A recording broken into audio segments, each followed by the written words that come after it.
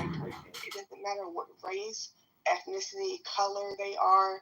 Like, they're talking about rolling DEI back. Okay, yes, cool. But at the same time, that doesn't make it cool for you to be like, oh yeah, go ahead and attack this person because they're white, or go ahead and attack that person because they're black, or go ahead and attack that person because they're disabled. It doesn't work like that. It just doesn't. All right. So I think they want the Anderson Cooper type, and they don't really like the Don Lemon type, and I think it's because they kind of brought their politics to the profession. And Anderson, if you wouldn't look them up, you would have never assumed that he was necessarily a gay man. You would I don't know, you just never really thought about him and his sexuality at all. He just kind of gave you his views based off of what CNN wanted to say versus he gave his gaze versus Don Lemon, who constantly kept trying to do the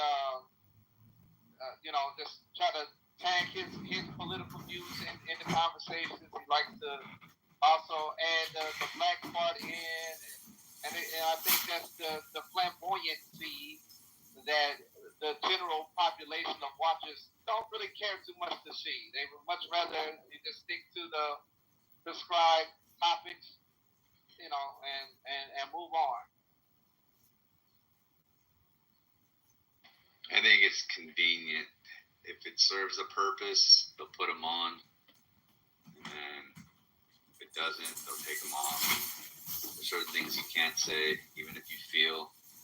And that's probably what happened. I still don't know what too gay means. It's either that you're gay or not. That's a weird thing to say. There's levels to gayness. It's a spectrum. Okay, like, honestly, truly, like, when people say, like, things are too gay, I feel like we know usually it means either someone's very comfortable in their gayness or they're a feminine gay person. Like, that's usually what it means. Like, they're too gay. And so it's like, it means that, like, that person's gay. A lot of people are cool with people who are gay and they don't know about it. They don't talk about their personal lives, or you don't talk about your personal life. You just got a job, it's whatever. But once they know about it, it's like, oh, well, you talking about your man as a man is too gay, or you talking about your woman and we want to hit fine shit. That's too gay. We don't like that. You never know with these dudes. Like, a lot of men are like that. And I would say, just because you're not like that, I do like psych, y'all, even though I was fighting with him the other day. I just be like that. But it's just like, I feel like just because you feel like you're not that serious, where you're like, I don't be fighting with people if it's not serious. If you don't come for me, I don't come for you. A lot of other people aren't like that. Like, when niggas say, like, something is too gay, it can be as easy as you told him that you have a husband instead of a wife. And now that nigga's mad because that shit is too gay for you. It's just, it really is a spectrum of not just gayness, but, like, what people are accepting of. And I feel like that's the whole thing that, like, we're missing. We're just like, people can be mad about it, but at the same time, there's a reason that he got the payout. They don't get these payouts, like, just for, like, some, random comments or someone being rude. It's a pattern of behavior that lets these people know that's why they deserve a payout. So, I'm gonna say that there is the spectrum is there's the extreme, super flamboyant. Everything consists of being gay. Every single argument, every time they open their mouth, they're talking about their gay viscosity. And that may be an issue. So we could be talking about ice cream and the net. And most of them can't afford their insurance. They got children, they got families raised, they're working all kinds of overtime. As a matter of fact, when they get hurt and disabled, which happens far more frequently being killed, their pay is cut to about 66% of what they did before, and there's no overtime. And most of them go bankrupt. So they don't have that ability to get that extra insurance, that extra thing, unless they have a spouse. Wait a minute. Ain't nobody talking about ice cream. And please don't do that to anybody. Flanders or Nathan or any one of you other dunks in the room. So I think what the issue is, people much rather rather deal with a more palatable individual like Rachel Maddow, who's also gay. She doesn't go around just screaming to the heels that she's gay and gay, and nobody cares, you know? Or like I said, Anderson. Hey, I was done. Anderson. He also doesn't do the same thing. But when it comes to the flamboyant side, it just always seems to be the raunchy black gay that wants to scream high and low into anybody who hears them, and wants to yell it in your face and bring their boyfriend to the stage and kiss on stage and all that other shit. It's just a bunch of unnecessary shit that's not really valued or wanted. They want to push it in everybody's face, and I think that's the reason why they get fired. Because nobody wants to see the shit. Nobody cares. You go be gay over there. Stop trying to force everybody to accept your lifestyle. Fuck you, nigga. Nobody cares. Lion, I feel like the issue, like with what you were talking about, is because I feel like you don't feel like you're pushing your lifestyle on other people, while you do feel like other people are pushing their lifestyle on you, right? Like, for example, even when we talk about, like, the flamboyance of, gay black men, like, I do be having that same issue. I'm like, oh my gosh, it's gotten to a point that we went from, yes, ladies, show your body, fuck these niggas, do your thing, to like, goddamn, you got your whole ass out? The fuck? Like, no, girl, put a little bit of that up. Put a little bit of ass up, girl. But it's just like, that is where the culture has pushed them based on, like, what we're talking about. So you're being like, why these niggas got their ass out? Why they doing this? Why they doing that? You was clapping hardcore when the girls were doing it. And, like, when it really boils down to it, a lot of feminine gay black men are around black women. It's actually not just the black men. Honestly, I won't say it's very diverse. There's a lot of, it's diverse. Like, honestly, I know all my bottoms. Stop playing with me. I love them all.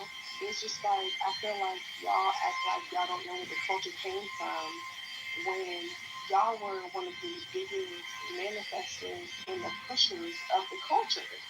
Like, y'all push this type of culture. Like, honestly, truly, if you really think about it, like 30 years ago, people was not thinking about ass. They was thinking about titties. But because of how y'all pushed it, yeah, now we got niggas out here being ass. I got white girls, competing with me. I'm like, girl, no, I don't even want to compete with you. They're like, nah, I got a bigger ass. I remember back in the day when they used to be like, my skin's darker than yours because I got a tan. They don't even say that shit no more. They'd be like, I got a bigger ass than you. And I'm like, oh my gosh, girl, okay. I don't be in the gym. It's going to be okay. But it's just like, y'all have to act like y'all are the pushers of that culture. It's not like they're doing this out of nowhere. It's not like these gay black men who have like gone up and like now they're like, some of them are like, making motion off of supporting black women, but also some of them are making motion off of being themselves. But like, the whole thing comes from y'all niggas. Like, what are you talking about? The BBL culture, like the culture of getting BBLs, being thick as shit, making sure your thighs match, all of that shit. You're mad that gay people are taking this on, but being realistic, a lot of gay people have like taken up and been there for black women, but they also see black women as something that they like want to see in themselves. And then you have these standards for black women, and then you are confused why these men want to be out here with fat asses. That don't make Like, no damn sense. Frosty Santana is out here. Literally, there's so many like people on TikTok doing like the same like little things he does, where it's like, period, this and that. Why do you think they want to look up to black gay men instead of black straight men?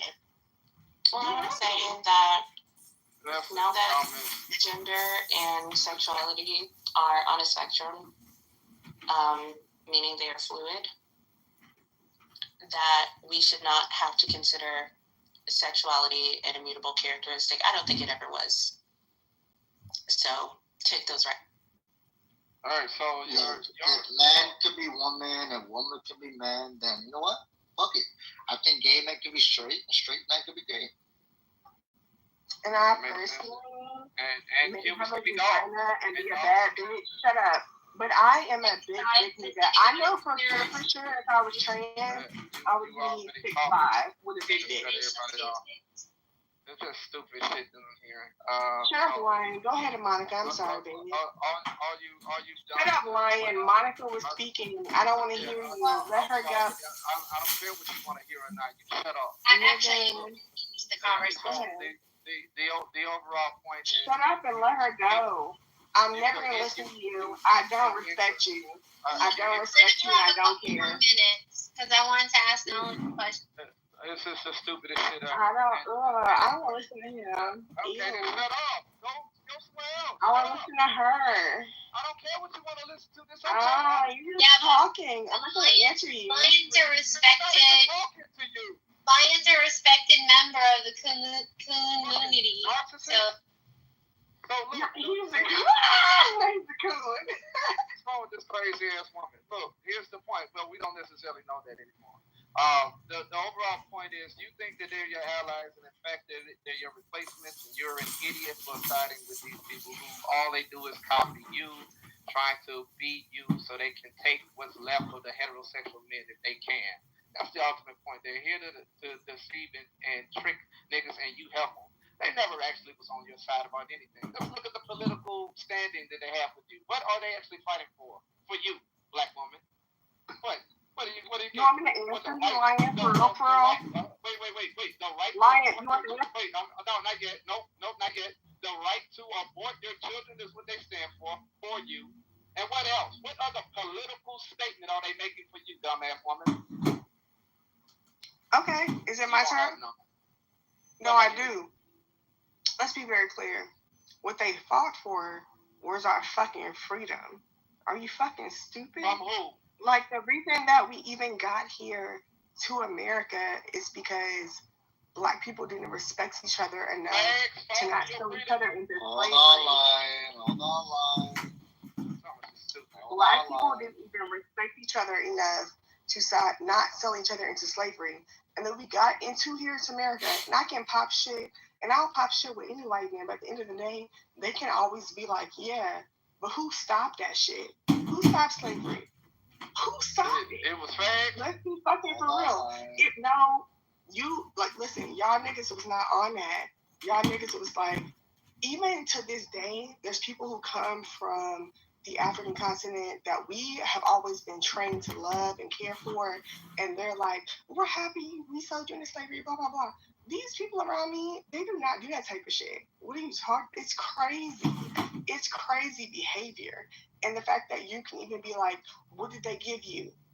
Bitch, America, what are you talking about? I'm happy to be in America. What are you talking about? I literally don't have to work hard at all. Like, even when they have all these, like, they, put people out the country, and they're like, who's going to work these farm jobs?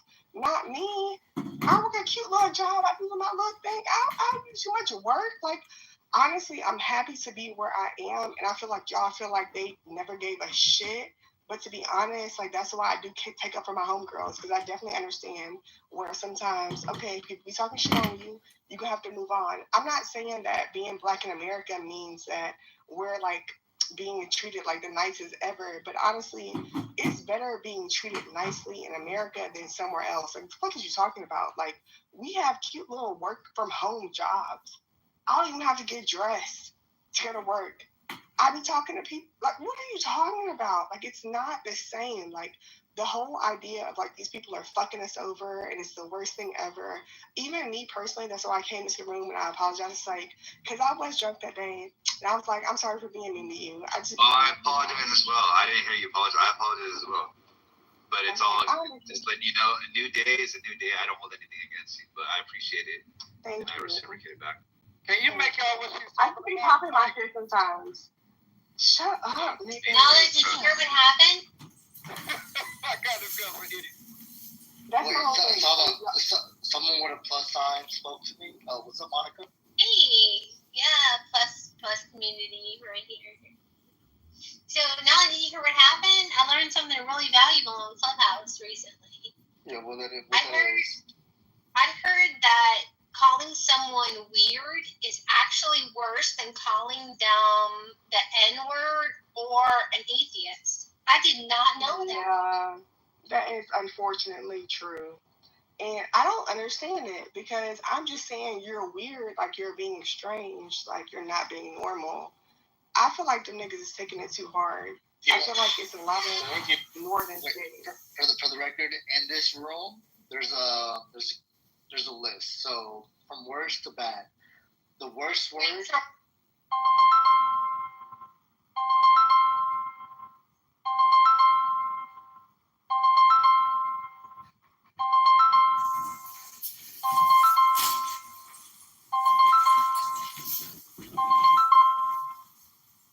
Hello. Hello, how are you? I'm good. I'm in the middle of something. What's up? Well, I was just looking through a 2017 Kiplinger magazine I used to subscribe to, and that's when Trump was in office. Uh-huh. And the like CD raisins, they were all very low at that time. Yeah. And I remember I just sat on money, not investing it, waiting for this shit to turn around, but it took till 2024 to turn it around. Yeah. What are you doing? Oh, you know what else? There's an article. There's a number of articles. Back when you got caught up in that 2019 deal, mm-hmm. It's still being talked about as one of the worst times that ever happened, mm-hmm. or of the era where people like your age range did get caught up in that shit. Mm-hmm. Really makes me mad every time I see it. Anyway, what are you doing? I'm about to go work on the coach house. Oh yeah, do what? Tape it all up and lay plastic all around so I can. I don't really want to do 2 cans or even 1 can today, but I have to get this painting done because I just had 2 new cans shaken up. So. Well, they do say it holds for a couple of days. Mm-hmm. I sure as hell wouldn't trust that. Well, those guys know. They're only selling this shit. Doesn't mean they know shit. What do you mean? You think I should bring it back and have them shake it again? No, I think you should stir it. Don't you always take stir sticks when you have paint? I also bought like a metal mixer that I can put on my electric screwdriver to. Ooh. That'll spit all over the place. That you didn't need. You just use a paint stick. And kind of like dig it up from the bottom carefully. Mm-hmm. I wish I was there. I'd paint that little beauty for you. What color is it? It's just white. But you got to paint it again. Only time I ever saw it. You know, because it flooded, so there was all the staining on the walls from all the moisture. I don't know if the paint's gonna cover that without a primer. No, I can wipe down most of the stains. Well, you sure should first. They got a product called TSP. I know. Trisodium phosphate. I know. I literally just, you can use a wet rag and paper towel. I don't need to scrub all the freaking walls. It's too much work. And that chemicals, you know, you're dealing with all that chemicals. It's like, this is the thing I hate about painting is you're literally exposing yourself to all these chemicals. It gets all over your skin. It's such a pain in the ass. There's a real prep period. That's what painters get high bucks for, is that prep work. Yeah. Tarping everything down, taping it. But it's still not worth it to me because I can invest in a $5 roll of tape and do the baseboards. I'm glad I'm done painting. It is. I painted this whole damn place myself. Every wall, ceiling, it's over. Now don't paint during the heat of the day. Start getting that. Get out there in the morning while it's still nice and cool. Have the doors and windows up, and roll it out. Do you have a Harbor Freight near you? I don't think so. No. Nah, No. that's where you get the best prices on that paint stuff. Mm. I bought myself a Sawzall yesterday. I'll leave it in my will for you.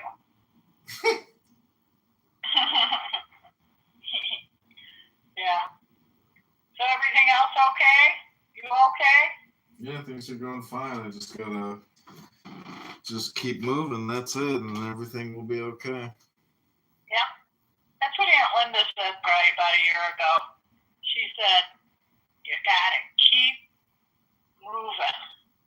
Because when you get older, I don't really like doing paperwork anymore.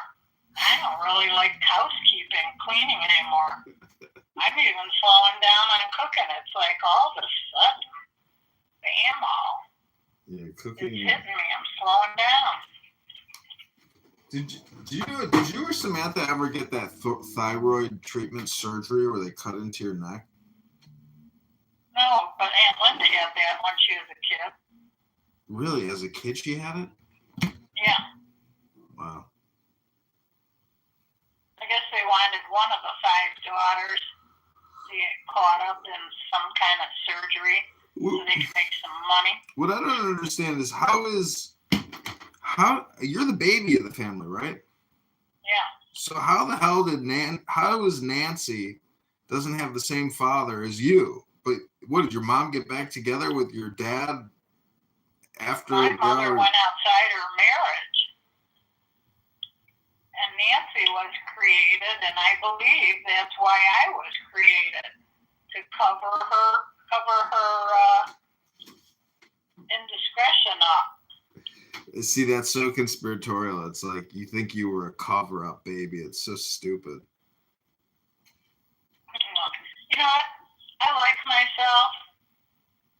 I do, because I can see that I just kept on pushing forward, although I was like kind of left out there all by myself.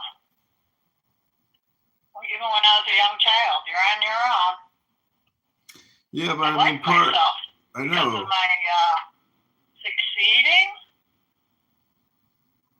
But it really doesn't matter Exactly. who your mother is or who your father is. Exactly. That's my point. If you grab on and hook in, yeah, that's the only way. That's the only way it happens for you. Yeah, exactly. That's what I say when you. That's why I'm making fun of you when you say you're a cover-up baby. I'm like, yeah, like you just came up with the correct answer, but you know, I was just wondering because, like, how the hell does a woman get back with the man that? Well, I guess it makes sense now that I think about it, but it's still. Well, I just thought of this. So Nancy was the 4th child. Mom was probably out of her mind, right? She's got 3 kids already. Now she's got a 4th one. So just having those 3 tipped her over the edge to having an indiscretion moment. Uh-huh. But when I was just a teenager, she invited me out to lunch, which was really off. That was out of the norm. And we go to meet this guy in a restaurant. His name was Mike. And I had to endure having lunch with a man that she's having an affair with. Mm-hmm. And Nancy finds a love letter in my mom's purse, and she shows it to me, and she says, show it to Dad. That was George. Mm-hmm. My stepdad. Show it to George. So I did. I just handed it to him. And I don't know the discussion that he and my mom had. But this guy was flowering my mother with gifts. And I think that's when she started those babysittings out of the house. Mm. So that she could have him come over to her babysittings. Because don't you find that odd? A that she's babysitting other families' children, leaving her own kids. Nancy and I were left in the house. Mm-hmm. She would come over to our house and make a sandwich, and Nancy and I would let ourselves in the door. We had a key because we'd walk home from school and have our lunch and then lock the house back up and walk back to school. Mm-hmm. While my mom's at the other person's house.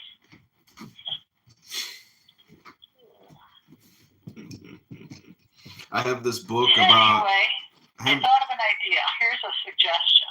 No, an opinion. I think Trump is promoting crypto because he wants to close down the Treasury because it's a big waste of money. Mm-hmm. And kind of start fresh and anew where we have control, because the U.S. has completely lost control of all the agencies that run it, and there's way too much fat, so he's trimming off that fat, and he's got his hand in crypto himself, so he stands to make money. Anyway, that's my opinion. I took a 2-hour and 20-minute walk with my neighbor today. Nice. That was a big walk. We walked. Intel put trails in behind their big-ass building. Mm-hmm. And so this guy introduced me to those trails. And it's kind of nice. God, we just talk politics and news. And he's great. He's a married guy. He's a man that did all the plaster work here for me. And he was a Catholic, so he went to Catholic schools. And he lived in Naperville. Naperville's very popular now. Have you met anybody exciting lately? Yeah, I met this girl, but she's moving back to Germany, so it's not going anywhere. Cut them off when things aren't even looking good, right? I've always wasted my time hanging too long.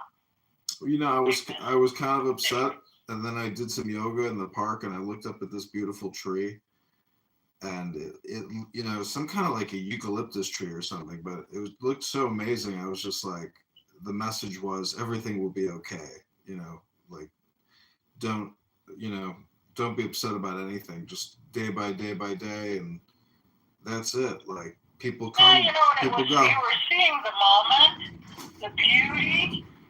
Spring is kind of like a blessing in itself, and you were appreciating the moment. Yeah. Don't read any more into it than that. No, that's it. You were being thankful. Yeah, I know. I'm just saying that I got the message. Yeah, nice, isn't it? I get those little epiphanies every so often too. And I'm so glad that I took that breath, because there it was. I don't get them too often, but sure do recognize them when I do get one. Marriage is like the perfect analogy to debt, meaning that you create this essentially an artificial contract which involves all these unknown third parties in the future. Who are those third parties? Judges, lawyers, police, counselors, society, basically. Okay. So I'm just saying, I was listening to Bill Maher, and he was saying that marriage jokes are very popular because marriage sucks. So it's fun to make fun of it. But yeah, I mean, if you find somebody you really like and everything is going well, you know, it's a beautiful blessing. So that's where I want to be. But unfortunately, because I have this lawyer and a judge up my ass, you know, it adds another layer of penetration to all my relationships. And that's where a girl's gonna take a hike. Well, my point is, if a girl's gonna take a hike, and then maybe she's not really interested. Well, the point is she's not interested in me. So it's like I guess I need to unfuck my situation to get a girl interested again.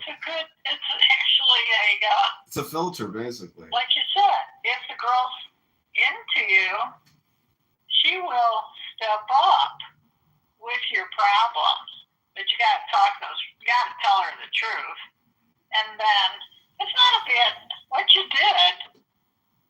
2019, property values dropped. It was all a bank win-win situation. And you said, fuck you, I'm out. That's exactly what you did. Now, when she tells her parents that, that's the other layer you're talking about. Yeah. They'll probably say, just keep going, honey. Keep going.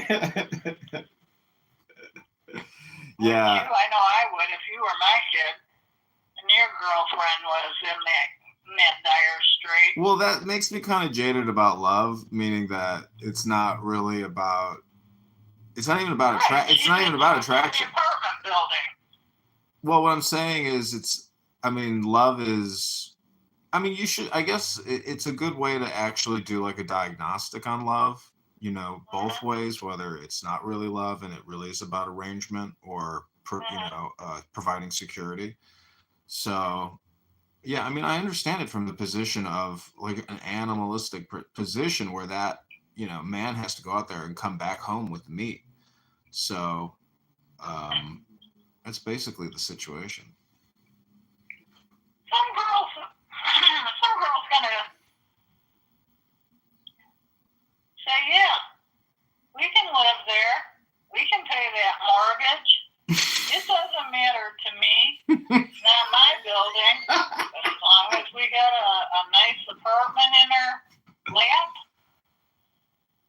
we'll live there. Yeah, see, that's the thing is there's always levels, meaning somebody who's living in a Roach Motel studio, in a shitty part of the town, if you can fall in love with somebody who has something significantly better than you've just improved your situation.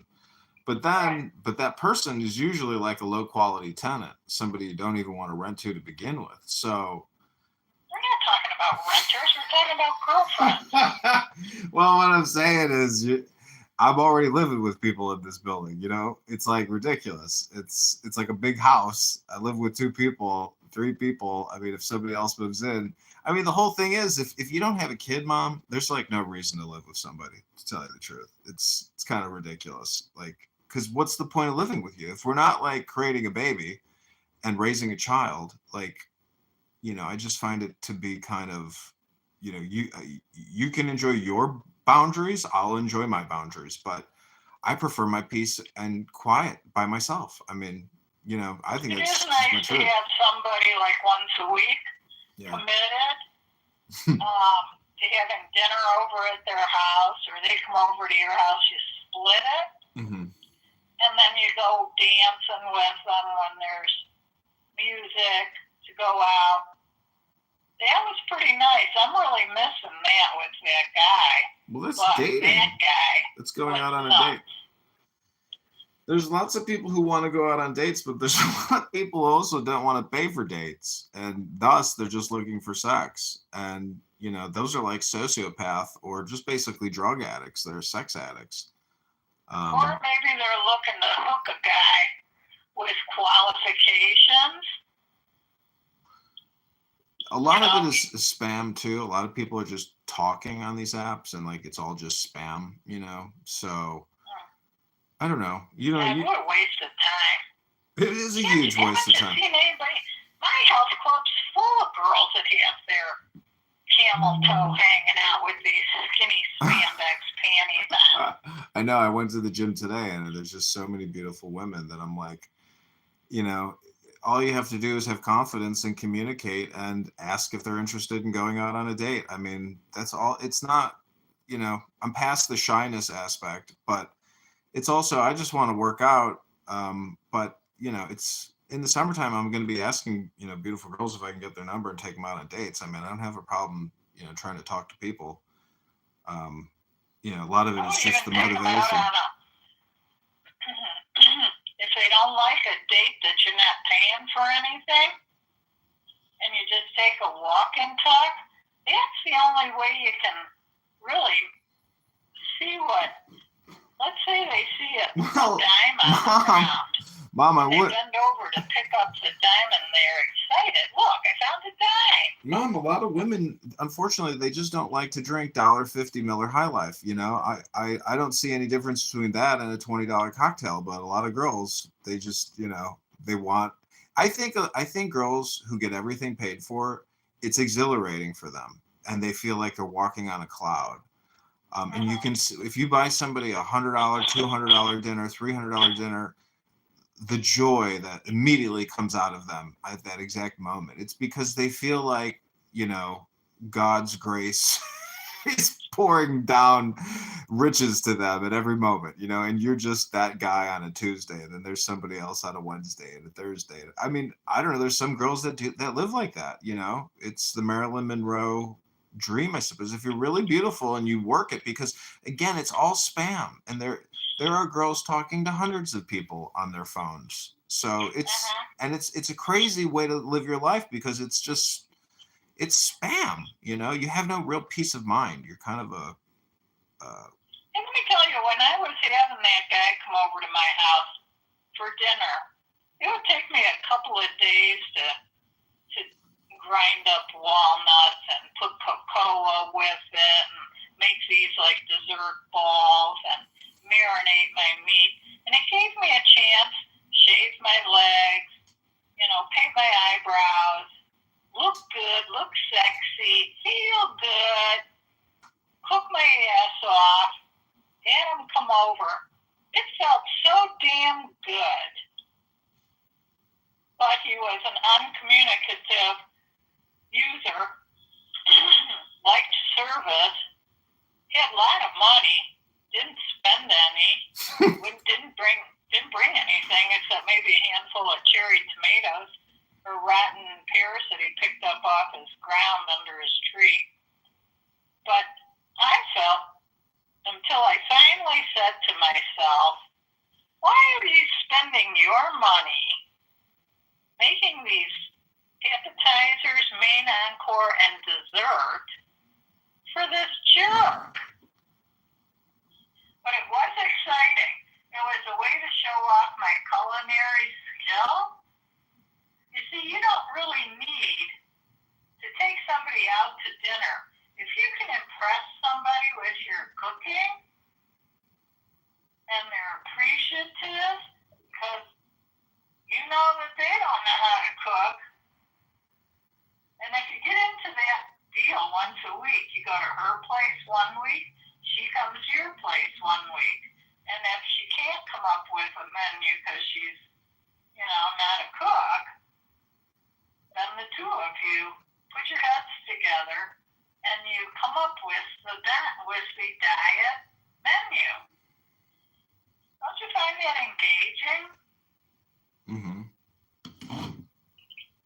That would help you push you forward too into figuring out food. Oh, I got a story to tell you. Went to a barbecue across the street, a graduation party for the autistic son, graduated high school. So this lady sitting at the table I was at, she says, I know you. I said, you do? I said, I don't know you. She says, yeah, we work together in La Peep, in Park Ridge. She says, I was only 18, and you were about 30, 31. I said, yeah, that is the age I was when I was working over there. And she says, I remember what a hard worker you were. She says, I asked you to hold the dustpan while I swept it into the pan, and you said to me, here's how you do it. Put your left hand on the dustpan, you put your right hand on the broom, and you sweep your own dustpan full. And she says, I remember how physically fit you were.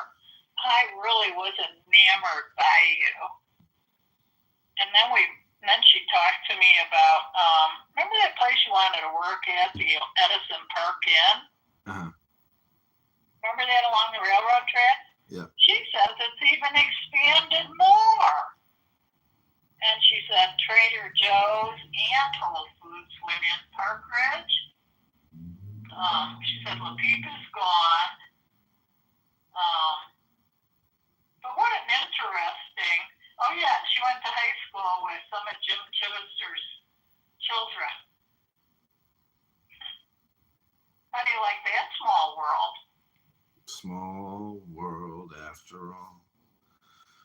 All right, well, I want to try to save some sunlight here, and I have probably fucking 10 hours of work ahead of me. Who knows how long it'll take me to paint this stupid place. One coat is never enough, so thanks for the call. I hope you're doing well and had a great day, and let's talk later this week. Okay, let me ask you one thing. You get up on a ladder and cut the ceiling and the wall in. You don't paint the ceiling. No, the ceiling needs to be painted too. That needs to be white. Yeah, it's gonna be reflect white. The light. The whole thing is white. The whole thing is white? Yep. And what shine did you get? The satin, the flat, or the... Satin. I think satin. You got satin? That's what you should have got. You did that right. Did you take all the wall plates off the light switches and the plugs? I'm gonna tape them with painter's No, tape. no, take them off so that you could just roll right around them, and you won't get that buildup next to the plate. Yeah, some of them. I'll fly in tomorrow. No, you can stay right where you're at. If you'd like to come here, I mean, I don't know. I mean, we're going to your house in October apparently for the big 100. Can you imagine what it'll be like when you turn 100? I hope I die when I'm 84. 82. I get 80. Why? You could still. That means I only got 9 years left. Why? That's enough for me. Your 80s can still be very, lived very well. I mean, you can really enjoy life in your 80s if you take care of yourself. But I don't enjoy life. Oh, you don't enjoy life? But what's the difference? I mean, whether you're 80 or how old are you now? 71. Well, 9 more years, you'll be 80. I'm sure you're going to make it to 80. At least. And then maybe 89. And then when you're like 94, I'll be like, wow, do you think you'll make it to 100? And you'll be like, I don't know and I don't care. We'll find out. And then when you get to 100, you'll be like, you'll still be talking about, who knows what you'll be talking about when you're 100. But I hope I get hit by a car. You want to get hit by a car? That'd be the easiest way out. Getting hit by a car sounds horrible. It's not an easy death. Who cares as long as it does the job? Well, I'm less interested in continuing to live. There's nothing left to live for. Well, I think I've done it all. I've done it all. Yeah, but then that should be a good place to be when you've done it all, because then it's literally just about every day. See, you know that movie with Bill Murray, Groundhog Day? Yeah. He was trapped in a time loop. He couldn't get out of, the same Groundhog Day every day until he finally became happy. And he realized that he was getting angry over everything. And then he fell in love with the girl, and then the movie ended.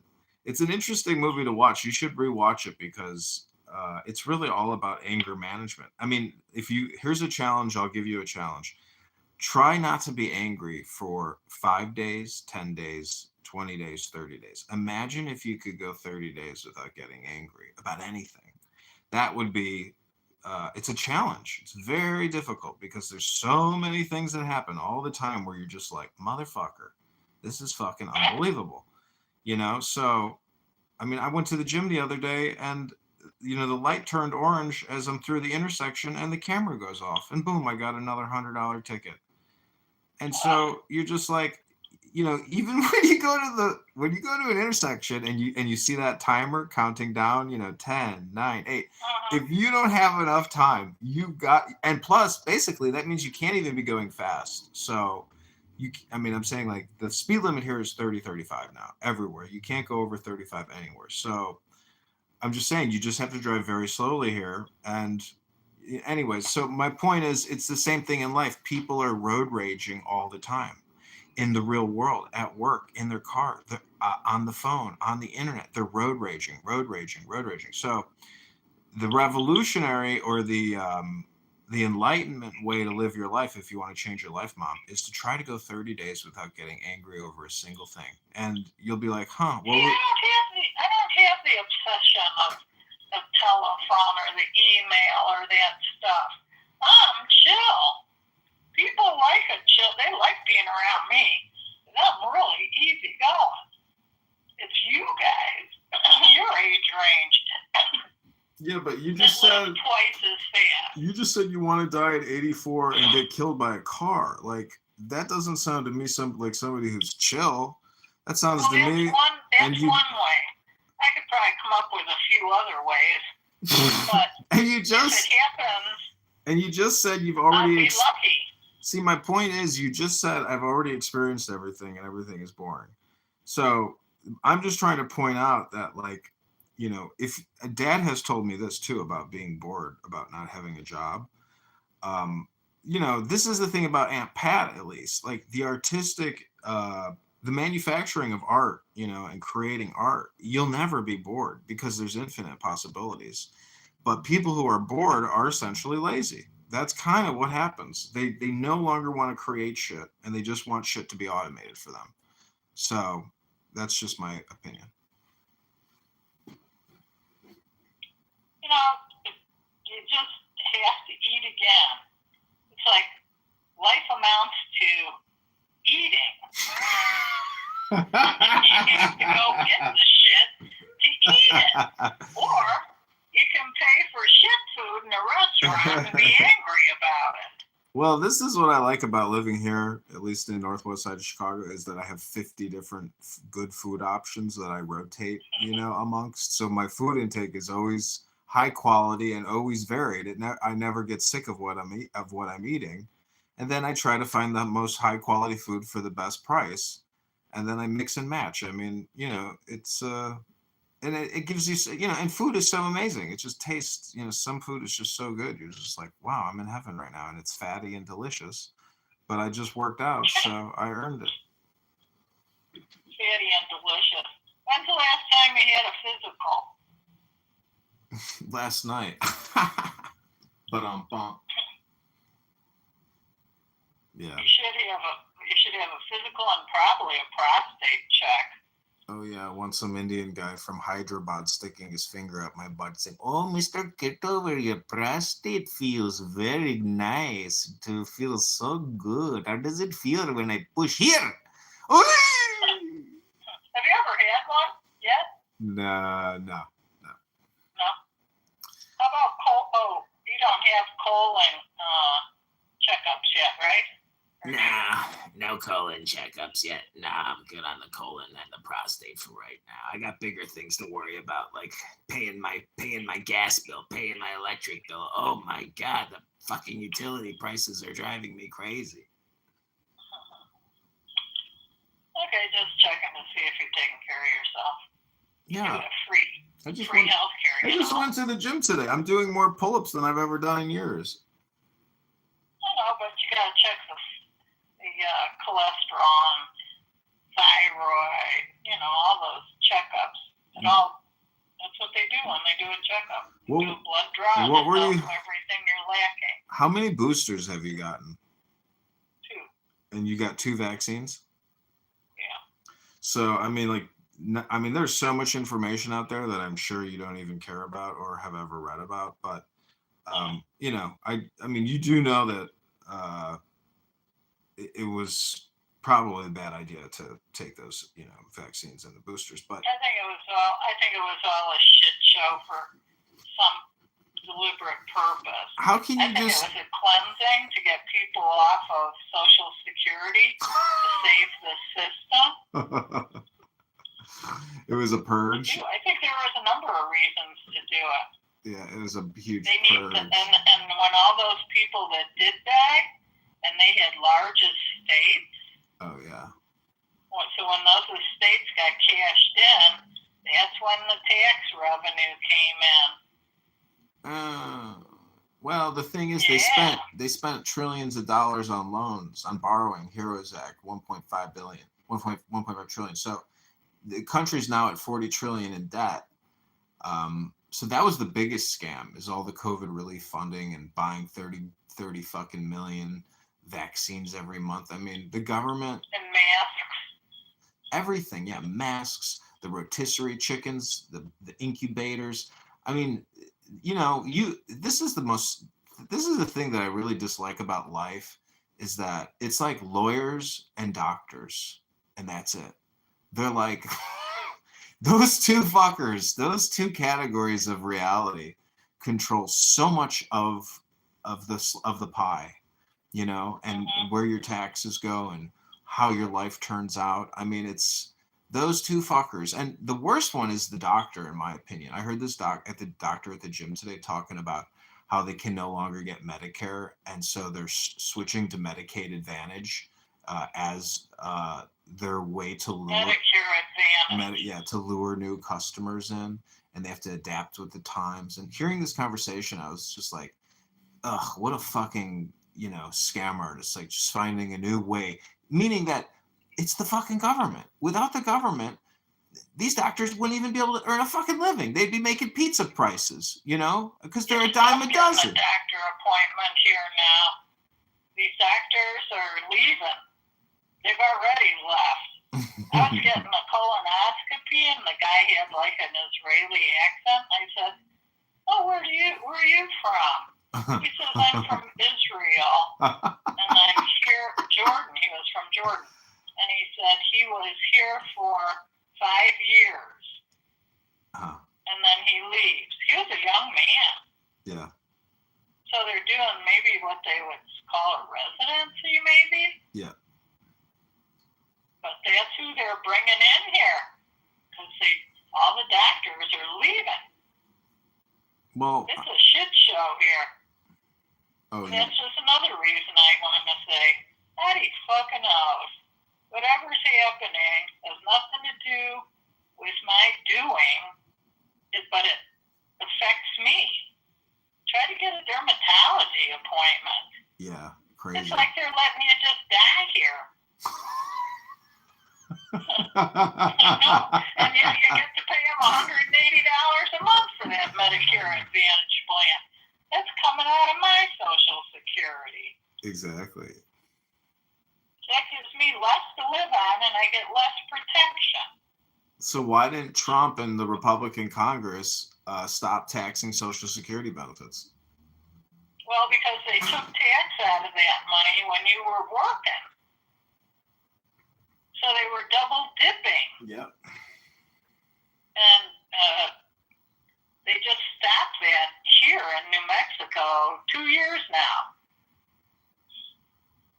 So finally I'm getting, how much are you getting on your little $2,000 a year? Not a lot. So they couldn't tax you that much. I mean, shit, maybe you're getting $200 back. That's what I'm getting back, $200 instead of them keeping the $2. I'm getting that $2 back.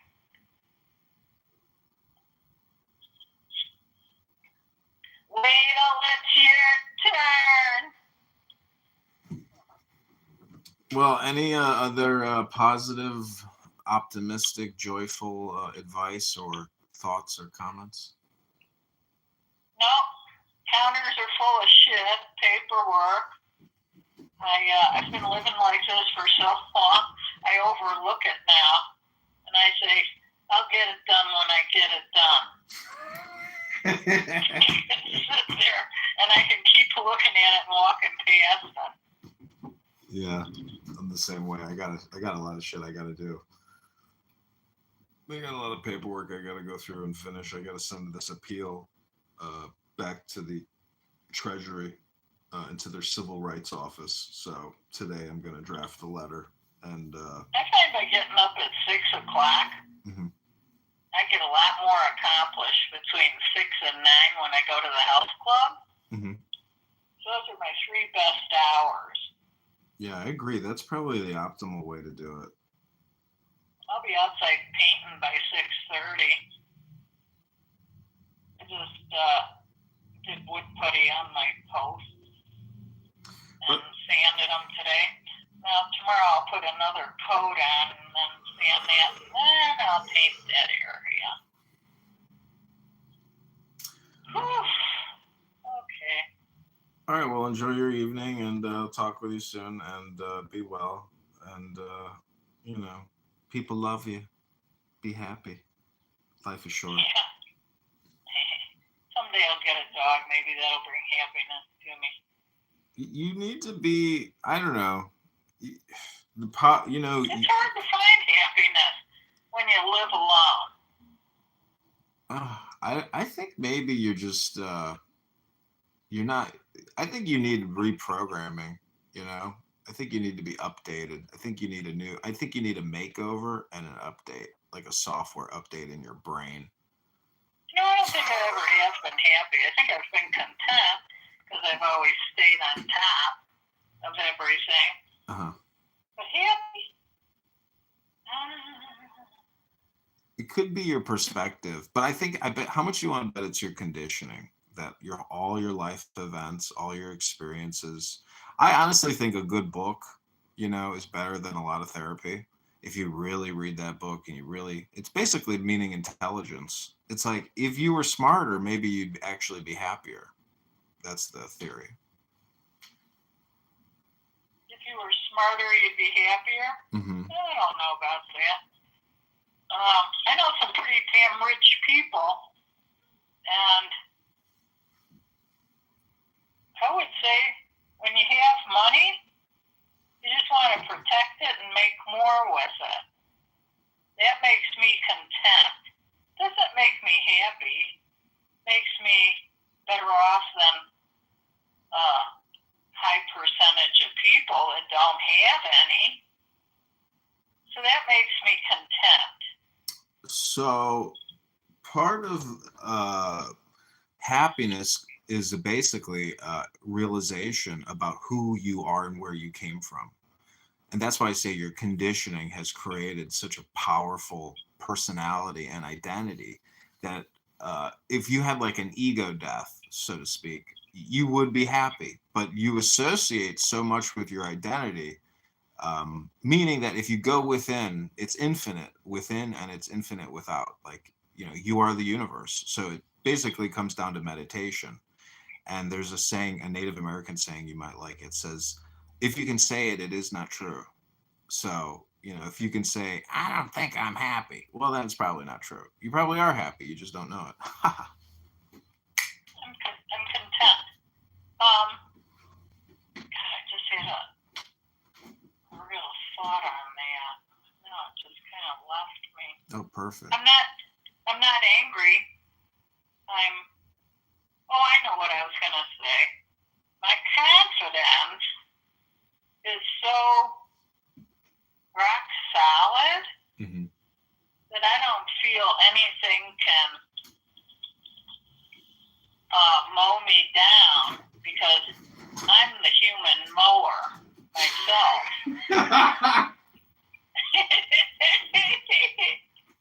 Yeah. People think that because I'm gray-haired and because I'm in a house like this and I can have them come in and ask them for quotes, they don't know you. So they always go off the charts thinking they can, rape you for money. And I just go, thank you very much for coming over. I will take your consideration. And I go, next. I've gone through so many people for this house. I hate people. I hate them. But what I do have over them is I've got the money because I have made it in this business. And they don't know that. And they think they got the upper hand.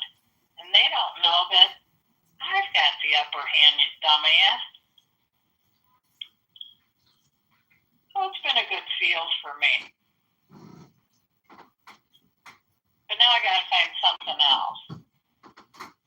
I don't know what that other thing is. Well, you should come here, in the summer and rent one of my apartments, and I can give you a bunch of good books, a good joint, and some Miller High Life, and you can go sit on my boat, enjoy your summer.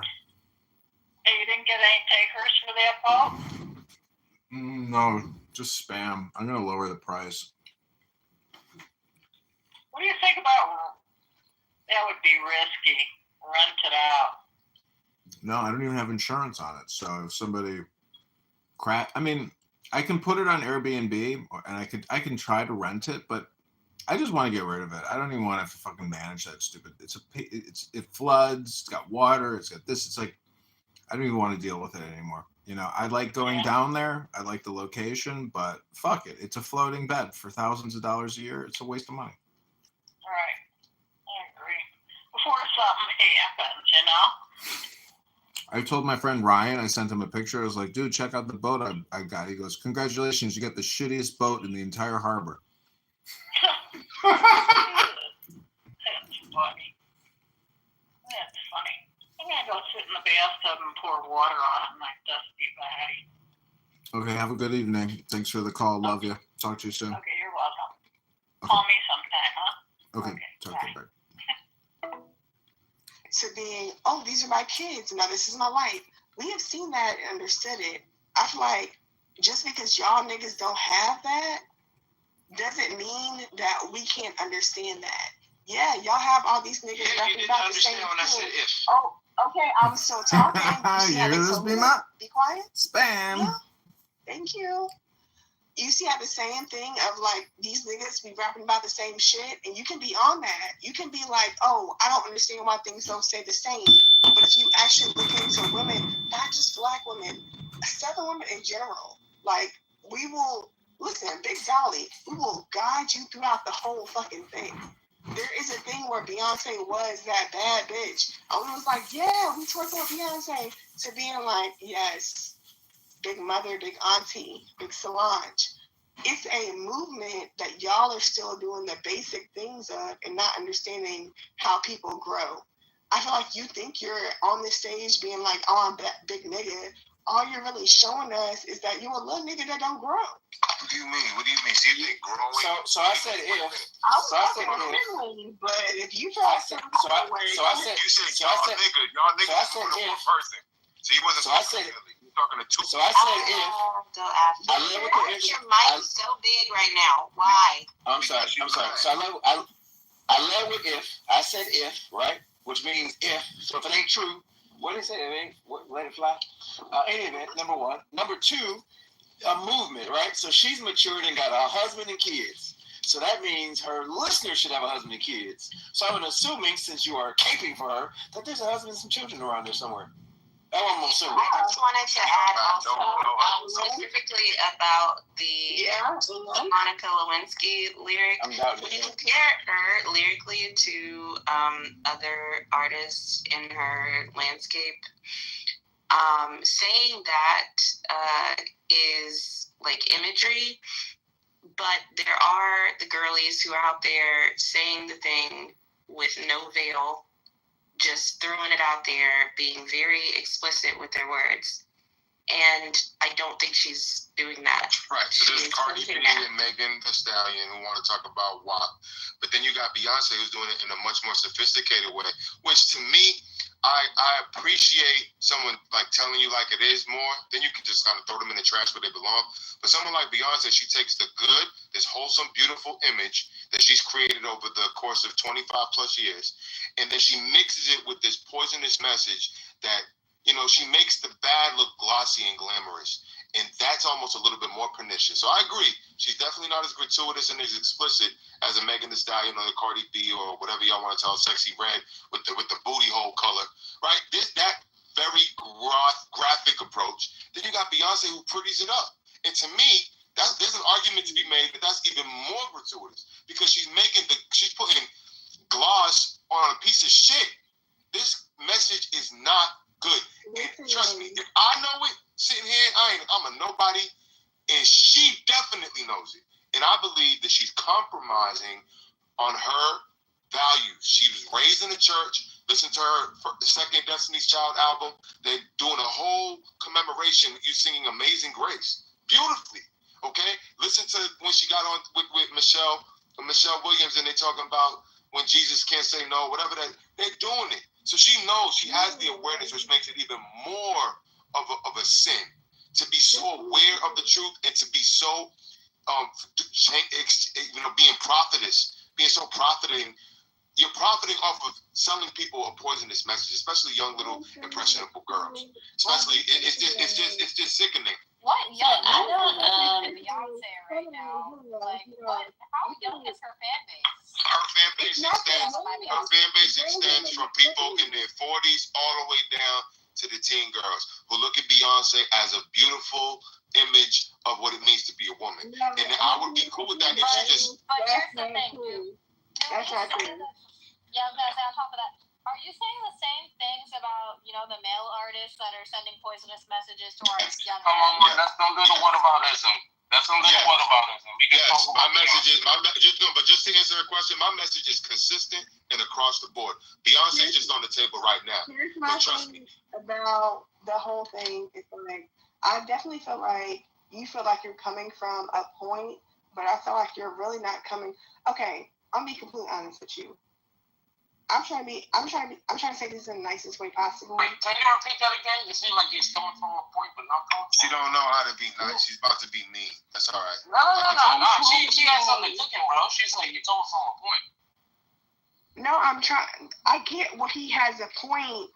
I'm trying to be nice because it's like, I definitely feel like it's different for different people.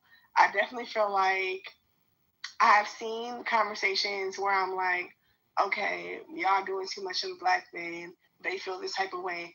I feel like you feel that type of way heavy. Me personally, I don't feel that type of way heavy. Like, I don't. I feel like, what type of way heavy? Which way do I feel? Jay, listen, don't interrupt. No, but I don't understand what you say. I feel some type of way heavy. It's gonna make sense when she lands, brother. I feel like. Well, just know she's seeing your way real heavy. Go ahead. I feel like you feel a type of way heavy, where it's just like, okay, and I'm gonna be honest with me. For example, right? I'm a Black American. I'm from Memphis. People know this. Like, my grandfather was a sharecropper. My dad went to the Navy. He made his money. My mom's always spent that money. Like, it's, so me personally, I have been privileged, but that's what y'all niggas have worked for. Y'all worked for us to be privileged in the way that we are.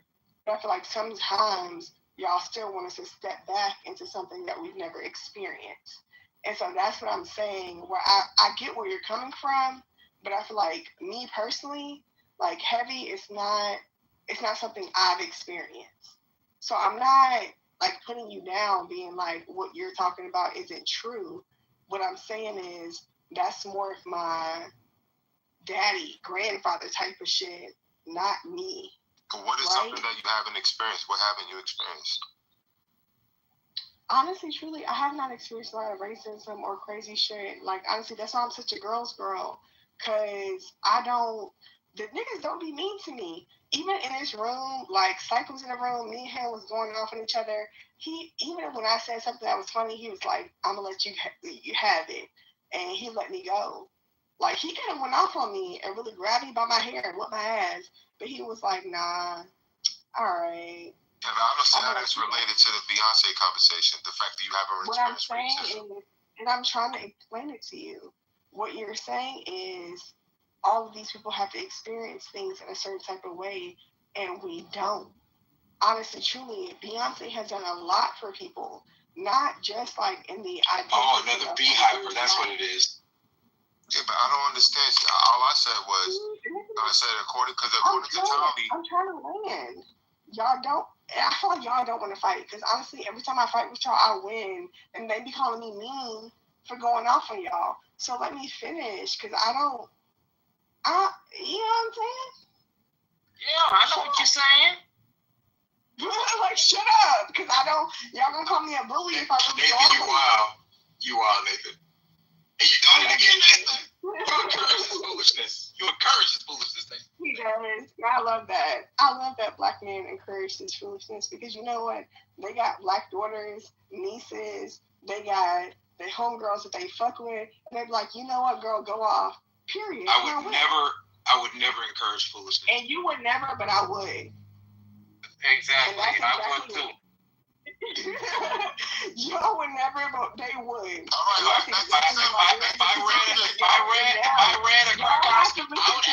If I ran a crack house, I would absolutely encourage people to smoke crack too. Y'all get back to the subject. Go ahead. Y'all up and kick y'all down, but I'm being nice to y'all, and I feel like y'all don't even respect that. For real. Y'all don't even respect the bare minimum of shit. Like for real. Like I will apologize and be cool with people. Because I know, like, oh, okay, it's cool. Like, I'm not trying to do this too much. But y'all be thinking y'all on that bully. If I want him to kick y'all down and I was going to talk shit to y'all from the top, I could do that. All right, back to the subject. All right, go back to this. She has to be lucky if she don't want to. You're a pussy. That's the subject. Honestly, now they want me to turn up. That's all right. I ain't worried about it. She ain't nothing but a good bucket. She's a ghetto gutter bucket. You're a pussy. It's like ghetto gutter bucket ain't ignorant things. It's like people itch to be ignorant. All right. Yeah, it smells a lot better than what you got in between your legs. With that wig on your head. Take that wig off your head. Take the wig off your head, though. You want to call me a pussy? Your pussy smells a lot better than your pussy. Tyler Perry. Anyway. Tyler. Look at that big old wig on your head. Take that wig hat off your head. Put that wig on and shake your ass. Take that wig hat off your head, though. You walking around with that wig. Beyonce got you taking to school to wear wigs. You look crazy with that wig on your head. Anyway, I was responding to Cali. Cardi B and Megan Thee Stallion over here.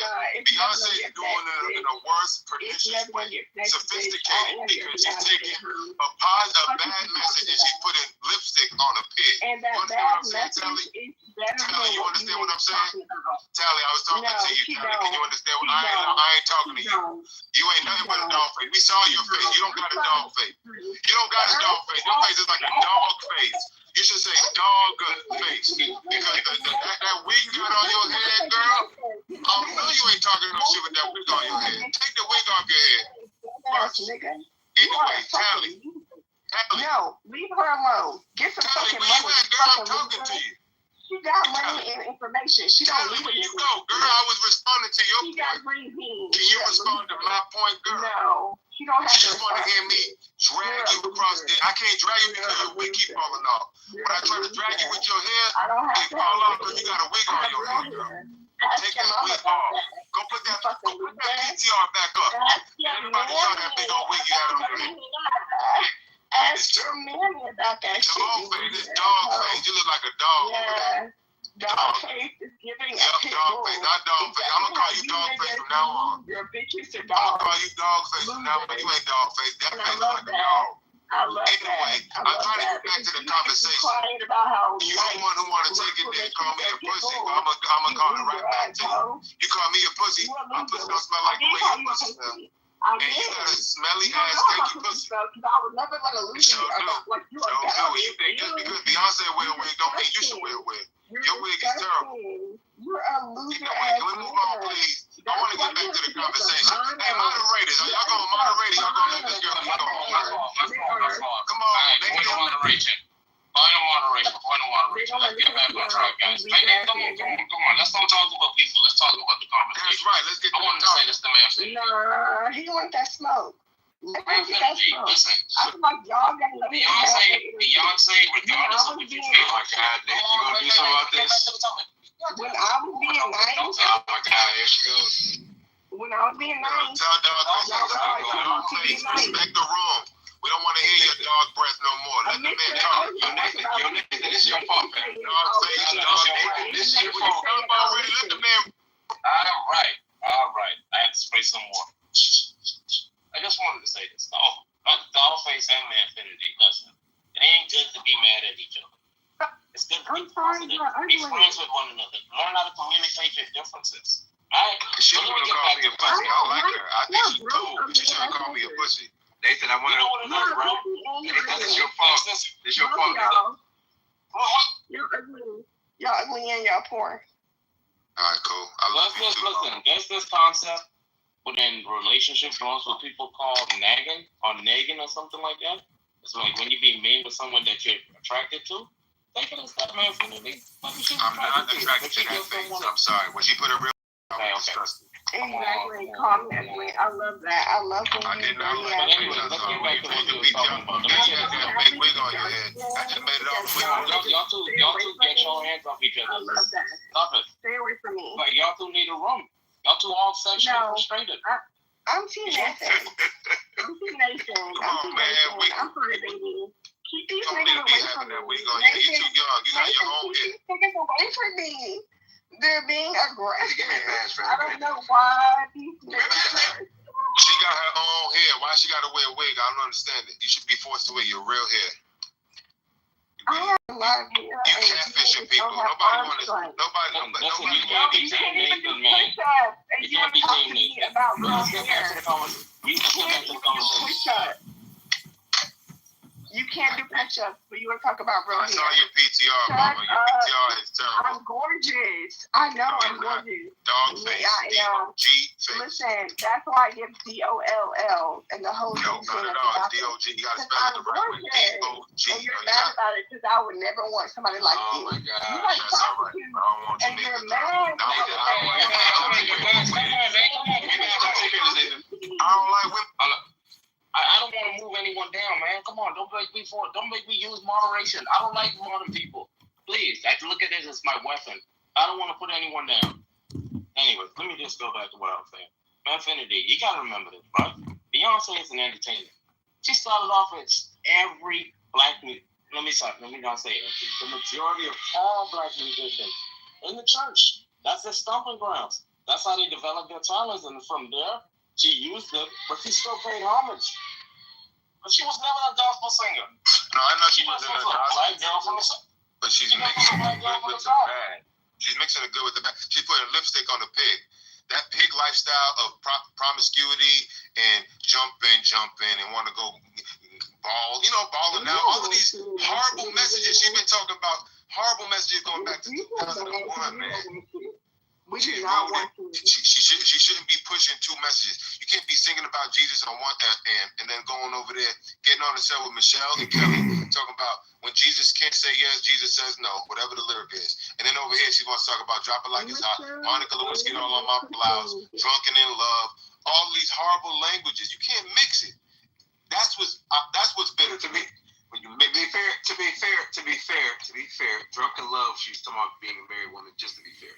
If you really listen to the lyrics, what she's talking about, go pull up the lyrics and read. She's talking about being her husband though. She's talking about her husband. Yeah, you shouldn't be getting drunk. I'm no Beyonce fan. I'm no Beyonce fan. Listen, my wife. Believe it, I'm no Beyonce fan. In any way, shape, or form, I'm not going to pretend that I am. That's why I said if she is not mature. This is my opinion, right? I'm giving my opinion of her music because I don't listen to music like that. I believe that as an artist, you should progress, which is why I have respect for the poet Jay-Z for no longer rapping about Big Pimpin', right? Oh my God! I think, and I appreciate that he has matured past that, and in a genre of misogyny and hyper masculinity, he said, "I'm going to humble myself and make a song to my family, chronicling my mistakes and showing the maturation." Right? That's what he did. Which is why, yeah, I wasn't done yet. Which is why I respect him, right? And I said if Beyonce has not moved past, and yes, Tally, I like it. I like Beyonce better than Beyonce. I like it. So I'm stealing it. Judge me as you wish.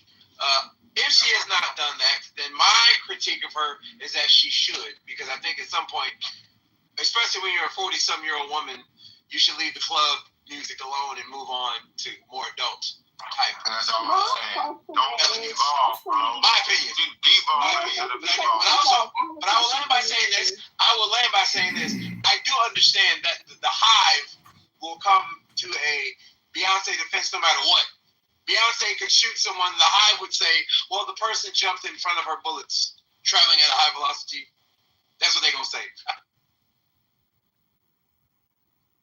I definitely feel like y'all be acting like just because we like Beyonce, we'll kill anybody for Beyonce. But it's really not that. Like, honestly, when we love girls and we're in a girl system, we are banging for our bitches. Like, okay, I don't care. Are you talking? Sorry, I was my sister talking. This is the Nazi justification all over again, fam. Listen, hold on. Anyway, though, what I will say is, when it comes down to it, not bitch, okay. But, like, honestly, I will say, when it comes down to it, I feel like, even when y'all say, like, oh, well, Jay-Z wouldn't do that. Okay, but we was all happy to see Beyonce, Blue Ivy, and Remy on the tour. Like, it's like, why can't girls be happy and be supportive of each other? Like, why is that, like, a contention of a problem? I feel like even when y'all talk about things, so, like, Jay-Z didn't have been a part of this. It's like, okay, well, he should have been on. And honestly, he was doing what he needs to be doing. He was in the background clapping for his daughters. He should be happy that all of his girls are on stage. His wife, his daughter, like that. You should be happy about that. Like, I feel like y'all niggas is acting like, oh, it's a problem. So even if it's a question, even if it's a question manure, the girls are gonna support it just because it's the girls, right? That's not even the question of manure. Like, I feel like y'all sometimes act like, this is what I can't stand, is to y'all be mad at, like, black people for, like, being great in certain things and, like, not. I'm a black person. I love black people. No, okay. Hold on. And we're all Mr. Philly, right? I don't think she's understanding me. So why are you mad at people who are privileged? I'm not mad. I'm not privileged. No, hold on, Mr. Philly. Let me respond. Let me respond there real quick. I'm not mad at her, right? I specifically said she's upholding positive imagery and she's sneaking in poison. So yeah, you're right. It's beautiful to see the family up there together. So I can offer criticism and at the same time say, you know what, there's some good things about this image. I like the fact that they're representing a wholesome family. But on the other hand, they're pushing poison at the same time, which makes it a problem. So I'm agreeing with you. There's certain aspects of her image that are things we should reach for, that we should put out there for girls. But when she ruins it by saying, drop it like a thotty and whatever else she's talking about, that's what I'm trying to say. It's a duplicitous message that is not healthy for society. I have a question. Why is all critique looked at as anger? Because she don't know the difference. No, she wants to know specifically. My sister has a question because I'm with her now. What is the poison specifically? Let us know what Beyonce is doing that is actually. No, but tell her. No, I couldn't hear. You know the sister that can't hear that, right? They don't even hear. I can't hear. I come in peace. You hear me? I come in peace. Kumbaya. Kumbaya. I was just wondering when you said she speaks in the poison. What's the poison?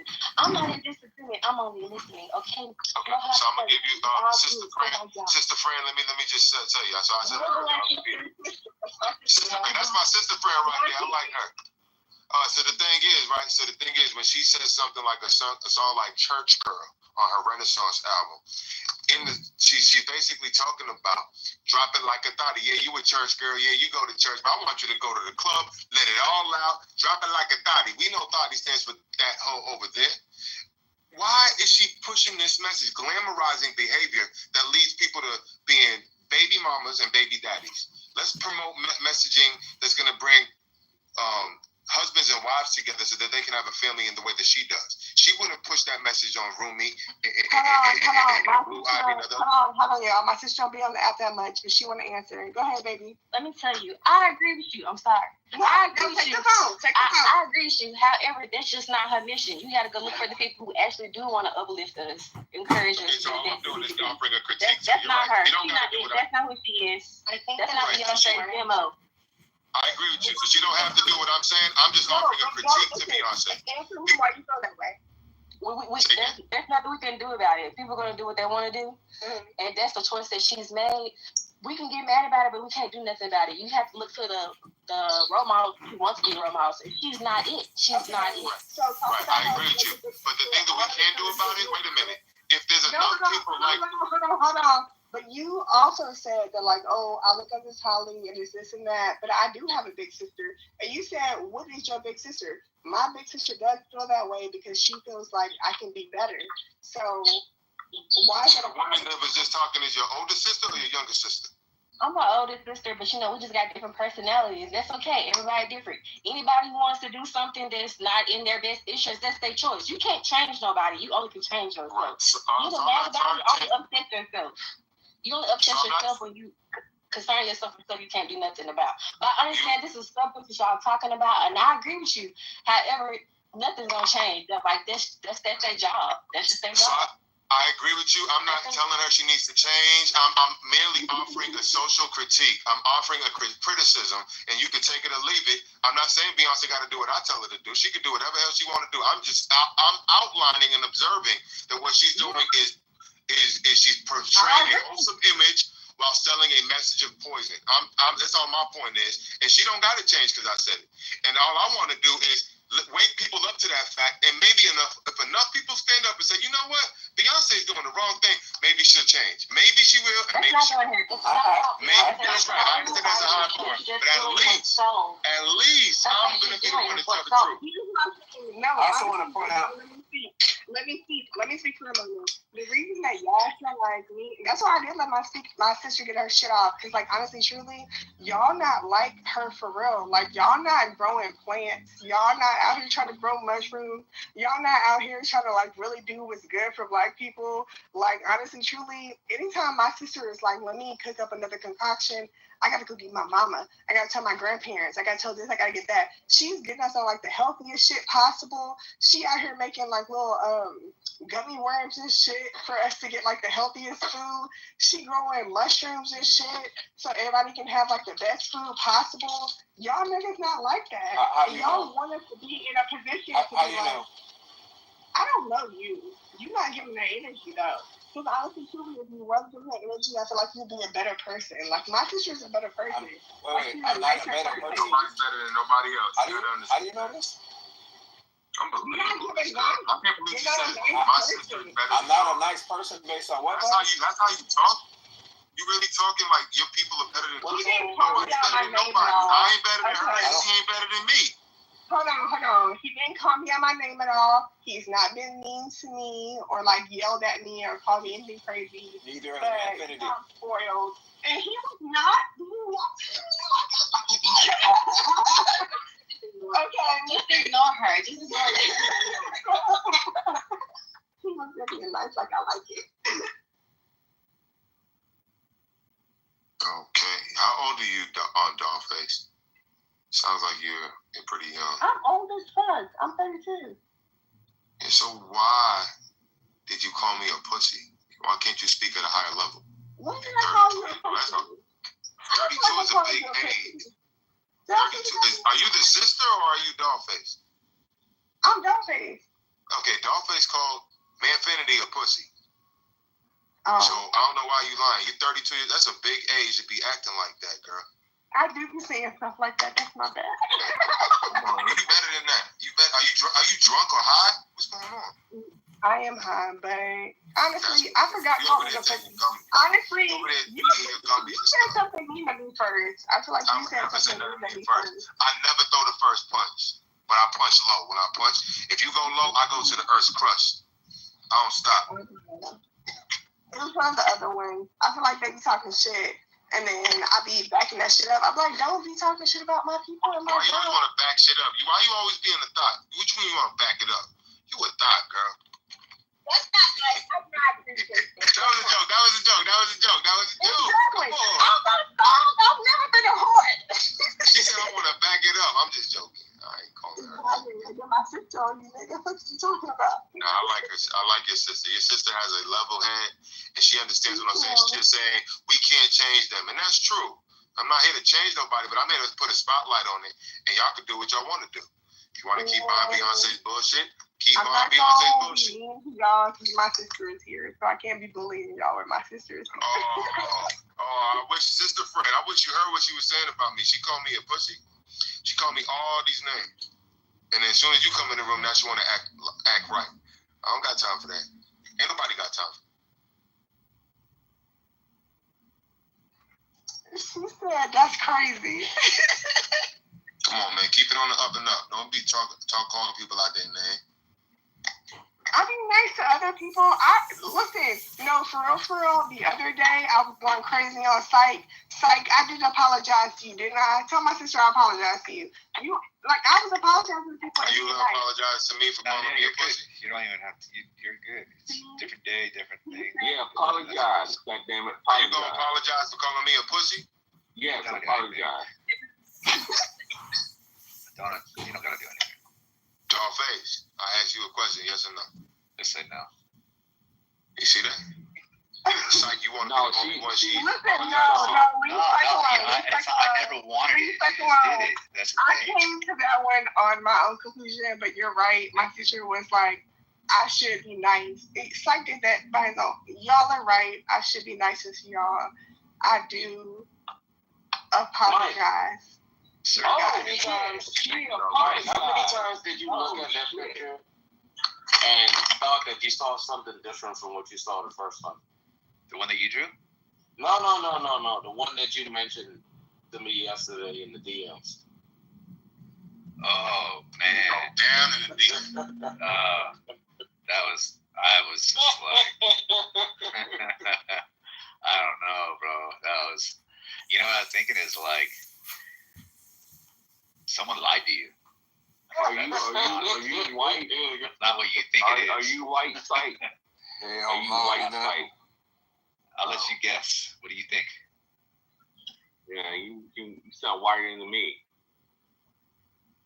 Well, okay. Then I'll be there for you. I'll be anything you want. Leave Psych alone. I like him. That's pretty gay, too. Don't do that. I am gay. Be careful. I might like you. Oh, you are. Mike, you're the Spectrum fan. You're not gay, right. For the Spectrum. So I might like you. Yeah. No, that's not. You got that you got that lazy swag voice of yours. That's kind of hot. That's not good. See, look, you're trying harder now to do it. Girl, what in the ditty? Baby, all the activities. Was you here, Concrete? I don't want to hear it. I didn't hear it. Oh my God. Like, you know, no. Sorry, don't worry, bro. I got a little bit more. No. I don't even want to go in the door no more.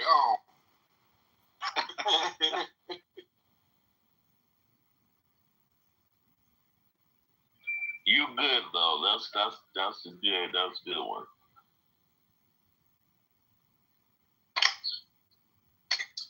Hey, can I be moderator in this room? I need to help moderate. Don't be asking for moderators. Let's have. No, because you seem like being a moderator in this room. No. You delete everybody in this room. It's not a privilege, bro. Who would do that? Manfinity, do you have anyone blocked? I have 0 people blocked. I don't block nobody.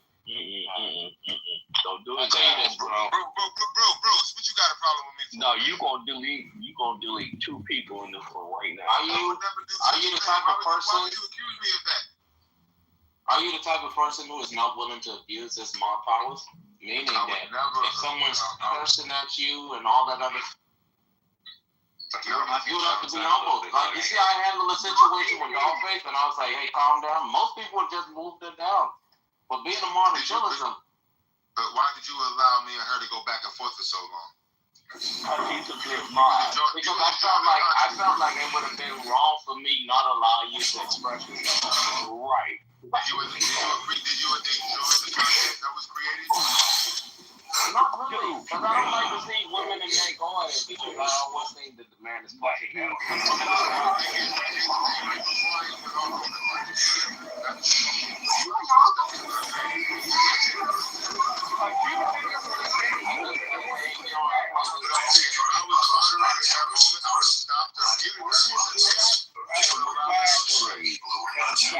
It's a dictator, not a moderator. This is a free space. I guess I don't know the ground rules for this space. allow people to attack people personally. Everything will be based on the argument. No personal attacks. Everybody should calm down. You would have man. No, you can't. No, you can't. I like. Last night, check, Bruce. Who are you? Who are you? No, Where did you come from? No, because you trying to get some content right now. Why you keep getting in my face? You would have muted me right now. Why you keep getting in my face though? You would have took me out. Hey, I asked you a question. Why you keep getting in my face? Thank you. What did Bruce do? Nathan, this is a younger seventh son for sure, bro. I swear. Oh, Bruce is about to catch a straight shot. Keep going. Sharper, but like he has a seventh son. You would be in your feelings and stuff like that, and that's the Bruce, problem. Bruce, you about to catch a straight shot. Look, a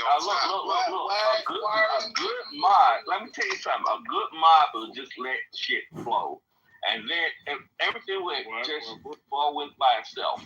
You would not do that, and anybody that like just not let me talk and just let me in, would he's good. And they say, hey, brother, thank you. Man, you've been a bitch. You've been a bitch. You've been a bitch a long time. See, I can't say that. I can't say he been a bitch. Then he would have pushed me down. See, that's what I'm saying.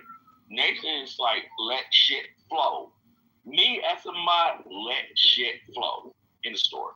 No, that's the rhythm of the room. I let shit flow too. I'm telling you, if I was to have my own room, no personal attacks, everything on the issue. For me, now if this room allows for that, I'm gonna follow suit.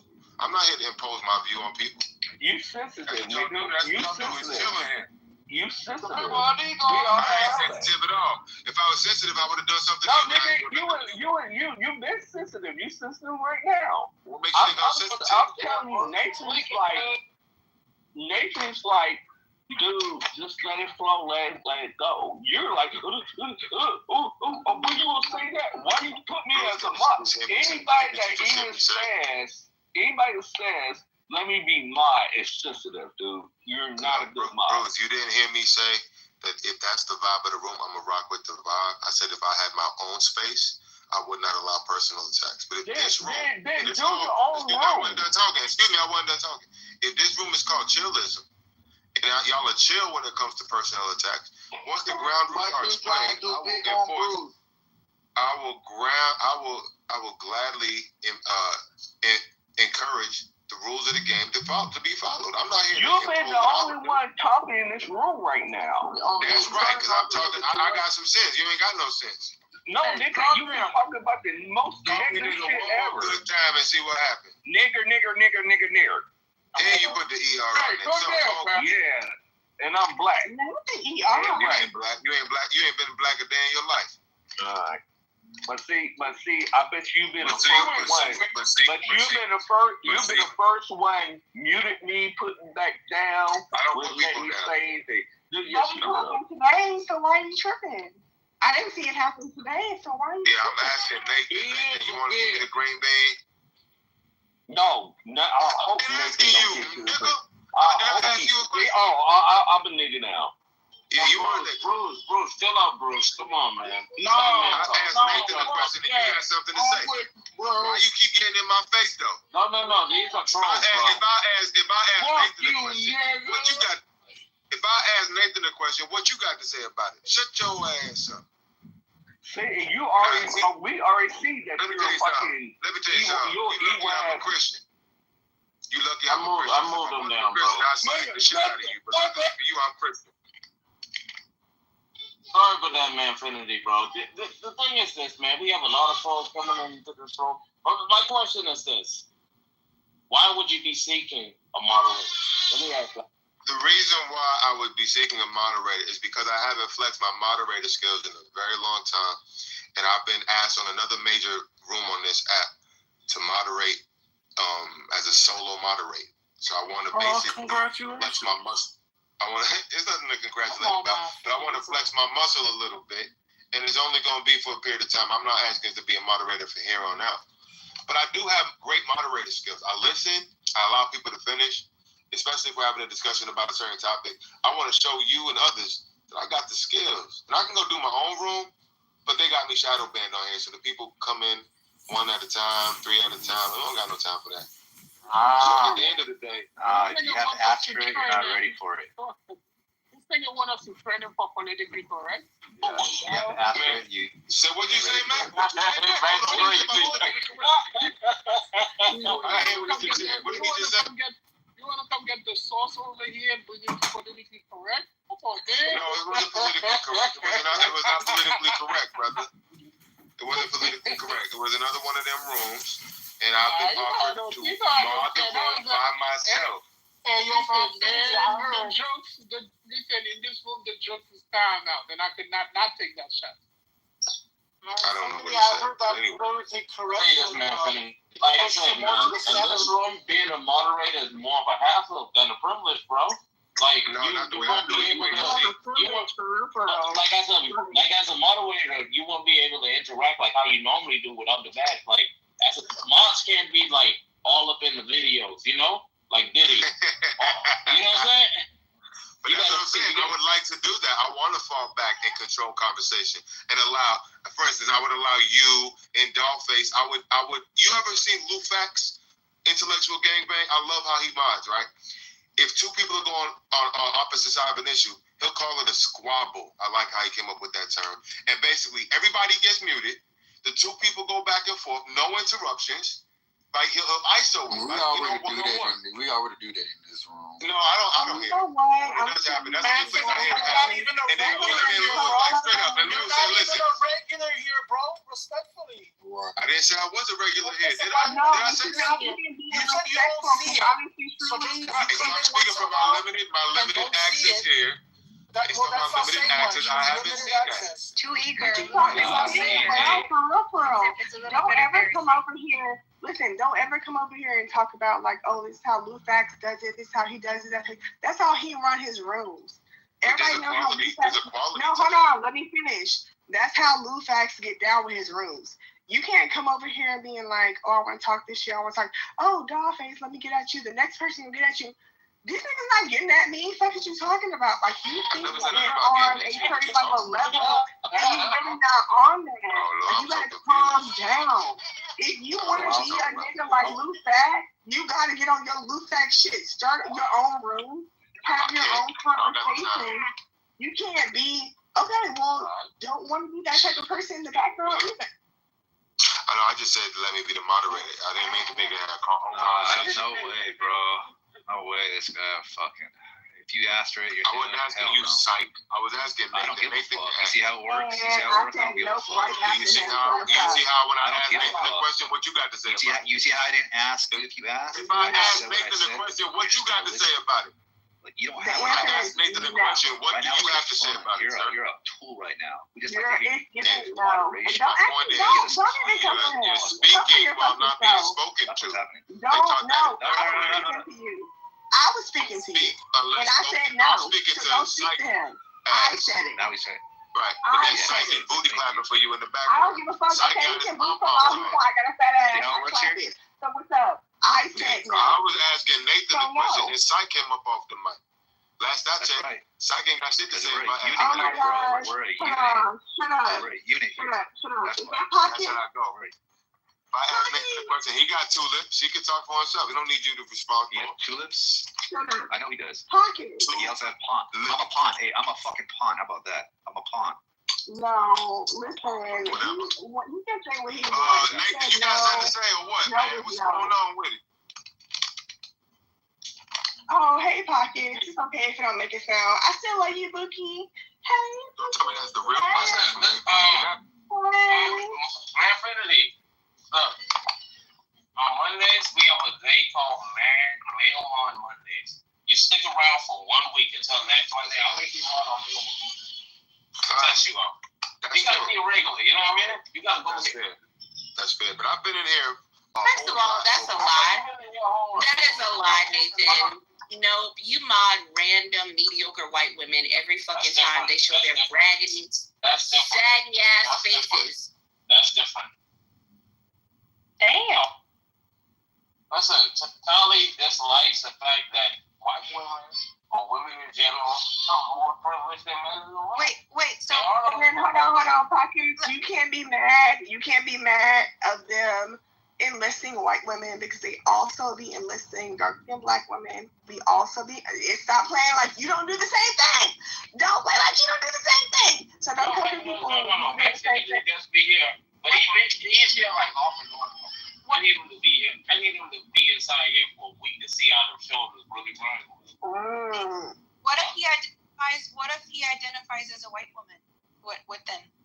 Well, you're gonna give him the green bean? Well, I don't think he would identify as a white woman. He's a God-fearing man. You know what I mean? Well, no. Ask me a question. No, they're trying to say, hey, what if you identify as a white woman? Like, yeah, I do. You do? In order to be, if I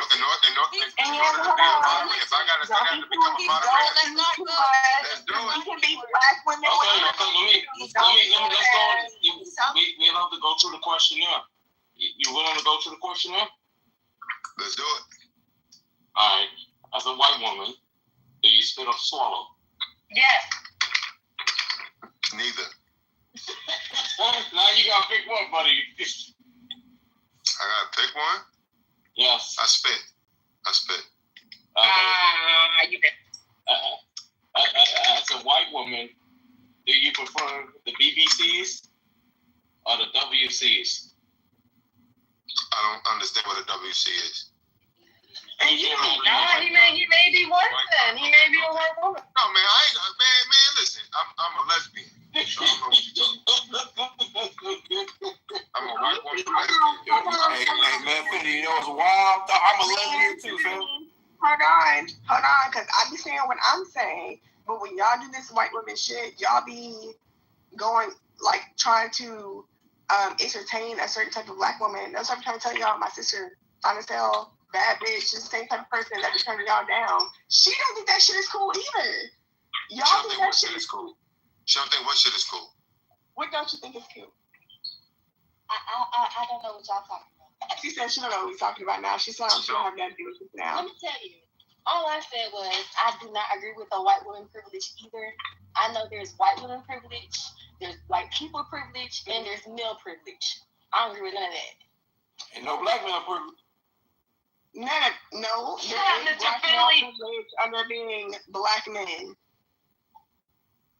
That's no privilege. And we have no privilege. Mr. Finley got Mile High Club privilege. Yo, that's Pockets from way back. Your Pockets. Yeah, Pockets was good. Pockets, I keep telling you, airplane bathrooms are disgusting. I will never be in a Mile High Club unless I was in there. It wasn't. They just yo, man, Finity, I'm telling you, they just got. Here's my thing.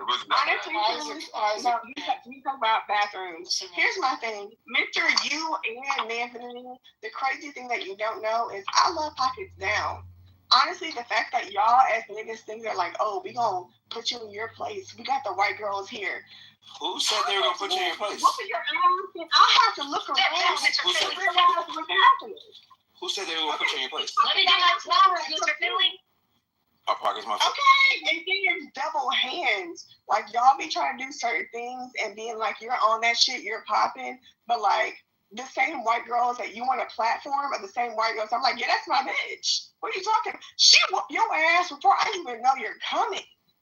Hey, you Pockets, doesn't she sound like MG? Yo, I forgot the some. My fault, Pockets. I forgot the some black women is a perpetual victim narrative when it comes to men. My fault. Go ahead. Yep.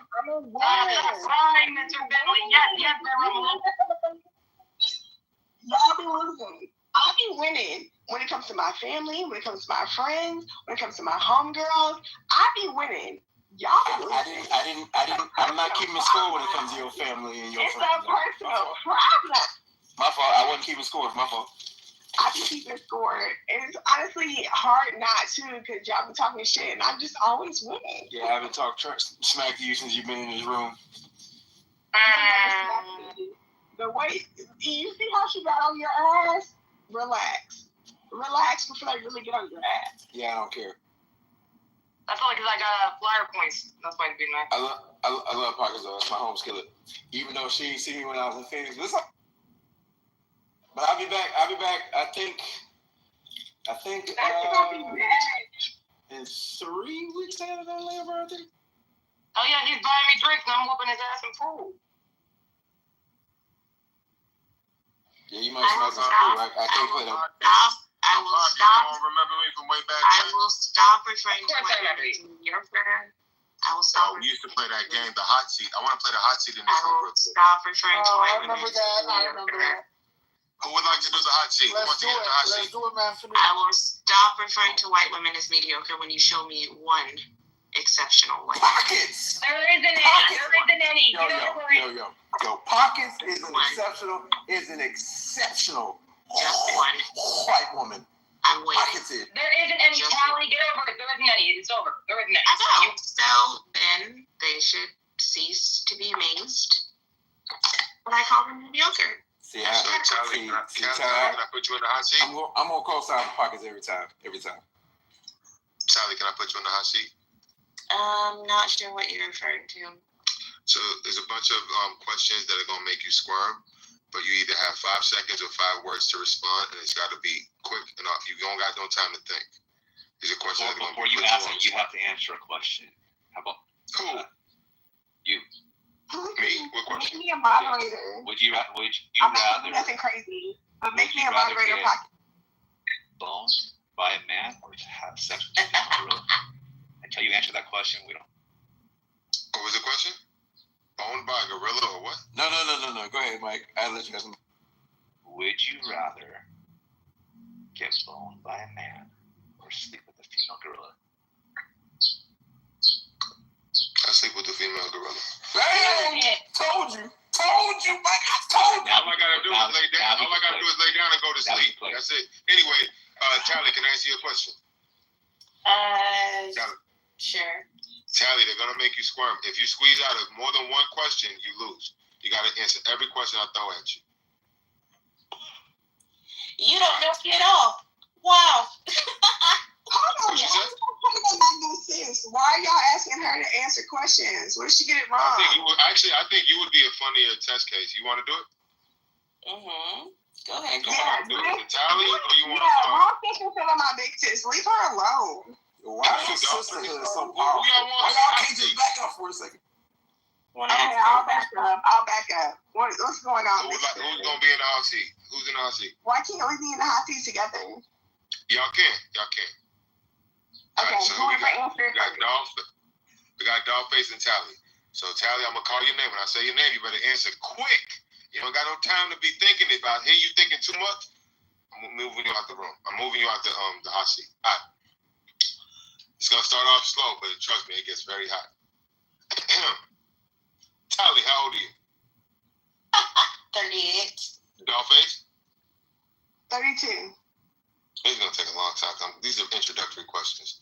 Let me just get to the juicy one. No, let me go do it in order. Where are you from? Where y'all from? Just answer quickly. Where y'all from? I'm Southern. Okay. Dollface? I'm also Southern. How tall are you, Tally?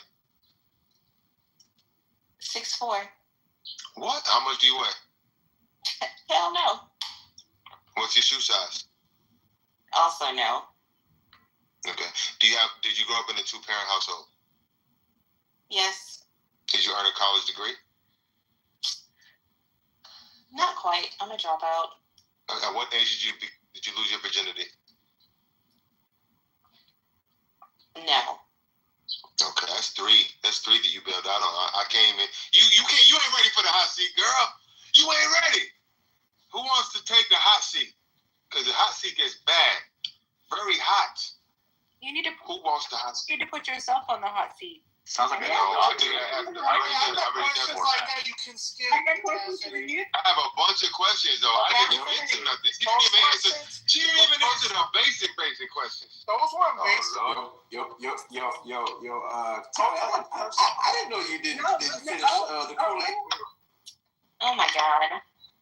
Those questions were very insensitive, very fucking credits. People that you do not know personally. That was very deep. That's what it's all about. Very We're on an anonymous app. Those are questions that you need to ask someone that you want to be in a relationship with. It's an anonymous app. Yeah, it was my last. It was my last. Oh fuck! My last 12 credits, but some courses you have to retake after a certain amount of time. Okay, when was the last time you had sex? No. Have you had any children out of wedlock? No. I'll take the hot seat, man. Infinity. Who wants the hot seat? I'll take the hot seat, man. Infinity. Hold on. Man, Mr. Finley, my man, Mr. Finley. Here we go. Mr. Finley, you ready? Let's go. All right, welcome to the hot seat. How old are you? 38. You gotta be quick. Where you from? I'm from High Springs, Florida. How tall are you? 6'1". How much you weigh? 177 pounds, 178 pounds. Shoe size? 12. Did you have two parents in the home while growing up? Yes. Did you earn a college degree? I have 3 of them. What are your pronouns? My pronouns is Mr. and Finley. Do you think it is good for people to wait until after marriage to have sex for the first time? I do, even though I did not. That's a yes or no, sir? Yes. Are you a virgin? No. At what age did you lose your virginity? 20. At what age did you decide to become a sinner? 14. When was the last time you had sex? Last night. Have you had any children out of wedlock? Negative. Are you a single parent? No. Are you above the 6-figure income line or below? Yes, below. All right, above. Okay, now we're going into the next phase. Above. All right. Are you religious or spiritual? I am religious. What's the difference? I practice I think spiritual people are just lying to themselves. You're taking too long. You gotta I'm sorry. That's Mr. Finley. I'm religious because I go to church faithfully. Okay, are you a Christian? I'm a follower of Christ, no. No explanations. We do explanations after. Yes. We gotta get no, I'm not a Christian. I'm not a Christian. All right, you're not a Christian. All right, is Jesus the Son of God or God himself? Jesus is both the Son of God and God. He's part of the Trinity, but he's the Son of God. All right, what is a woman? A woman is a person born with the XX chromosomes and has the ovaries and the vajayjay. Thank you. Are women the weaker vessel compared to men? Yes. Are women equal to men?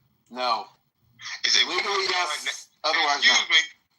Is a woman's mind naturally more illogical and emotional than a man's mind? Yes. Is a woman's nature especially wicked? No.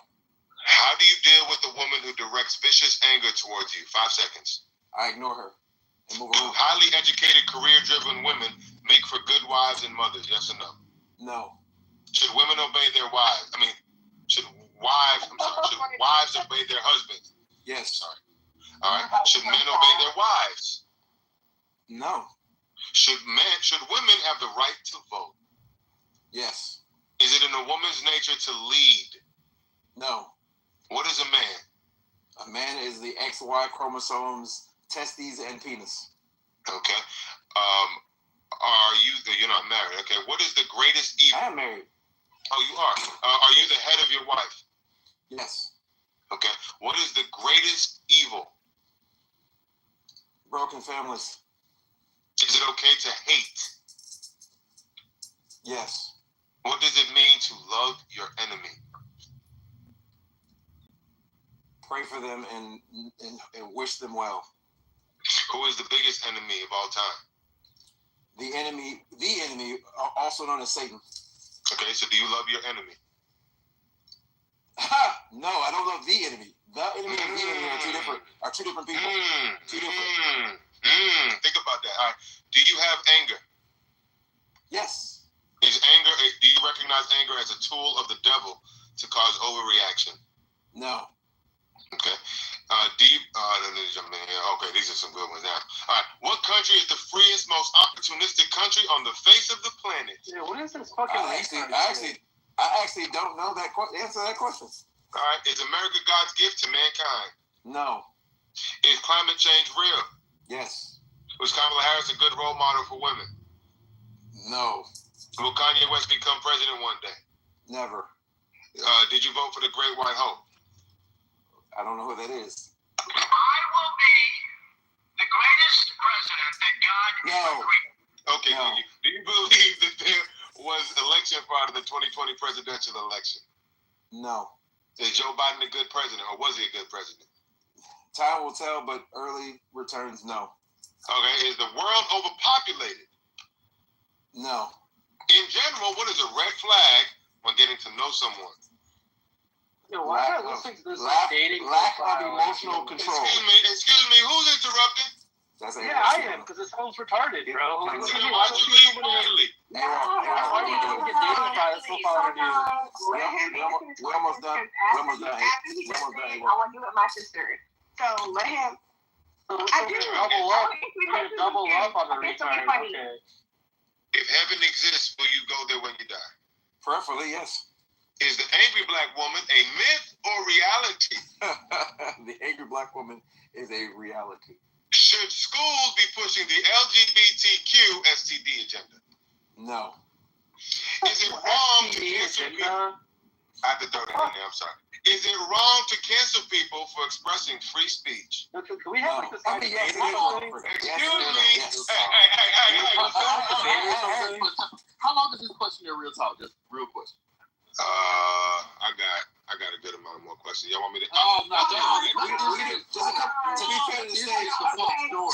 be fair to the stage, to be fair to the stage, I'll jump down to the end. I'll jump down to a few more. No, man, Anthony. These are some good questions. Man, Anthony, hold on. You're asking him a lot of questions, and you're putting him on the spot. I would like some of the questions. I would like to answer the questions formatted. I want to do that. I tried to do that earlier, but you said no. No, I said yes. I think it was taking too long. Tali wouldn't answer those questions, and then it messed everything. Okay, can we not do like this other question saying like, how should we start to date something? Can I tell you? I would absolutely answer questions about my political alignment and. Okay, let me get to that, Tali. But what I won't do is that other shit. So Tali, Mr. Finley, and Dollface are now in the hot seat. Hold on. The remaining questions will be asked of all three of you guys. All of you go in order. All right? I will kill myself. Nathan, can we like have some fun or something? If Tali doesn't you can leave quietly. You can actually defend your beliefs, though. That'd be interesting, right? But we can do that after we get through the hot seat questions. We can't do it while we're doing the hot seat. If Finley don't answer, if Tali doesn't want to answer, I'll answer. That's a walk. Excuse me. I want to get on the hot seat. Dominique is one of my favorite people ever on this app. Dominique is my main man, bro. I love Dominique. Dominique, you big, bro. How you don't play no more? Man, you doing this, but let's be very honest. You was vibing with my sister. My sister wants to ask you questions. All right, we could do that too, but let me try to figure out what Dominique did. You ask our questions first, and then my sister want to ask you questions. She got her own questions? Why is this clown running taking the stage? For the record, I just want to say, nobody was eager to get in the hot seat, so Finley got up there and held the throne. Just saying. Yo, Mr. Finley, did you watch that new season of Nathan or that rehearsal? You might find it interesting because it goes into like what Nathan? Nathan? Oh, you ever seen that show Nathan for You? Nope. Okay, look up the show called Rehearsal. It goes into like pilot culture and stuff. You probably find it interesting, actually. All right, so pilot culture as in my profession? Yeah. As in your. It's called Nathan. No, it's called Rehearsal, season 2. Rehearsal? Can I finish? What is it on? I'm sorry, man. Real quick. What is it? Okay, I'll check it out. Yo, can we finish with the questions? Go ahead, man, 50. All right, thank you. All right. Is Jesus a socialist? Yes. All right. Should we defund the police? No. Should it be criminal to give sex change hormones to children? Yes. At what age should children be taught about racism? Ooh, that's a hard one to answer. 10. I need 5 seconds or 5 words. 10. Come on, man. 10. At what age should they be taught about sex? 7. Actually, what age should they be talking about it? You a man. Are police hunting down black men? No. Can you be moral without God? No. Is sex this love? is like retarded. All right, can you tell this dude to leave? He's an atheist. No. Remove him from the room. No, okay, ask us this question. I can't deal with this dude. He's like a mosquito buzzing in my ear. Come on, man. Let's actually do some reasoning. We'll get to it. Y'all tell this dude to do something. Yeah, well, answer the question. Don't feel bad about it. Like, don't feel bad about like the position you're taking. Fight for your position. If you can't feel like you can't fight for your position and you feel a certain type of way, you feel that way. Just say you don't want to. I'm saying I'd like to continue to ask Mr. Finley the question without interrupting. You shouldn't hold that position if you get defended. I mean, you can tell if you could tell this dude A-hole, I think his name is A-hole. You can tell him to stop buzzing in my ear, bro. He keeps buzzing in my ear and I can't deal with it. Anyway, Finley, go through the rest of the questions. Yes. Yeah, you're a faggot, Tally. I'm sorry. I'm just have to lay it down. Cool. All right. It doesn't matter. He's a nobody. All right. Should a man ever tell a woman his problem? Nobody? Yeah. Let's move on. Should a man ever tell a woman his problem? Let's move on. Yes. All right. Have you ever been a slut maker? No. All right. Are you in favor of same-sex marriage? Yes. Fucking Andrew Tate fucking questionnaire. Oh my God! Can you remove him or move him down, please? Yes. Can you move him down? I can't. No, bro. Why don't you actually fucking defend your views? I don't want to hear you give a fucking 20 questionnaire. Wasn't there supposed to be a limit on the question? Yeah. So A-hole, why don't you leave quietly? How many questions? I'm gonna breathe. Now we know he's going to be a moderator because you would have kicked A out already, sent him down, and A's not even breaking any rules. He is. I'm trying to get through the questions. That's not a rule. Well, you're not going to ask all these questions because there's no rule. You just gotta deal with the structure, bro. If you don't have it, you don't have it. That's how it works. Okay, so the reason it's okay for him to ask these questions is because there are already several points of interest that I know at least AWOC wants to inspect with Finley. So it is. No, I don't want to talk to Finley. I want to talk to this fucking Manfinity guy. Okay, then Manfinity. These are questions that would not have been brought forward. I haven't even signaled my positions on these issues, AWOC. Yeah, let's talk about them. Like why are you coming out? I can write down questions and list them off. Nigga, you said that fucking 5 minutes ago. You said that 5 minutes ago. Give me 10 more minutes. Sit back. Wait, what? I don't even Hell no, give you how many more minutes, nigga? 4 minutes? Hell no, man, you gotta ask time more questions to wrap it the fuck up, man. Put a time limit on me. Keep going, AWOC. Do what you do, AWOC. Go ahead. Nah, AWOC shit. Yo, so like, I mean, I like AWOC. Manfinity, like, Manfinity, we're actually having a conversation about, like, okay, you said that you can't be moral. You think you can be moral without God? So I'd like to do that after I'm done with my questions. No, wait, come on, bro. I literally came back. I came back from Costco, bro. I want to answer. Yo, what is wrong with this? Did you get some Kirkland's? Why is nobody in the moderator moving him down because he's interrupting? Yeah, why are you crying like a little pussy, bro? Why don't you defend your views? Because I'm trying to get through and I can't finish. Oh, so you are a pussy, though. I mean, that seems like a passive fight for the mic in this room. Alright, y'all got it. Yeah. Would not call him that to his face. Yeah, I bet you I would call him a pussy to his face. What do you mean? I don't think Manfinity need a Robin. I think he's a Batman already by himself. Hey, no problem. Y'all just ran him off the stage. No, I'm right here. Dominique is my favorite. Wait, are you like? Is that nigga like your boyfriend or something, bro? Is that nigga like your boyfriend or something? Bro. He's an so why is he amazing glazing you without ever having a justification? Articulator. You mean somebody move this Negro down?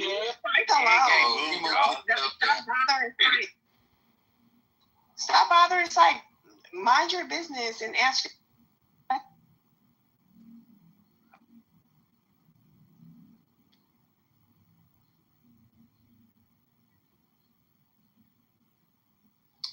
Hey, dear mods, if you have Andrew blocked, unblock him. Thank you.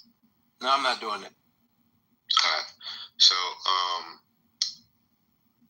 Who is Andrew? Back into it. Here we go. Should a man ever have control? Okay, what did you want to talk about? Hey, what did you want to talk about?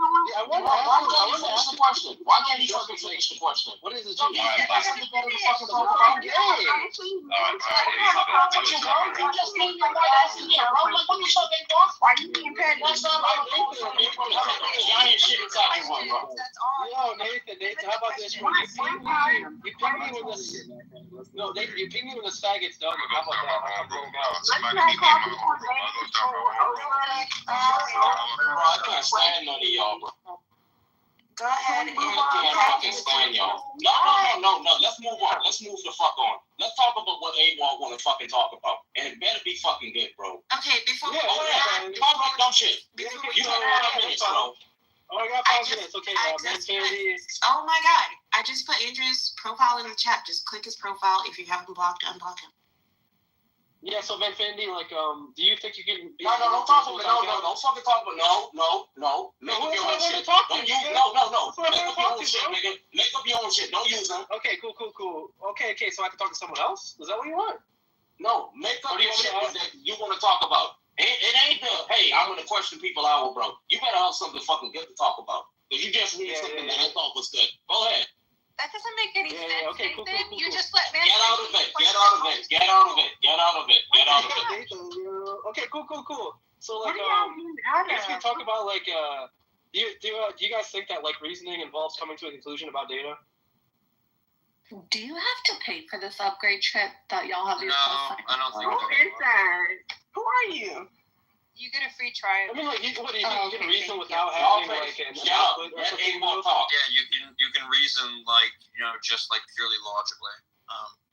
No, I'm sorry. I'm Harley. I'm Without not there being any sure what's specific going on because they switch Shut the fuck up, then. You hear two men talking? Shut up. Don't make me shut you up. Shut up. I knew this was moving down there. I'm gonna move you the fuck down. Go ahead, A-Walk. It gotta be fucking good, bro. You got the whole fucking stage. You got 3 minutes and 30 seconds left. Shut up then, bro. Stop talking then, bro. Hurry the fuck up, then. Nigga, shut up, bro. I'm gonna block you on Instagram if you keep talking to me like that, nigga. Fuck. Bro, what's up? You, nigga? You come in your room in the fucking atmosphere. Go ahead. Well, I had a better question, bro. If they had to go off the topic, then that's kind of rude, right? Like, no, it's like, don't you think the idea that's like, let's say I have data, right, and I come to a conclusion about that, you think it necessarily is reasoning? Like, it has to be reasoning? If you have data and you come to a conclusion about it? Yeah, like, let's say, like, yes. I'm a historian. Okay, cool. So, like, what fucking Matt said is just, like, irrational, right? Because, like, like, if I'm, like, some type of historian or some type of, like, scientist, right, and I have data and I come to, like, a view on that, right, like, it seems as though that implies I'm reasoning necessarily. So, like, then it comes to the question of, like, well, then how do you deny reasoning and then, like, be a rational agent or something, Like, it just seems, like, obtuse to me or something.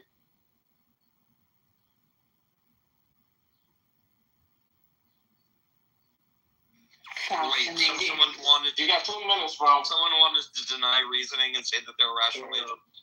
That was Matt's whole argument with him, and like, yo, this is why we killed the conversation. Yeah, bro, we want to hear you answer questions like a game. Nobody hear this boring conversation either. Now imagine if I were to filibuster in a kindergartner type way, like you did, Walk. You my boy, man. Come on, man. Hey, Mr. Something else, Mr. Finley. Like, what's up, the dude? question's gonna be like, I am why still do you think? alive. Oh, that's 4 days in a row, Dewey. Hey, Dewey. Yeah, but like, Mr. Finley, why do you think you can't? I should be okay as goddaddy, Dewey, for this. If you pay for some one in college, I'll let you do that. Y'all interrupting A-Walk. Go ahead, A-Walk. Oh, thank you, bro. Mr. Finley, why do you think you can't be moral without God? Like, what's your view on that? Like, what's your justification? Because I believe that God determines morality. Otherwise, morality is subjective, and I don't believe it's subjective. Yeah, but do you think you can act in accordance with God's morality without believing in Him? Yes. So then you're a moral person, then, right? I believe I'm a moral person. Yeah. No, I'm saying, like, you don't have to be a Christian or believe in God to be moral. Right. If you adhere to God's morality, then you can be moral. But I don't think that morality in and of itself exists without a God. Otherwise, I think it's a contingent on God. Yeah. Well, I mean, like, number one, like, does God determine like what is moral or not? I believe that God determines what's moral. Yes. Yeah. So then, how is it not subjective, given that God's an agent? What do you mean? How is it not subjective? Because it comes from God's mind. It's like it's contingent on His belief states. What do you mean? What? That doesn't make it subjective. That makes Finley, he's right about that. Yeah, totally. No. Here's my question. What so do you're saying God's mind? Like what is that? So you're saying because we have the conversation of God, this spirit that that's why are you going off on something that it comes from God's mind? Like what are you talking about?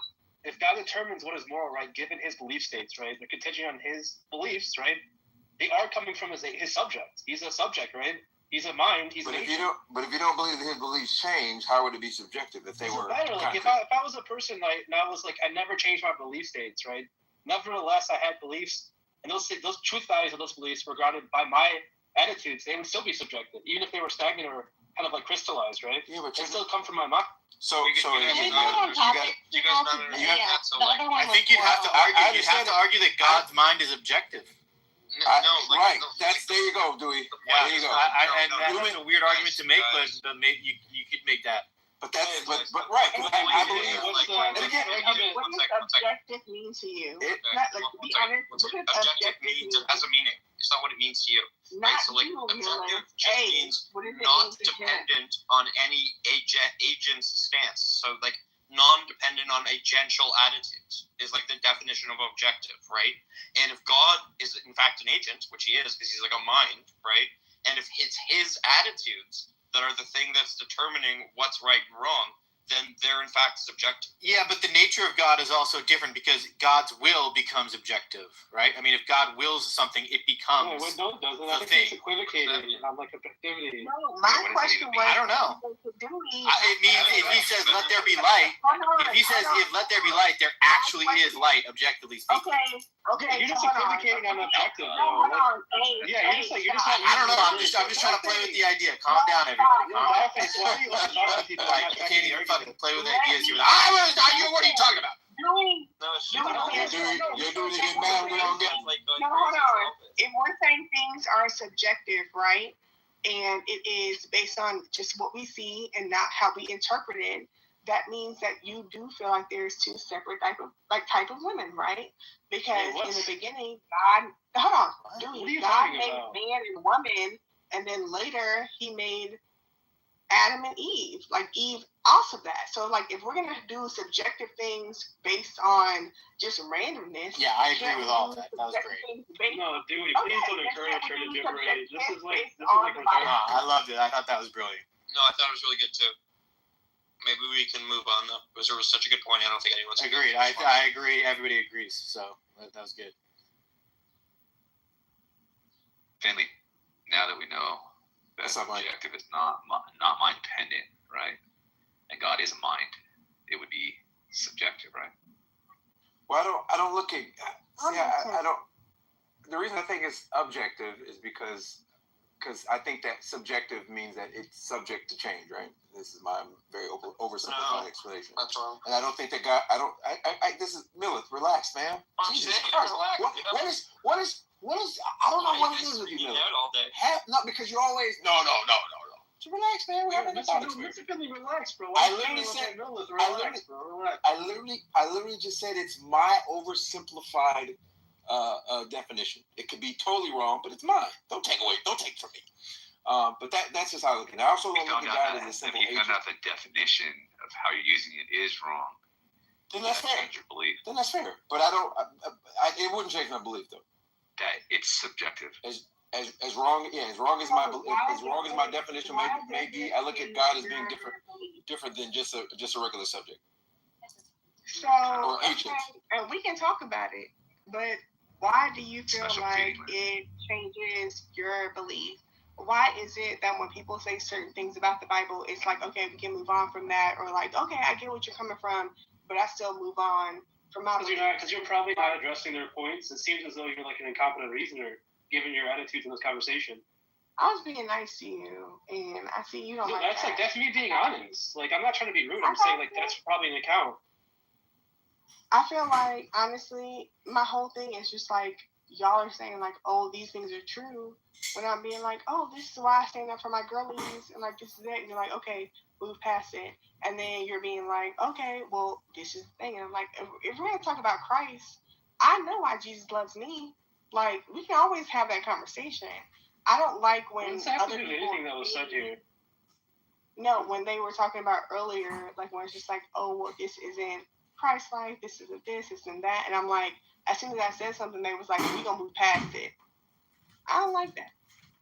No, I can agree with you. I like people talking about themselves in these rooms. Like, I don't get it. Like, people are having a discussion about, like, you know, philosophy or something, and like people will come off the mic and just be like, well, I feel this, and like I felt like I was being, you know, and it's just like, try to focus on the points. So I'm making general statements about dumb people, bro. Talk to the individual. Be a man, Miller. Oh, are you talking to me? Yes. It's a general point, dude. I literally. No. You talk about one person. Do it all. No. You're not talking about people. You talk about one person. Address the one person you're talking about, bro. Because only one person started talking. I feel like you should say Put a name on it. That's what he's saying. Try to address it. Yeah, that's good, AK. What's good to the room? Respect to the mind. Hi, AK. I mean, like, Dollface, like, I mean, there's probably, like, a couple of options. There's, like, number one is, like, people aren't really engaging in good faith about the content of the Bible, right? Which is probably true given some of the people on this app. The second one is, like maybe, like, you know, you're not being as direct as you think you are with your arguments. And, like, there's always, like, a way to improve that, right? Like, you know, like, you can actually work on having these more structured arguments, and that might help you, like, show that people aren't addressing what you're saying to them, you know? I feel like, honestly, truly, like, I fuck with where you're coming from, and, like, honestly, truly, there is no way, and, like, honestly, people like Nathan, Tim, Psych, Pockets know this, there's no way that I can come from more of where I'm coming from without y'all calling me a bully and me being mean. Like, there's no way where as a Black American woman I can say what I'm saying and y'all don't be like, she's being mean. Oh my gosh, it's the pretty girls being mean to us without, like, being on, like, my square, being like, no, I don't agree with what you're saying. You being pretty when you said that? No, the whole point is that, like, it's not personal to all this. It's not personal. People are discussing ideas, right? So, like, you know, when you say something, they're not thinking like, oh, here's the pretty girl doing X, Y, or Z again, right? They're just trying to discuss the ideas. You're not, but, like, my homegirls are, and I feel like that's very different from, like, you versus me. Like, that's why I even came into the room apologizing to, like, Psych, because I'm like, yo, what I did to you was disrespectful. Like, as a woman, I know that I shouldn't have been rude to you like that, and that's fucked up. Like, I apologize. But I know my bitches like Pockets, like, okay, you lucky if she don't cuss you out on my behalf. What you talking about? You lucky I'm actually cussing you out, because if I don't cuss you out, the girls will come behind me.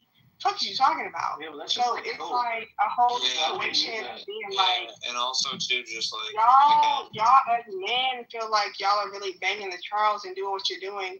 There are more men who take up for people like me, and also my girls who don't play that shit. So it's just like, yeah, I'd rather apologize to a nigga who I know, like, takes up for me, and it's like on that same type of shit, and I understand, like, how he understands, like, okay, I'm not always on my shit, but, like, I'll be the best person I can be. Like, I want to be the nicest person I can be. You're better suited for a show like The View than, like, a philosophy circle? This just sounds like gossip. It's not about gossip. It's just like focusing the room on Dollface, right? Like, we were talking about a philosophical topic, and now we're talking about Dollface, right? Which is what I was trying to, like, object to. I find people in these rooms try to do that a lot, where they try to center themselves or their feelings, right, and have everyone be discussing, like, you know, what they think or what they feel, as opposed to, like, an actual genuine topic. So when you say I'm fine, are you gonna sit there now? What I'm doing is I'm trying to rail against it, right? Like, if I say, no, that's my cool. opinion, Have that's not asking everyone to focus on me, right? But, like, have your own belief. We were So clearly don't bring talking it up about no more. like a philosophical Nigga, topic. you brought yourself up. Now, What are you doing? Bring up your own beliefs. Do your own You thing. brought yourself up. We were talking about, Come like, on, nigga, you cracked. What the fuck are you talking about? Don't say that. You're annoying. Dirty ass nigga. What the fuck are you talking about? Yeah, great. Don't ever call me a nigga, you dirty ass piece of shit. Yeah, okay. Don't ever call me a word. Now go ahead and finish the conversation you were talking about with then shut the fuck up. And how about bitch, that? I will shut you the fuck up. You want me to shut you up? Is that what you want? Try your hardest, yeah. Nah, I'll set you up. It's never a problem. Yeah, so Mike, there's a difference between like saying here's my opinion and saying like here's what like me and my what happens with like me and my girl. I was fucking around. I know. I'm just trying to make the point like as clear as possible. But I think it's a job if somebody brings up themselves, sometimes people only have their opinion to add, right? If somebody brings up themselves, it's up to you to dig and see the value or the correlation. You know, you're supposed to take them out of it, right? So with her submission, I took her out of it. You know, you feel me? Because there's other people that feel like her. There's other people that she's representing when she speaks. Yeah, that's for you. That's what you think know. She said then? Like, give us your analysis. No, she was an example. I'm using her. No, I'm saying, did you listen to her? Did you take her out of it though? Can you kind of take her out of it? What was she saying? I don't know what the fuck she was saying. Yeah, exactly. Stop leave my girls alone. No, because I was in and out of what you were saying. But I'm saying that if someone gives their opinion and you're having a philosophical argument or whatever the case is, there's got to be some value in the opinion. You don't have to center the person because they offered something from their life. You can take them as an example and correlate it to the topic. Period. And honestly, on that fact, I don't give a fuck what y'all think about. I love niggas. I don't care that y'all want us to hate niggas. Don't call me no nigga. All this, blah, blah, blah. I don't care. I'm sorry, Black American man. That's my opinion. Yo, Tyler, can you say niggas something? Niggas mad. That's my bad. But no, hold on. Shut the fuck up. Nah, I'm joking. Honestly, I love Pocket. Me and Pockets have been cool. Me and Tally, it's a whole new thing where I'm like, okay, Tally. No one gives a fuck. I like that shit. Dollface, you're not You the don't center give of a this fuck, room. nigga. No one, You don't give a fuck. cares. But I be hoeing you niggas every single fucking time. No, you hoe you behave like that. You are a hoe ass nigga. I hoe you every single time. A big Black American woman, I hoe you. Like, it's not a problem. Shut up. Like, yes, that's my girl. I don't have to shut up because I hoe you It's niggas. not about you. I hoe both you niggas. I'm not going to shut up. Both you niggas shut the fuck up so we can get back to the topic. Okay, great. Yeah, shut up so we can get back to the topic. Yeah, cool. Okay, what's the topic, Dollface? Shut up. You never going to shut me up. Get up and shut the fuck up so we can get back to the topic. You didn't even speak proper English. What is the Shut up, topic? nigga. What is the topic? Shut up. Shut What is the up. topic? What is the topic? Yeah, what's the topic? You not my big sis. You're not my big sis. What's the topic? What's the topic?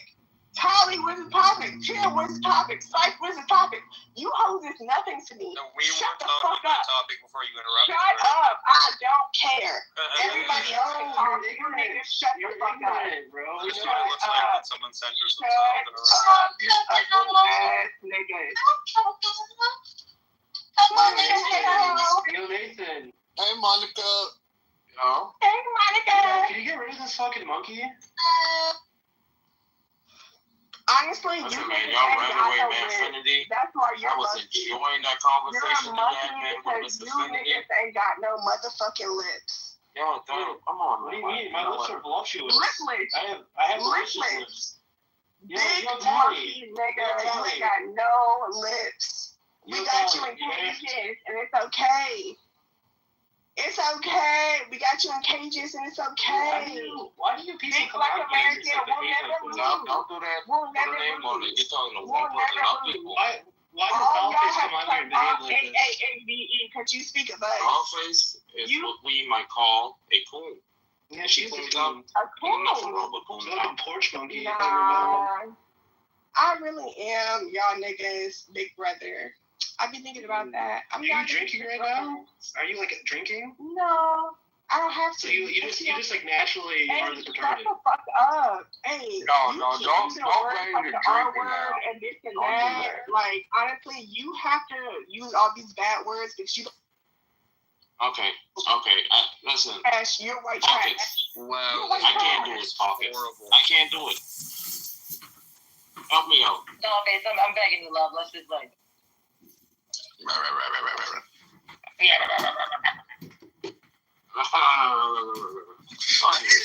You don't know that inside joke, Nathan. Shut up. No, I'm in there too. seriously. Honestly, I feel like honestly the girls aren't saying nothing. Pockets, you know I'm being nice. Pockets, you know I'm being nice. Oh my God! Stop talking, please, Dollface. Please let the conversation continue. God, No, but Pockets, dude, don't do that, Pockets. Don't do it. I'm being nice. Don't do that, bro. You just got here. No. She actually has been. She's been nice, dude. Can we talk about the new Plus features and how even more careful? Thank you, Monica. You sound and nice Monica is sometimes when she gets a big win. Monica do be being nice. Come on, guys. Don't try to take a life from her. Go ahead, shine, baby. Monica's on that shit. Yeah, Monica. Dollface, let Monica do her thing. No. I think Dollface should talk more. No, Monica, go do your shit. Come on. No, let Dollface. Why you don't want No, let Monica speak. Monica is the OG. Let Monica be an OG. Shut up. Monica, speak. Y'all making a shy. Go ahead, Monica. Y'all know, let Monica. You're all insane. There are 4 features that come with the Plus package. You can pay by the month or pay by the year. Go ahead, sister. The first one is it'll tell you who's snooping on your profile. That's not a huge factor for me. And translation, that's who's peeking in your window. Go on. Yeah,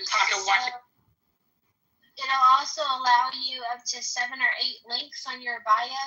Apparently, if you're advertising or you have different websites you want to. You could drop those links, like the addies and all that, in your profile. Can you let her speak, please? Third one is you can snoop on rooms. There's one in the audience right now. We don't know who they are. We don't know what they're hearing and what they're recording, and we can't get rid of them. So for the people that has like wires, that's for you guys. That's for y'all. Can you let her speak? Hey, Monica. Hey, Monica. Really quick. Monica, a question to Monica. Really. Why the fuck is you talking? Why the fuck I'm talking? I'm trying to ask Monica a question. Hey, Monica, real quick. Can you repeat what you just said? Because you went in the Matrix. When you were explaining the third point, I do apologize. I'm sorry. That's all I wanted to say. You can snoop in rooms. Yo, shut up, Millie. You cannot join the stage. You cannot write in chat. And take a walk. There's a one in the audience right now. You see Anon with the plus. That's somebody random that we don't know, or it could be someone that we hate and is here listening to us. We don't know. Or it could be someone recording you. You just don't know. It could be admin. So what does he say about the person? I'm actually looking at a 5th one right here in ChatGPT. It looks like you can actually find Pockets, you really laughing at that. You know identity. What? Pockets. No, what? No, why do it? Just like receive. The fact that we're let Monica. Ladies and gentlemen, the final point about the Anon accounts, you cannot remove them from the room. They're here until they want to leave. Now, if they want to participate in the room, like writing in chat or joining the stage and speaking, they have to leave the room, change the sunglass setting in the top right of their profile, and then come back in the room as themselves. So you can spy on a room anonymously. That's what somebody's doing down there. Now, last question, Monica. How much is the premium? It's $5 a month. You can pay monthly or annually. And also, if your moderator has you blocked, you can't get in, even if you're in anonymous mode. It will block you from the room. That's interesting. Get out your blocking buttons, everybody. It's getting real. Is this on Clubhouse? Or So what? we should all block it. So they can't come on stage anonymously? No, hold on. If this is just on Clubhouse, Pockets, add me. I guess we gotta be for the bitches now. Oh my gosh, we can't even be nice to the niggas now. This is crazy. This is so No, but for real, if we get blocked by somebody in a room, that means we can't come in there no more. That means we. Oh my god! Oh my god! Oh my god! Please. Dollface. Deal with it, Nathan. You're giving too much information, man. This is like information overload. I'm sorry. Nigga, what do you expect that Dollface should be doing? Alright. Oh, you a real dog. Try again next time. Buddy. Oh, shit. We got two of them. No, leave Nathan alone. Nathan's big daddy. Bruce came off mic and said, So why you gonna bring me? Don't be knowing. I didn't know Yo, stop drinking them Red Bulls, bro. They got no, nigga, it's not Red Bulls, it's Hurricane. He said, it is Hurricane Harley. Stop playing. But no, Nathan's trash alcohol. Okay. It's alcohol. So we don't listen to these people no more. Honestly, like basically, we're not cool with people. Like, we don't like these niggas no more. Bruce, is a hurricane a beer or a malt? Fuck the niggas. Shut your white ass up. No, why can't y'all answer? So is it fuck them niggas? Is it fuck them niggas? We don't know that no more on the app. That's why no one's answering. answering. What we're hearing? Nigga, go ask ChatGPT. People don't understand the math. I hope you do. My credit score went up to 823. Let's go. We down. What happens when you scan? Nathan, did you turn white afterwards after you broke the 800s? No, when I get to 850, that's when I'm white. I'm almost there. Y'all was all going back and forth when I was talking. 823. Why He you got 850. That's when he's white. Don't be pussy now. I don't like that. Ask me a Why? question when y'all was showing. Yo, they Nah. Talk now. What say it again? I love Dollface. I'm saying, listen, talk now. Because I'm sorry for a vote. Y'all was all on y'all. Oh, she's saying this, she's saying that. Shut up. You can talk to yourself, couldn't you? You can like sit in a cave and ramble. Preach. Why do you even talk to me like that? People talk to themselves, they're actually more intelligent. You can see multiple profile PTRs when you click on the person's PTR and you scroll. Hey, Pocket, did you say that's like a sign of intelligence? It's just like blather. Well, I like Dollface. Wait, but like, yeah, that's true, right? Like, people who are intelligent talk themselves more, but like, it's not full-blown conversations. Like, with like a topic that's you're a fruitcake. Whatever, dude. You said intelligent people talk to themselves more? Yeah, you're a drunk retard, Bruce. Yes, why don't you say a sentence again? And you're a white dude. You're a white dude that. I'm not even white.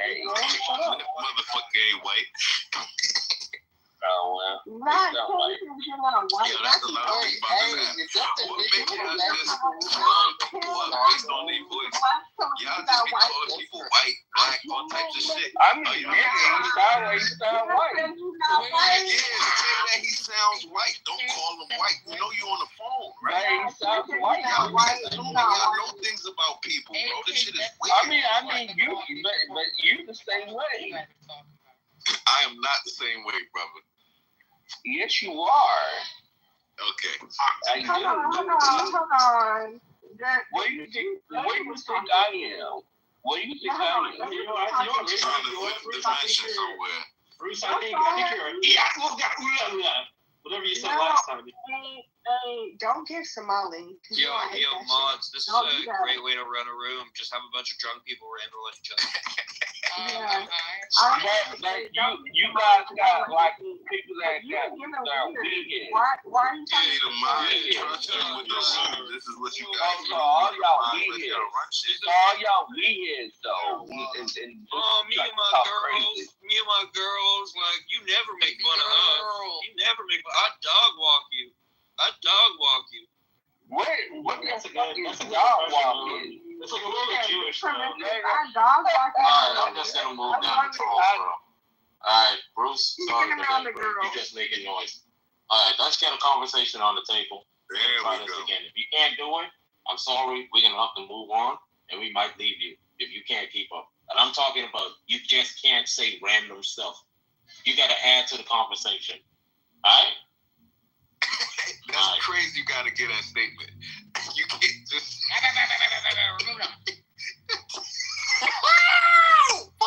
Yo, you cannot just say random stuff. All right, Miller. Yo. God doesn't exist because. God doesn't exist because. Oh, hell no, I'm out. I have a prior probability. Y'all This is like a chill. philosophy room, you know what I'm saying? Like, Nah, chill. Let him go. Let him go. Go ahead, boo. Yeah. Why don't you think it is 50? God doesn't exist because there's like a prior probability of like God of any particular thing existing, right? And the more features that a thing has, the less likely it is to actually like, you know, like the less likely it becomes like as a prior, right? So like if I say there's something that, you know, was at the beginning of the universe, but it like I can't say anything about it, right? That has a certain amount of likeliness attached to it, right? And then if I say like there's something at the beginning of the universe, but it also is like a person kind of and has a mind, right? And it cares for you. Every time I add a predicate there, I make the prior probability of the thing, right, decrease significantly. So I think God has a lot of predicates attached, right? So I give God a specifically low, a really low prior, right? And then I don't think any of the posterior evidence, like in any way, justifies the belief given the low prior. Okay, and can I say something to you? And just like, Oh my God! No. You got to add to the conversation. For God. No, I want to add to the conversation. Listen. You got one shot now. If you mess it up, listen. If you mess it up on this side, you can get moved down for 5 minutes. What's up, Mom? Can I get the dog face? Of course. I'm gonna make this quick too. Okay, here's my thing. When you're saying we predicate based on what God is, we have to understand that God did come down. There is the Holy Spirit, there's God, and there's Jesus, right? So we have to understand, like, the way that even we move, we want to be as perfect as God, even though we fail every single day, right? So it's just like... No, you failed. You're not. You're not on topic. Listen. You're not on topic. I'm sorry. We're going to have to move on. Okay. Go ahead, Can I not get back to what he's saying? You off topic. I'm sorry. He's basically saying he didn't bring up anything with Jesus. He didn't bring up anything with the Father. I'm sorry. But he's saying... I said that before. I said that if you can't keep up, we're going to move on. Okay, there's no way for us to be like, oh, no, God, we'll circle back. Let Coco go. Go ahead. Whatever. Okay. So,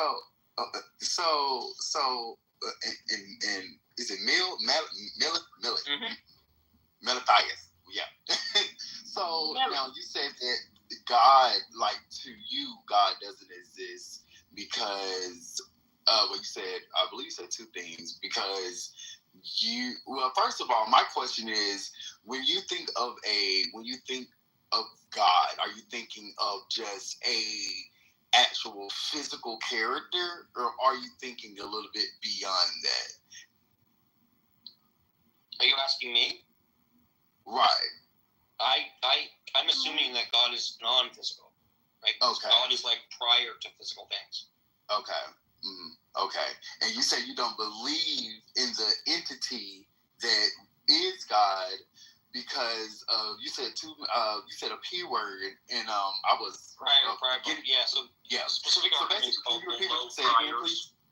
The specific argument is called the low priors argument, right? And like all it means is that like so here's what a prior probability is, right? So if you had a coin, right, you would say like you know a normal coin that you flip, you would say like there's a 50-50 chance, right, of it landing heads or landing tails. right? And that's before like you actually do any flips, right? You just like know that it's like if it's a fair coin, right, then the probability is going to be 50-50. And that's what a prior probability is, right? And then like you can start flipping the coin, right? And let's say like the coin just like comes up heads every time, like 1,000 times in a row, right? Like then you just know it's like not a fair coin, right? So like so there's two things you have to understand in that, right? There's your assessment of what the prior probability is, which is 50-50, right? And then there's the actual trials of flipping the coin, and we call that the like posterior evidence, right? So sometimes if the thing that you like, if you think that like there's a 50-50 chance, right, that the coin's going to land on heads, and then you actually start doing the trials, and it lands on heads 100% of the time, right? You would like come to a conclusion that it's not a fair coin, right? Because fair coins have the expected prior probability of 50-50, right? And only like coins that are unfair, that are stacked, right? That are like forcing themselves to land on heads every time. They're the only ones that come up 100% heads, right? So you have to have like sorry 1 second. Let me just finish off you really quick. You have to have like the two things kind of like play into each other, right? You have your assessment of how likely the thing is, right? Given no examples of trials, right? And then you have like the quote unquote examples of trials, the posterior evidence, right? And then you like compare those two things, right? And you see like, maybe like I thought the thing was really unlikely, right? When I had only the prior probability, but now that I have all the posterior evidence, I think it's likely, right?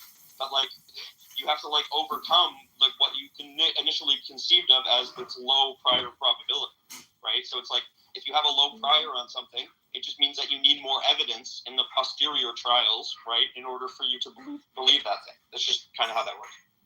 And so here's my thing. Hold on, real quick. I'm sorry, I'm gonna make this real quick, and I'm gonna move on. But Miller, in your conversation, right? Hey, shut up. What I'm going to say is, in your same conversation, you're basically being like, if we can show a short-term evidence, then it moves on to a long-term evidence, right? Okay, here's me being a Black woman who is more conservative.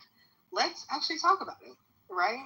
If we're going to say that these things are just something that happens and then we move on, then that would mean that I actually have a better leg to stand on than you would. Because yes, you may have these conversations that can, move past and have people take up for you, but at the same time, it's just like, I know for a fact that I've been around people who do things and we fuck with each other, not because we are doing just shit. We are long-term evidence. Yo, Nathan, right? Based on you. Hold on. Hey, shut the fuck up. We're long-term evidence, right? If you're going to say that, oh, well, this is a problem, and like, he's talking about probabilities. Hey, it's not. Hold on, I'm trying to be like cool here. Like, you know what like a probability is? Like, he's talking about like given the concepts. Okay, cool. So think about it this way: given the concepts at hand, right? There's going to be an assigned probability before you even examine the evidence on the table, right? Like, like an overly complex object has a lower probability of existing because all of these things about the object have to be true. Right? And as you add those things that have to be true, the probability of it being true is less likely overall. Like, I think about like a math equation. The more premises it has, right, the more complex it is. Okay, cool. So, honestly, I feel like you want to pop your pussy, and that's cool. I love that for you. But like, if we're gonna actually talking about math, honestly, truly, I can actually talk about people in this room. Right? Like I can. No, that's your issue. You talk about people. You talk about people on your show. I can be like this honestly, truly that. 1 second. That sounds nice, dude. Just no, what the fuck was that? That sounds good. I love that pocket. Yeah, that was just a huge relief. Y'all never had one of those? Like a relief? I don't know what I'm talking about, so I just want to stop them talking. Yeah, that was just, that was beautiful. So, Mills, I have a question for Mills. Sure. When it comes to, like, the probability. Now, I'm not a fucking genius. I'm going to just put that out there. I don't know shit about math when it comes to, I don't know what the fuck you guys are talking about. Don't talk about my bed. Yeah, I'm just gonna say, like, when it comes to stepping outside and seeing how nature works and how we work with nature and how just the whole world works, do you think that could be accident or if that's on purpose? How we all, you know what I mean? I don't know if I'm explaining it correct. Like, I think you're making some sort of like I don't know, like inference, like design inference or something. Right. Like that, Yeah. Like, do you believe that the design of this, like everything works so well together? Exactly. Yeah. Do you that, think like, it could be accident or that's actual design, something greater than ourselves create?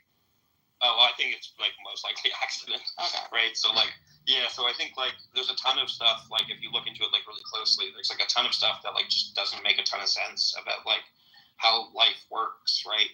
Like there's a ton of things that are just good enough to get by. Right. Where they could have been like a lot better. There's a ton of things that like what's a good example? Oh, so like there's a certain part of a giraffe like in the giraffe's neck. Right. That like. Because of the way evolution worked, right? It was like easier for evolution to like create like this like I don't know part in the neck like by like slowly adding like inches or whatever onto it. But like what it should have done, like if you were to design a giraffe from the beginning, right? So what ends up happening is like because of the way evolution works, right? You end up having this like piece in a giraffe's neck that goes like all the way from the top, like where their brain is, and it goes down through the neck and then like loops all the way back up again, right? And it's like the most inefficient design you could ever imagine. Like no one who was designing a giraffe.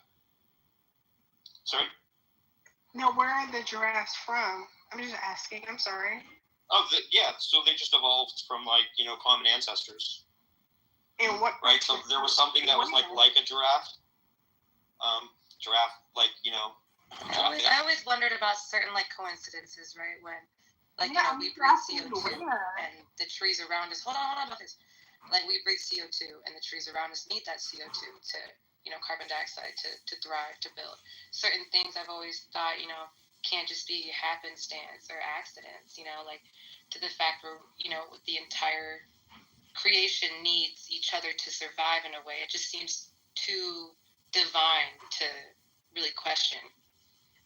Most people use it wrong, right? So when someone says things came together randomly, it's not exactly how it works, because two hydrogens and an oxygen make water. There is no other random chemicals that can mix together to create water, so it's not a random.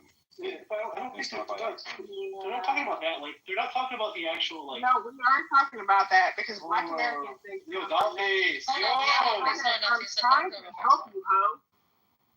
I'm trying to help you. They're not talking about the fact that those things happen. They're talking about the laws that play, like, How did they come from? Holy fuck. Let me talk about, like, why is the case that, like, they kind of, like, what do you call it? The force of electron overpowers like the kind of like force of like gravity, right? Like those things have to be true for you even to have chemistry function, right?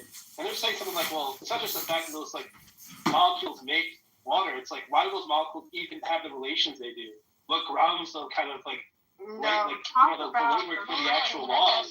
Hold on, because also AWOC, what's crazy is that these things would be here even without our knowledge of it. That's what's amazing, is that even before we put the actual label of this is hydrogen, this is oxygen, this is it was already there before we even had that or put names on it or whatever. So yeah, that's like an epistemic fact, right? Like But why are it's the case that like it's the case that like I will go to work tomorrow, right? Even though I don't even need to like think about it. I don't even have to know that for it to be true. Like it's just, but that's how kind of how facts function. I think though, it's not like a feature of like intentionality or something. It's just like how the subject works in regards to facts and accessibility. I'm not sure what you're saying there, right? So like, from what I see, like they're not making the inference from like, the fundamental constants of the universe or such. Yeah, like if flip building, they're not making that inference. They're making like a more like watchmaker. You know what I mean? Like you see a watch on a beat. Like a fine tuning argument or something? Not a fine tuning. Like I think they're making the design design, right? And not a fine tuning. You're pulling them towards fine tuning.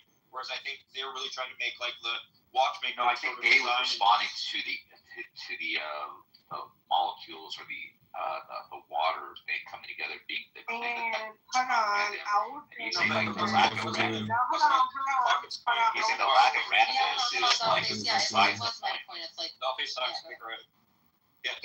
So Mike, the only thing I'm saying is that like he was responding specifically to that, right? But like I think what Pockets was trying to say is that like it's like curious how like we breathe in oxygen together. Right, we breathe in oxygen. Right, it has nothing to do with like covalent bonds between like hydrogen and oxygen. It's more to do with like we breathe in oxygen and trees breathe in carbon dioxide. We exhale carbon dioxide and trees. That would be the case regardless. Trees breathe in carbon dioxide. So it's like. It's like that horrible analogy. Well, my point, hold on, y'all. My point was to prove the existence of God, a higher power, something beyond understanding how do these things fit and work. So we're kind of arguing about what method you're doing that by, right? Like, under my impression, I was finding Tim, it was like, I don't think you're specifically saying that hydrogen is hydrogen because of like whatever you're saying. I thought you were making a greater point about like all this stuff has this kind of functionality to it, and why are they functional? And Milt's just saying it's more so like an argument about like intentionality being found in like design. More so than just like. Exactly. Yeah. So he was right. I think I was maybe more contextualizing myself towards Tim and not kind of focusing on the overall argument. I apologize. No, that's why I asked Millis if he believes in like accidents when it comes to science and nature and all that. Are there accidents or is everything designed? Well, so that's the interesting thing, right? So like it's kind of like both, right? So like the way people describe evolution, right, is like random mutation with non-random selection, right? So like how your genome mutates is completely random, right? You just get like random mutations, like sometimes when people are being birthed, right? And that like changes their morphology in some way, or their like ability to do X, Y, or Z in some way, to their capacities, right? So the mutation part is completely random, right? But then what randomly changed organisms end up surviving in a given like ecosystem is completely non-random, because it has to do with which organism is the most fit for that ecosystem, right? So that's why it's non-random selection. And Milith, one thing too, because I like that. I'm glad they used that word, because a big misunderstanding too is the difference of when we say like survival of the fittest, or when someone mistakenly says survival of the strongest. In the evolutionary science, word fit just simply means able to reproduce at like a high level. So a lot of times we look at humans as fit, but so are flies, and so are a ton of other insects. So I definitely feel like means fit for the ecosystem. And that can mean a whole bunch of different things. I definitely feel like, even to you Pockets, I lay down, girl. I definitely feel like when we have like the fittest, especially when we have like these conversations, like American conversations, like a lot of people will be like, oh, like, you're Black American, you're this, you're that, like, you're dark skinned, we don't even want you. I'd be like, why are you hoes on my ass? Leave me alone. You know what I'm saying? Like, honestly, you're the only one talking. You see how everybody else I be cool with? I apologize. I have no beef with them. You want that drama. About that, girl. You see how he wants that drama? I know, but chill. I'm trying to chill because I fuck with y'all. I fuck with the rest of y'all. Y'all be cool. It's just certain niggas. You say you don't fuck with me, and then I be making these white men beat you up. Is that what you want? Getting into something and I hate to be that Black woman. Like, they be making me feel bad. Like, now I'm a dark Black woman making the white man beat this nigga up. It makes me feel bad. Dollface, I need you to just mute up. Save it for the night. I'm a lock in. Yes, save it up. Listen to the convo. All right. I just don't like how certain people say certain people. Baby girl. Night shift doesn't condone something here. I'm so sorry. No, what's good? Because this is a good combo. Who was gonna? I think a couple people were trying to say something. Yeah, because I'm trying to learn. Because like I said, I did not listen to Bill Nye back in the day. I was snoozing through the classes, so I'm trying to understand the side. Hold on. I was trying to understand the science aspect of proving whether or not God exists. Because I always thought it was a higher power, something we don't understand. There's some things we'll never understand. And that's what I always thought God was something beyond us. I don't think we could ever put science to it. Can I ask a question? No pocket? No, you're absolutely right about that. Science doesn't determine whether or not God exists. God is like a metaphysical, quote unquote, like postulate, right? And science has nothing to say about metaphysical postulates. Right, it can only tell us about like quote unquote physical things and how they interact. It can't tell us about like whether or not a God exists. The other thing too is, sorry, on that. No, even like why, or even why a law is true. I think, right. The purpose is not something science tells. It's like it doesn't give meaning or purpose. It's kind of it just tries to break down at the highest capacity of evidence to. Well, there's just certain things that are like outside the domain of science, right? So like. Think about like whether or not it's right or just or moral to like kill someone, right? Like there's no amount of science you can do there that's going to like actually decide that issue, right? That's an issue for like philosophy, and it's the same with like God, right? Science is just not the thing we're going to look to adjudicate whether or not a God exists. We're going to look to things like philosophical arguments. No, this is science can be that. I mean, when you talk about science, the first thing you do when you conceptualize God, you use reference points of what God may be. So even to think about like the concept of God, you are bringing into like the reality of the situation where you are then using these reference points, how you describe God, like maybe what God may look like, what God may do. All this is conceptualized by your own mind. So therefore, you can utilize science to just kind of like say, hey, God exists or not, right? So if you say you can't conceptualize God, then no one can actually know what God is, right? So how can you prove that at all? So therefore, the end result, the conclusion is you are agnostic. You don't know if God exists or not.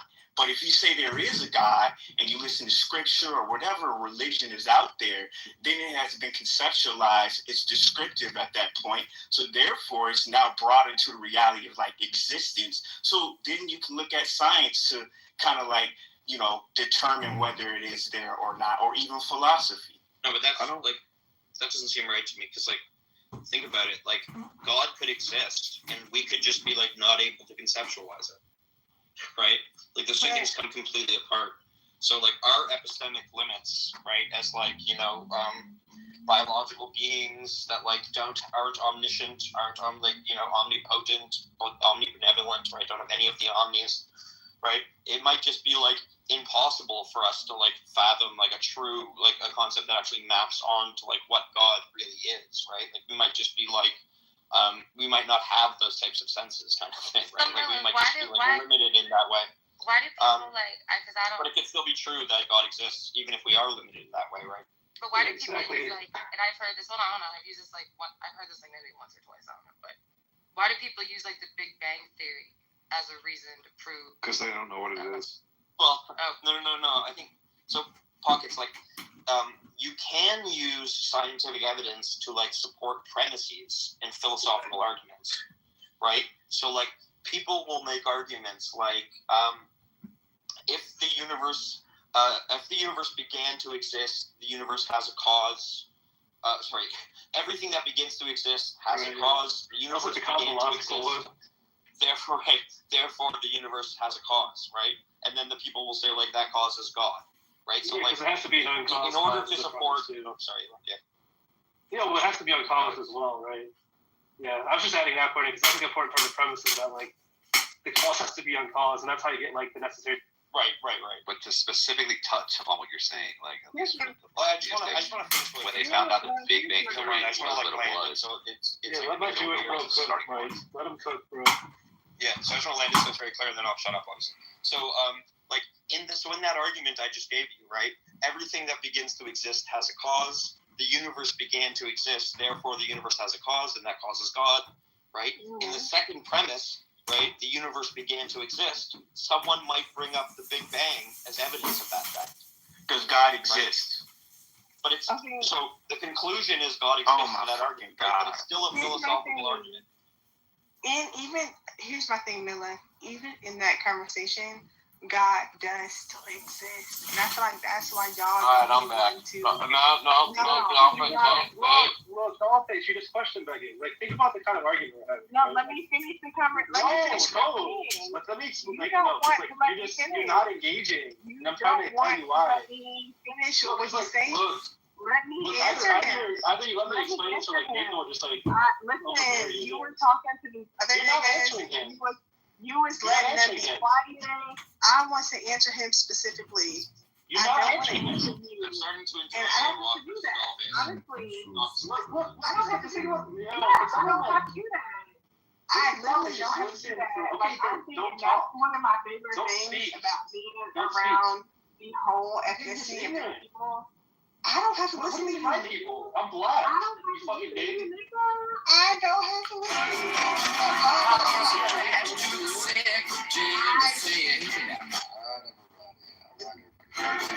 Respectfully speaking, I think Dollface, this are speaking right after Miller. Even though it's a bad point, let's make No, Nathan said no. She's been doing this all night, bro. Yeah, Nathan said she has to be on topic, bro. Nathan said she has to be on topic. Let's let the bad point come out. And then after the bad point, you can Yo, Nathan, this is why we gotta report all Mexicans, bro. I'm voting for Trump. And honestly, truly, honestly, I love y'all because I think it's so funny because you see why? It's so crazy that. No, shut up. I'm only a little bit Mexican only because we used to be Blackfoot Indian, but they was yelling at us and they was like, y'all aren't Native American no more. You're Mexican. I was like, oh my gosh, what the fuck? I don't give a fuck. I don't give a fuck no more. Like, honestly, truly, I'm out here begging for time. Alright. It is.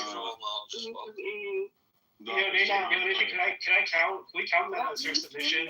Someone just make A1 a mod. I didn't finish my topic.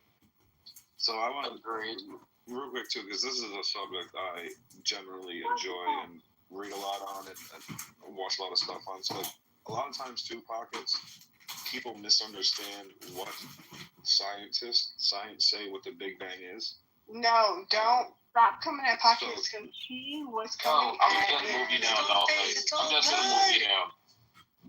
There you go. To the discussion of what. See, scientists wouldn't say really what started it. They don't really talk like that. But a lot of people take the Big Bang as like that's when space and time started.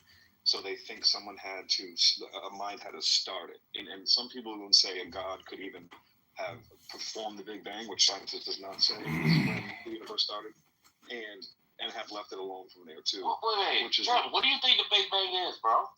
It's the expansion. It's the early expansion of the universe. Oh my God, Miller. Yeah, Miller, your name is Tim, bro.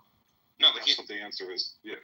No, what? It's the expansion. It only talks about the expansion of the universe, meaning that it expanded, not that it is the beginning.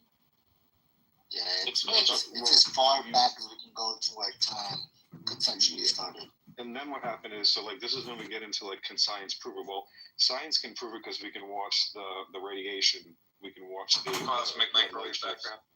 Yeah, we can watch the red light shifts. So, and then when you talk about science, here's what the problem is: when you talk about philosophy, it turns into, well, what started it, and science doesn't really claim that. But what a religious person will say, or maybe a philosopher will say, is that there had to be a first cause, and I think a lot of people attribute that to the Big Bang, like God, that was it. But so that's where it gets confusing for religious people and scientists. It's like that's not what science is saying. Is exactly what There are some like philosophers or some like especially religious people who think that like there's good arguments for there having to be a first cause, but like I don't think that's the case. Right. I think it's like silly. But you don't think there's any good arguments for there being a first cause, Miller?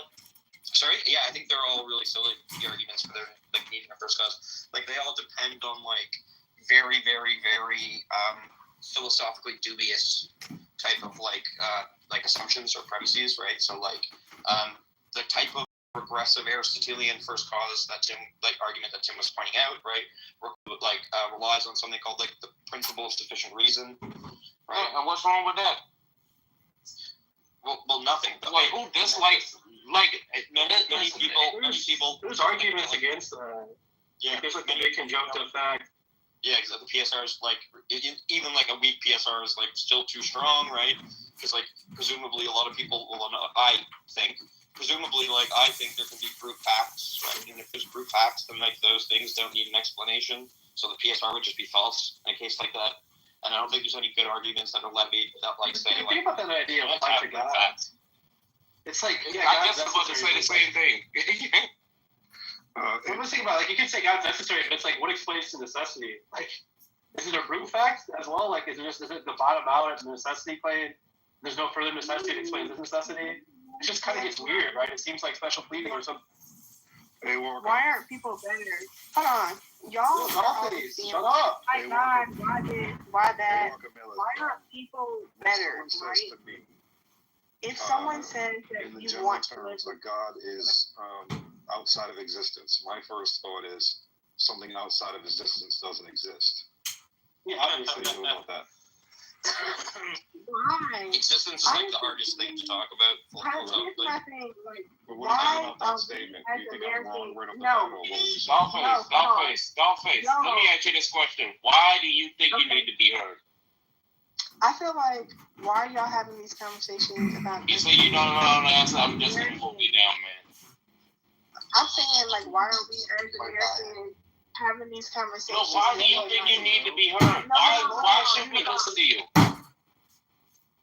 You don't have to listen to me. I must say that it was an hour, but I do enjoy that knowledge is going to do what he typically does to me, to Nathan. And I'm healed. I love it. Yeah, I got a question for Tim. Tim, you're not one of the philosopher bros, so what does PSR mean? I didn't understand the word you said. Say it again. Yeah. What does PSR mean? This is a common philosopher term. PSR? Yeah. I'm not a philosopher. Like, I'm more of a science guy. I enjoy listening to philosophy, but I don't know what that term means, PSR, no. You're good. Yeah. PSR is just a philosopher term for principle of sufficient reasoning.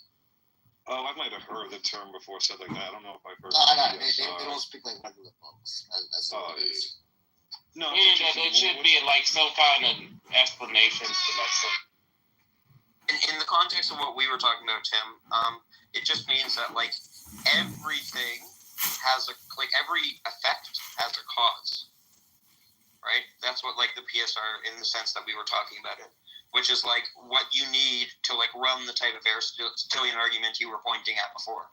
Right, so like sort of like, whatever begins to exist has a cause. The universe begins to exist, so the universe has a cause. That causes whatever begins to exist. So the opposite is if someone says uncaused cause, is that a rebuttal to what PSR is? That'll be like specific words.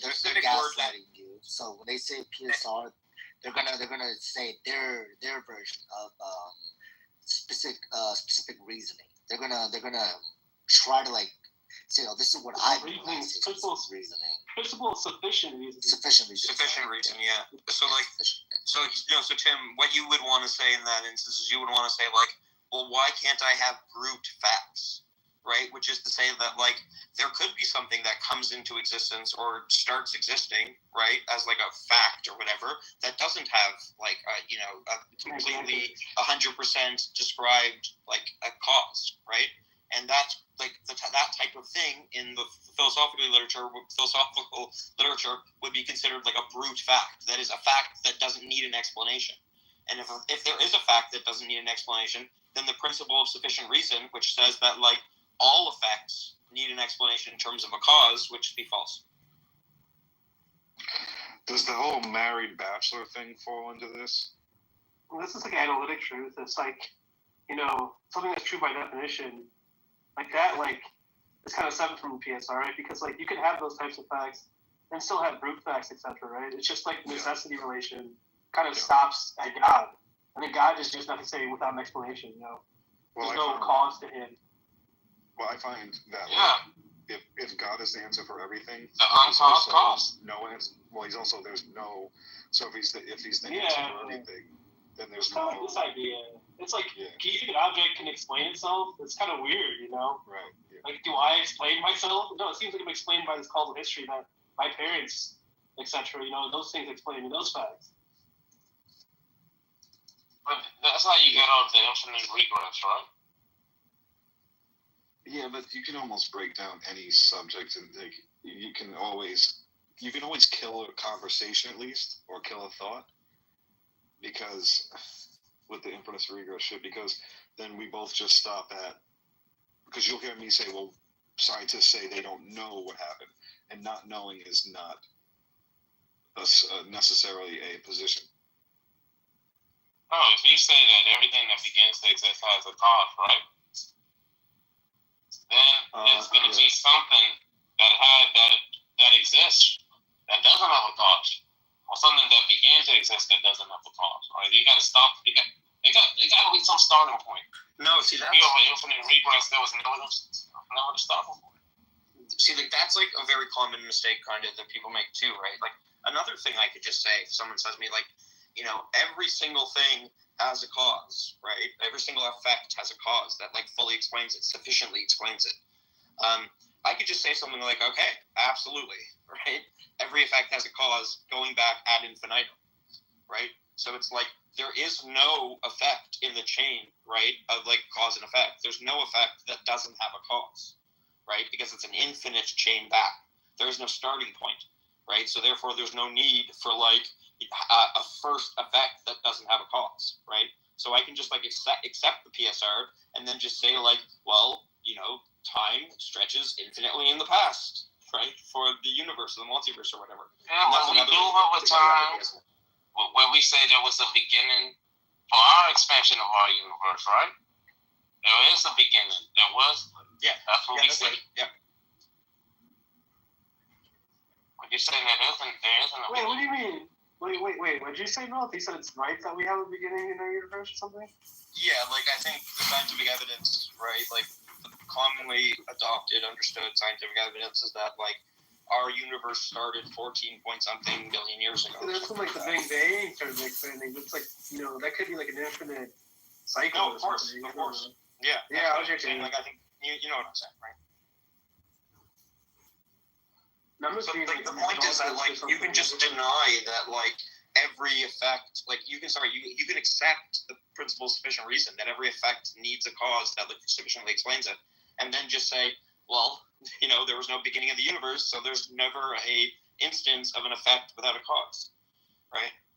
Even though like there's a response to that, which is to say like, well, what explains the entire chain, right, of cause and effect? Even if it goes infinitely back, if the principle of sufficient reason should say that there's something that explains the entire chain, because everything has an explanation. So like that's a response to it. Why is that a problem? Everything does have an explanation. Everything does come from what explains God? What explains God? In which way?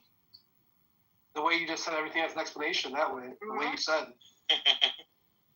So, for example, like me personally, as someone who doesn't, you know, experience privilege, I definitely feel like even when people come at me and they're like, "Oh, no, I don't need that. Like, no, I'm asking about your account for like what explains God." Can I explain the situation to you? No, because you're not talking about what I asked you.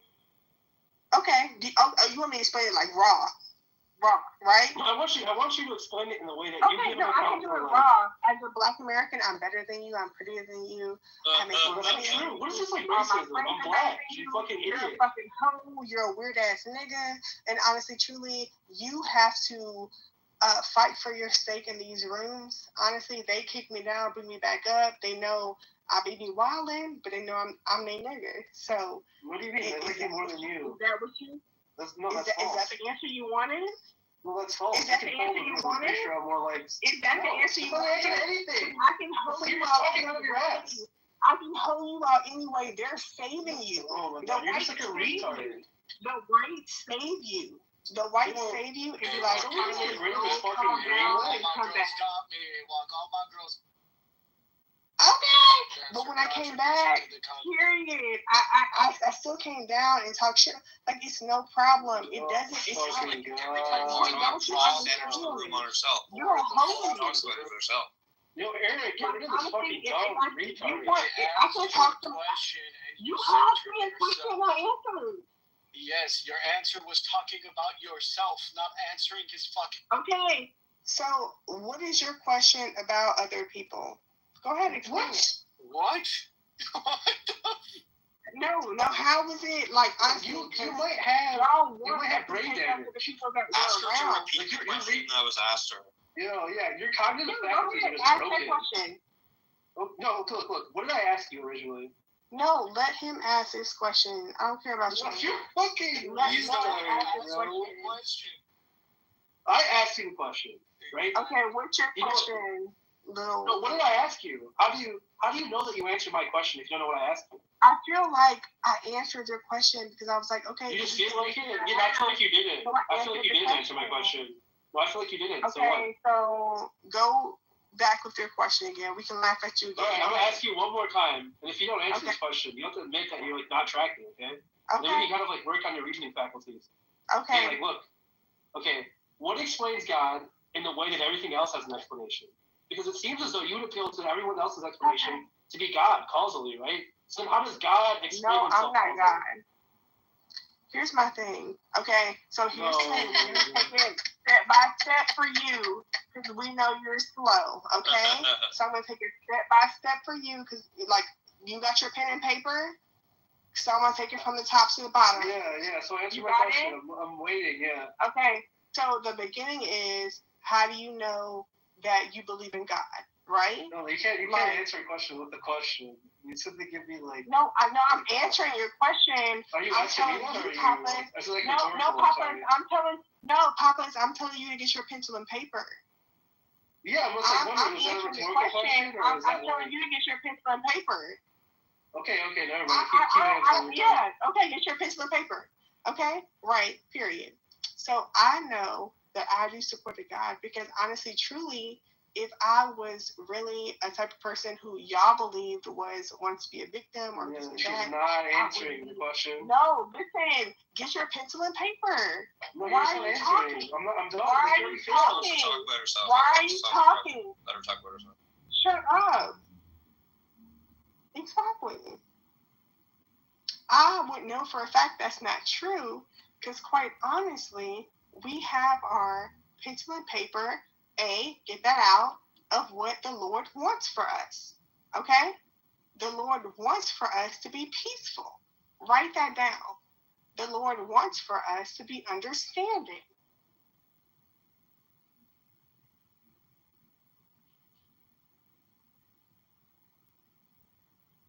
What happens? The Lord give it, the Lord take it away. Thank God. One of the hosts got mad. Y'all just be getting mad. No, you just rambling. I warned you. I told you that if you keep rambling, I'm going to move you down. No. If you keep rambling, I'm going to move you down. It's me, Nathan. Please. How was me saying something to him rambling? Because you're just using words. And using words in a room where words have meaning isn't cool. That's not cool. That's what, by definition, what cooling is. He asked me to answer to him why I felt the way that I did, and I was like, okay, cool. That's not what I asked you. You fucking insane woman. No, I asked you what explains God. Okay, and I was answering that to you. Okay, you explain God by talking about what he wants? How's that work? God wants things for us? Oh, how do I explain the sun? You think God God explain the sun because I want ice cream. Fucking idiot. And ghetto and yelling at each other and like calling us idiots. You think you're calling me an idiot and doing something?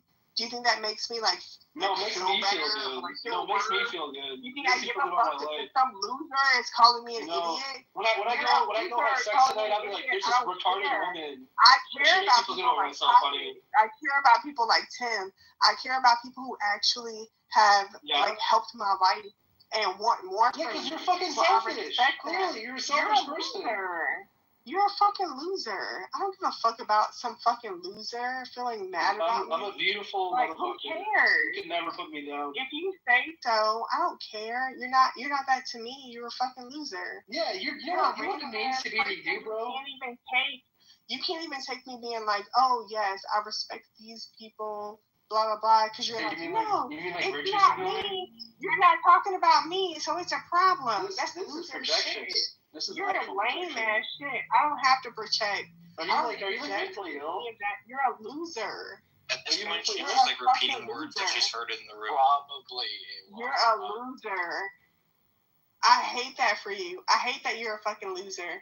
Because honestly, there are so many people who are fucking cool. Like, there are so many people, like, even like the Cheetos, man. That guy's I think she's fucking cool. It looks like he smokes weed. Mr. Marlboro. Oh, that's a cool nigga. No, that's one cool camel.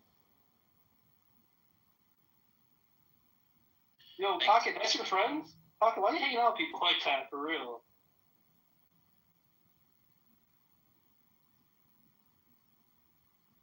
She's either plastered out of her mind, or she's like quite possibly the dumbest person on the app. Let's not talk about people when they're not on the stage. Let's leave it. Yeah, you're right. Listen, she's not usually like this. Right now, she's trolling. Let's don't troll. Anyways, Lilith, I think you gave 4 arguments for the non-existence of God, and that's okay. Okay. Well, what was poor about it?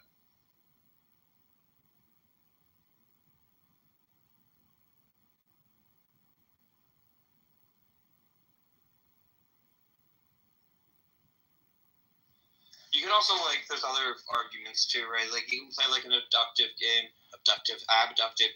with saying things like, you know, most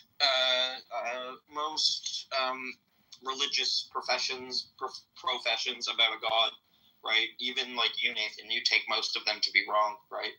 Like every other religion that isn't your religion, their gods you take to be incorrect. Basically, even people in your religion that don't have like the same view of God as you, you take to be incorrect, right?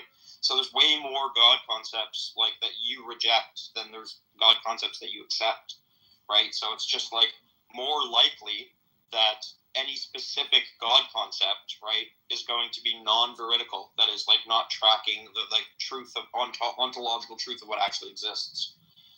Than any specific one being true, like more likely, actually vertical, right? So that's just like an abductive or inductive way to think about like God claims.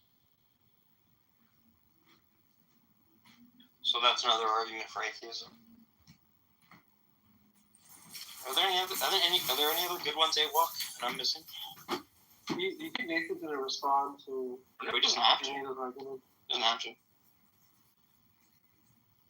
Are there any other good ones that you think are good that you think I'm missing? No, I think like the low priors is my favorite, to be honest. Yeah. I used to be like more agnostic until I heard that actually. I mean, like I think there's like arguments against like Christianity. Like I think like the logical problem evil is fine, but it's like an issue contextualized towards certain religious institutions. That oh yeah, is that what you think? Oh really? So you think it's like an at home kind of thing when you're presenting it? You have to. Yeah, dude, but another way, like Christian. Yeah, but another way you want to fucking. Fuck you. Like I like. Oh, by the way, Sasha came in and backed me on the stuff I was saying with Cloud. About the idea that like yeah, but like I think Cloud's point is still true that like that's arguments are only ever going to be forceful if someone accepts the premises of them, right? And that's what makes it contextualized. No, but like the whole point is that like if they accept the premises, right? That's where I can draw out the like. No, yeah, that's true. Yeah. So right? Like I know that when you have an at-home argument, right? They have to accept the premises, right? But it's their acceptance of the premises that allows you to draw the tension. Right? But I always So took just the pointing ad-hoc. out that they have to Yeah, but I always took the that's ad-hoc some not sort to of like be deflationary point. Yeah. No, I agree with you, but I took the ad-hoc to kind of be like, it's not necessarily a function or a part. I guess it's a function, but it's not a part of the argument. The ad-hoc comes in when you have like this kind of like understanding of their background beliefs too, on top of the premises subjects, right? But that's not the No, I think I agree with you there. Yeah. But the point that I think I agree with Albedo is that like all arguments are ad hoc, and the way you describe it is just the fact that they have to accept the premises need to be motivated. Like, an argument doesn't function if they don't accept the premises. I think that's true of every argument. So ad hom is just the idea that, like, there's going to be background tension. No, right? no. You don't have to accept the premises for arguments to be forceful. Like, you can have a specific argument for a premise, right? And they can, like, think that argument for the premise is, like, generally successful or whatever, right? But, like, they don't have to, like, accept the premise before you, like, start talking to them about the argument. But that is a requirement for an ad hom argument, right? Because an ad hom argument, when you're creating it, right, when you're, like, like, determining what it's going to be addressing, right? Motivational. You're only addressing a certain subset. No, I agree with you there, but, like, by motivational there, you just mean that, like, persuasive intuition-wise or something, right? Like, I mean, I can agree there, but I think, like, in terms of it's, like, being applicable functionally, right? Or to have the motivation that, like, the conclusion does follow in the way that should persuade the person, I do think that is a function of accepting the premises.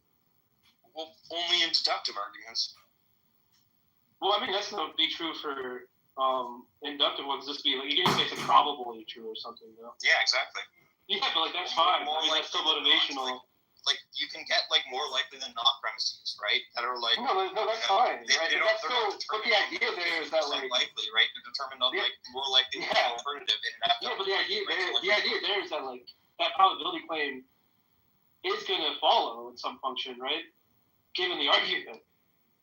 I'm not sure what do you mean by follow, given, like, okay, like, yeah, even an inductive argument, right? It's like, yeah, I don't mean follow deductively. I mean, like, it's gonna, like, the conclusion is true given those things. If the premises 1 and 2 are true, the conclusion is likely true, right? Like, yeah, but that's like a function of the argument. I can just be comparing A to B. I mean, yeah, I know. Yeah, I know what abduction is, bro. I'm just saying inductively.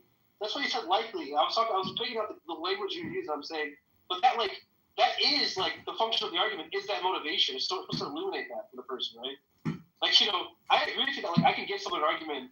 They can't even think about the premises being true, but they can have an intuition about it or something. Like, whatever, that's fine, right? But, like, I think the point Albino was saying is that, like, that relation or that motivation is, like, the kind of function of why we give arguments in the first place. Like, okay, so, like, I look at it like this. Like, you can tell me where you get off this ship, right? I look at it like this. If, like, me and you have a disagreement, right? I can do, like, one of two things, right? Like, I can give you an argument, right, that I think I have, like, support for the premises that you may or may not agree with. Yeah. Right? And we can discuss, like, what I think is my support, and then we can discuss, like, whether or not you think, like, the thing's valid and sound kind of thing, right? So that's one way I could go.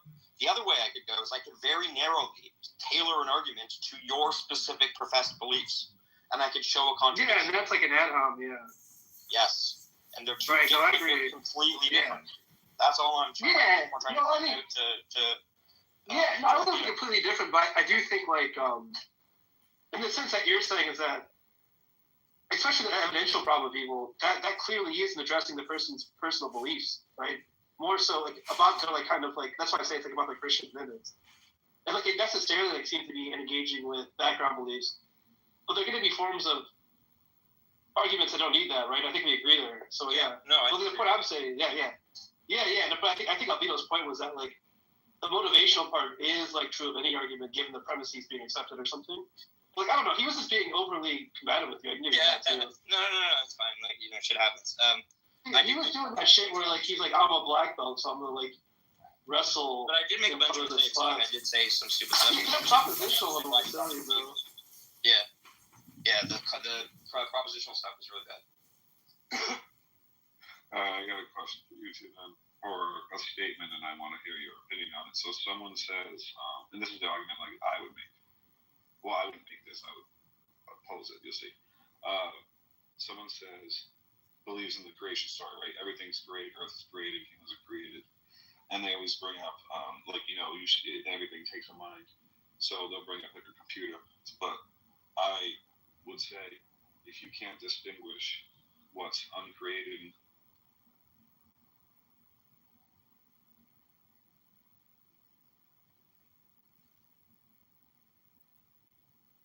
claiming. So, for instance, they're claiming that the ice just showed up because Okay, you were there. Where are you saying occurred again? One more time. This happened in DC.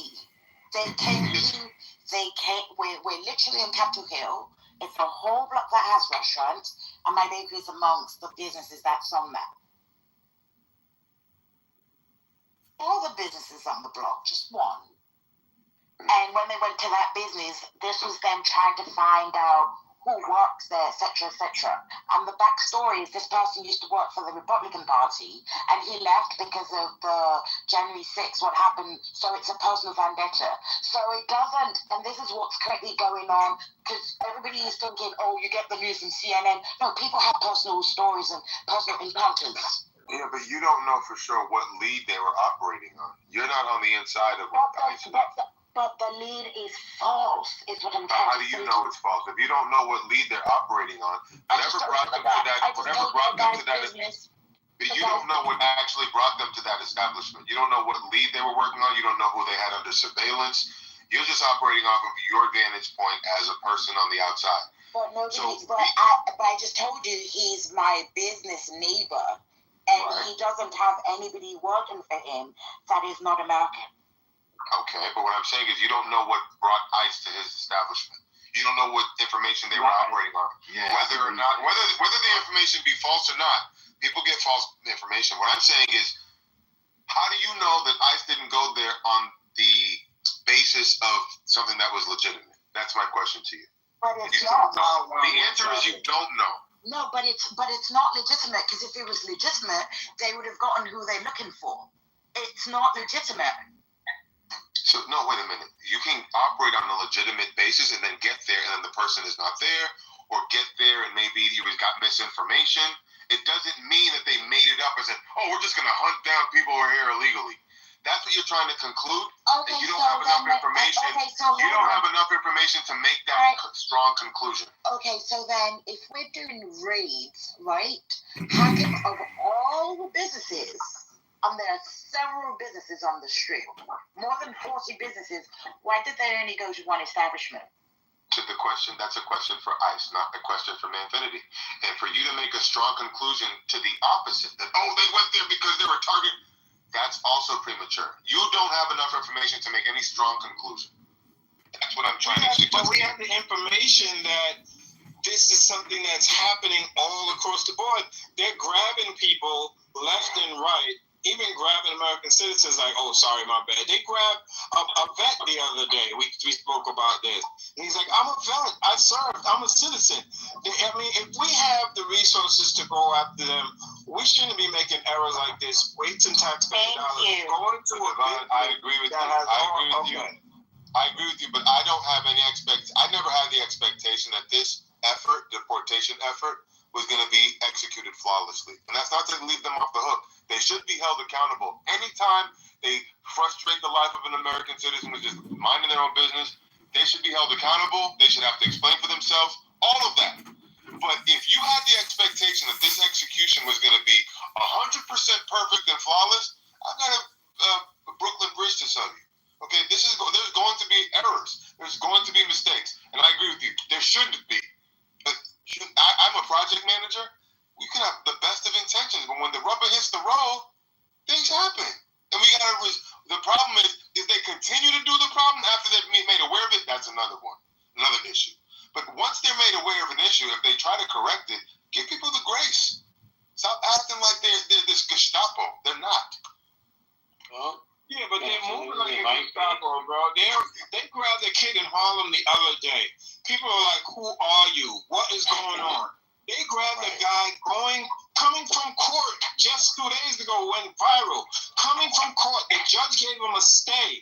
They still took his ass. He looked like a white man. He looked European. So it's this Gestapo attitude. They're not listening to judges. They're not doing due process. They're just not fucking following the Constitution. Everyone should have a problem with this. But they could grab your black ass to say, we don't want to hear shit, we're taking it. You might get out. You might get out. Sorry, I can't speak loud. Did you hear what he said? That Manfinity said, if anything that frustrates the life of an American citizen unnecessarily, we should trash them for that. And I know that you guys don't like that we make a distinction between an American citizen and a legal alien who jumped over the border, but that's where my mind makes a clear delineation. And as a project manager myself, a manager of project managers, we try and implement things to the best efforts that we can. It doesn't mean that you're always looking for the worst intentions, projecting the worst intentions onto these people. Maybe they are trying to do the mission, and these people get caught up in it. That happens. That's okay. And you're going to have that, especially when, think about if you're working at the local Blockbuster Video in 2000 or 1999, and your manager has been letting you smoke weed and shoot smack in the basement of Blockbuster for the last 10 years, and all of a sudden you get a boss who actually cares and knows how to do his job. Of course people are going to be mad. They're like, what the fuck? We used to be able to shoot dope between our toes at the register, and now you're telling me I've got to show up to work on time? Like, a new boss is in town, a new sheriff is in town. That's going to be uncomfortable for people, and make them upset.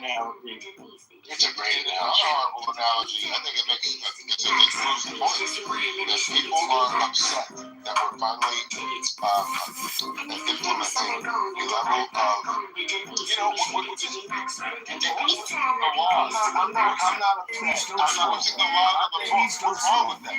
No, I'm not upset about that. Enforce the laws in the book. But again, when people are afraid and people are getting caught up and people that were allowed to stay and all of a sudden like, no, your TPS is revoked. Why are we doing that? Why are we doing that? What does the T stand for? TPS. To admit it, Yes, hang on. How does that? I'll finish the statement again. You don't just throw your temporary protected status out the window and take it the fuck out of America. Give them due process, especially if they're individuals that are contributing to the economy, working their jobs, and they're not the people that cross the border illegally. Go after them. Why are you going after the people that are actually trying to live out the American dream, are getting up every day, going to work, and following the law? Why go after them? Because we don't have infinite resources, and we don't have the luxury of just going after people. We don't have the luxury. We don't have the luxury of just going after this group of people, leaving this group of people alone. It's an all of the above approach because we're in crisis mode. And you don't get that. And you don't understand that. You're not in a position of governing a country. You can sit back on your chair and hold your arms and make all the criticisms that you want. But when you're actually in charge of running a country of over 350 million people, and there's a finite resources, and you have to make tough decisions, okay? This is what you get.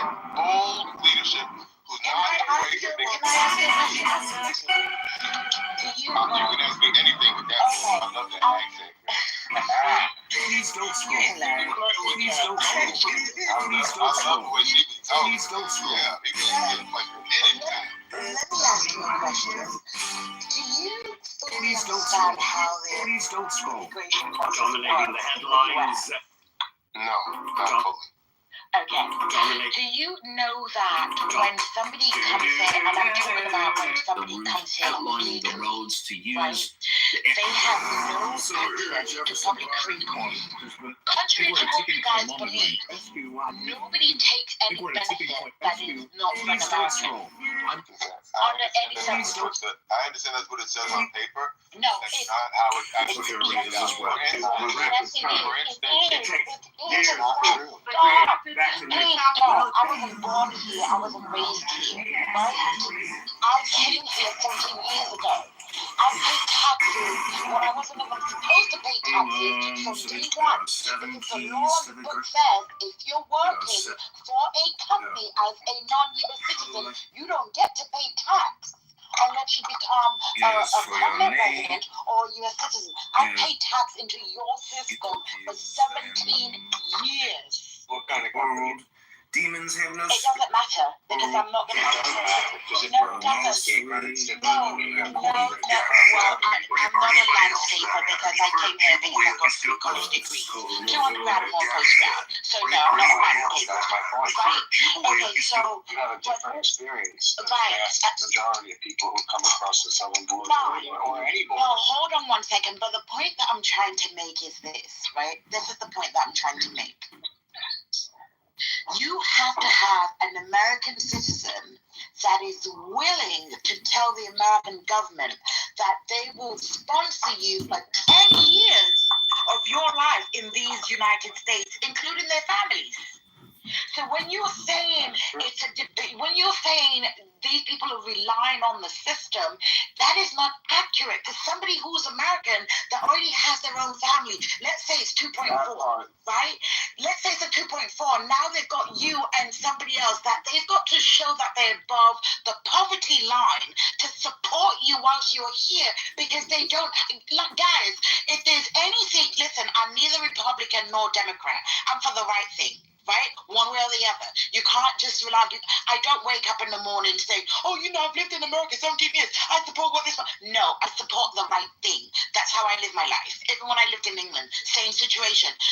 One thing you guys need to do is go really study your immigration laws and fully understand it before you have these conversations. Because a lot of Americans don't understand the system when it comes to immigration. I understand the system. The system's broken, guys. It's broken. It's been broken since I came here. And I've not made it I've never made it a secret. I've told you guys how much money I spent with getting to just a green card holder. It's a broken system. And you guys don't have an immigration system. You have a labor issue. It's a labor issue. Let's not get off the immigration system because you just spent a few minutes talking about it. No, don't do that, Doctor. We believe you. No, we got to go with what you just said. We believe you. Right? I have family members who have gone through the legal immigration system. It is cumbersome. It doesn't make 100% total sense. And I believe the things that you're saying. What we're just trying to say, instead of just now lumping all of these groups of people together, we're talking about delineating between somebody like you or even somebody else. We have Ukrainians that work for us. We have Polish that work for us. It's a different situation. Going through the legal immigration process is very difficult, and it doesn't make 100% sense to me. You do have to be sponsored, and it is for 10 years. And there's a lot of other requirements that you have to go through in order to do that. What we're talking about is not you. You are a legal immigrant to this country, and it's harder to do it that way. A lot harder to do it your way. For example, that you get some sort of presidential decree that says you're now a citizen. It's a lot harder to go through the system. So we need to change the legal immigration system to be less cumbersome, number one. And number two, we need to not try and lump you in with the 8 million people, 8 to 12 million people that crossed the border, southern border, and overstayed their visas in the last 5 years. You're not the same people group. Please don't put yourself in that people group because you're not. That's all we're asking. I think, but the point was, Manfredi's making it seem like everyone that comes here is bleeding the system, and that's not the case. Everyone that comes here doesn't get food stamps, doesn't get free health care. You said it's overwhelming the system. Then what did you mean? I said we have finite resources, and there are some instances where people come into this country illegally, and they do. You just spent a few minutes on that. We believe you. No, we got to go with what you just said. We believe you. I have family members who have gone through the legal immigration system. It is cumbersome. It doesn't make 100% total sense. And I believe the things that you're saying. What do you mean? We're just trying to say, instead of just now lumping all these groups of people together, we're talking about delineating between somebody like can get overflooded with people who are here illegally. Emergency rooms, so that means doctors and resources in hospitals in your favorite city along the border or your favorite city anywhere in the country. If you have a population of illegal immigration that's just popped in, they're sick, will end up in emergency rooms, taking resources away from citizens who need medical attention. Now they got to wait longer. There's got to be more BS in the emergency room. Also, schools. People where illegally they have children. Their children are taking up space in the classrooms that could be going to American citizens. Now they're learning in a more crowded environment, making it harder for children to learn. Another resource that is taken advantage of are some of the social benefits that you said don't happen, like food stamps, like Section 8, like these other things. There are emergency programs. I'm not saying that they're just given to them willy-nilly, but there are emergency programs that if they meet certain statuses, if they meet certain priorities and preferences, there are priorities and preferences in these various housing authorities, these food stamp, the food stamp. If you meet certain priorities and preferences, regardless of your immigration status, especially in places like Boston, especially in places like New York that are overrun with Democrat, liberal, left-leaning government leadership, okay, they want these people to be absorbed into the system and supported. And I understand what it says, that these people shouldn't be. I wasn't done talking, though. I wasn't done talking, though. Let that check. Wait a minute. They going to American citizens now. They're learning in a more crowded environment, making it harder for children to learn. Another resource that is. Yeah, come on now. So the thing is that I understand your point, Devon. The letter of the law may say, oh, illegal immigrants, they don't get this and they don't get that. But when you look under the hood, and you see how things are actually in practice, like, for instance, voting, okay? You're not supposed to vote if you're not a citizen. But in certain places, if now that you're an illegal immigrant, you can get a driver's license, now the system can't delineate between someone who has a license versus a citizen, and they're being allowed to vote. Just because the letter of the law says one thing, the implementation is being done differently at the under the hood level. And I want you guys to understand that there are illegal immigrants in this country receiving federal, state, and city benefits and using it to the degree that it's taking away from American citizens who deserve it more. Thank you, Jesus. I'd like to clarify a point with regard to your driver's license that you just mentioned. Whilst sanctuary cities will give a driver's license, right? Those licenses are actually labeled. They're different to the license you get as an American citizen. So no, you cannot vote. Out here in Massachusetts, not in New York. It's no different at all, and it automatically registers you. Not in California either. Anyone can vote in California. Anyone can vote in any state. Stop telling us what's true. We're going to send it to Grok and do a fact check. We live here. We're telling you. You think no. You've got your fingers it's called absentee ballot. Absentee ballot, love. Arguing with people committed to misunderstanding you, and Ricky. Because that's what we do.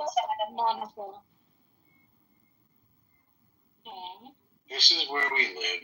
This particular issue in New York, California, and Massachusetts is completely and 100% true. This is the way. Bullocks, that's not true. She knows the truth. You're not listening. Okay, it's not true. Okay, they can go to jail. It's called absentee ballot. Out of here, even locked up. Illegal immigrants cannot vote. There was a motion in New York State, or I think it was in New York City, that allowed them to be a part of local elections. No, illegal. I can give you yes, the headline. So they could be in. Okay, it's not true. So now we believe news. Oh, we believe news. All the news is fake news, love. This is on the state. It's all spam, including this room, except for Manfitini. He's telling you the truth, and you're all just spamming us with your lies. Yeah, I understand what's going on. Not true. Oh, stop with your spam and your lies. It's all communication is spam, and all you're doing is spamming us with your fucking lies. Shut your fucking mouth. It sounds like you believe the propaganda. You believe the propaganda? What did I say that was propaganda? No, not you, Manfitini. You're telling us the truth. These other non-native English speakers, these non-Americans are lying, spamming us with their propaganda, wasting our fucking time. I can't move people to the audience. Leslie, you don't even know if you're Scottish, Irish, Scouse, Australian, South African. I can't move anyone to the audience. I can't mute individual people. This is terrible. Yeah, it's because it's public. Let's play fair, guys. You can't. You can mute the whole stage. You can mute the whole stage if you want to mute that. You can mute the whole stage, but I can't mute the individuals and I can't move people to the audience. Oh, what a shame, man, Fitty. Well, now I can always come back under an anonymous account and continue listening to all the spam and lies that this app generates, minute to minute. I'm sorry. We're going to give the microphone. We're going to give the microphone to Monica. And if you keep interrupting, I will have to remove you from the room, and I don't want to do that to anyone. Monica, what do you say? The three dots to the top right, just change the settings in the room to anyone can join the stage. You have it set to no one needs an invite. You change it. Hand raising. Turn hand raising on. Yeah. Speakers, friends can. No one can. Everyone. Hold on. Hand raising. Speaker, what should I put it? Everyone can, speakers, friends can, or no one can? Everyone can. Everyone can. It's boring since your friends don't. Okay, And so now I'm going to change it. Go down without having to remove people. Oh, this is great. I love me some Monica. Thank you, Jesus. He's like, he figured out the deal. I got control of the room. Y'all keep messing with me, I'm kicking you down. I just Googled it, Manfinity. It's not true in New York. They cannot vote.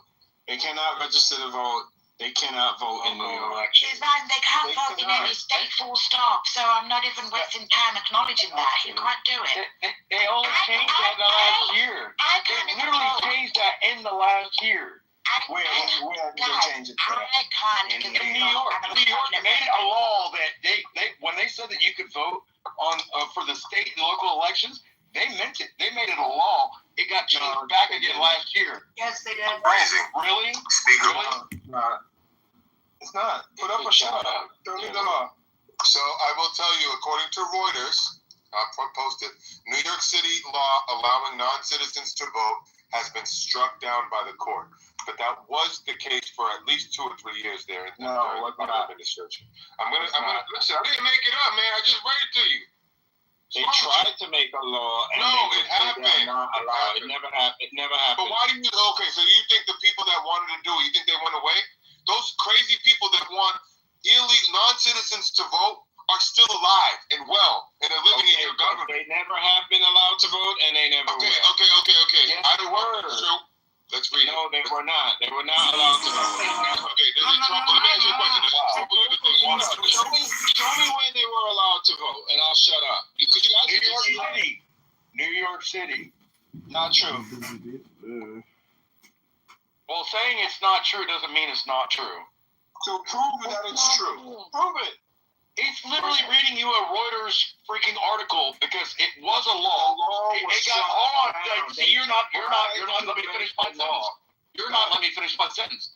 Well, they made it a law, and then they put it on the books, and then it got contested, and it took them 2.5 years for it to go through the Court of Appeals for them to strike it down.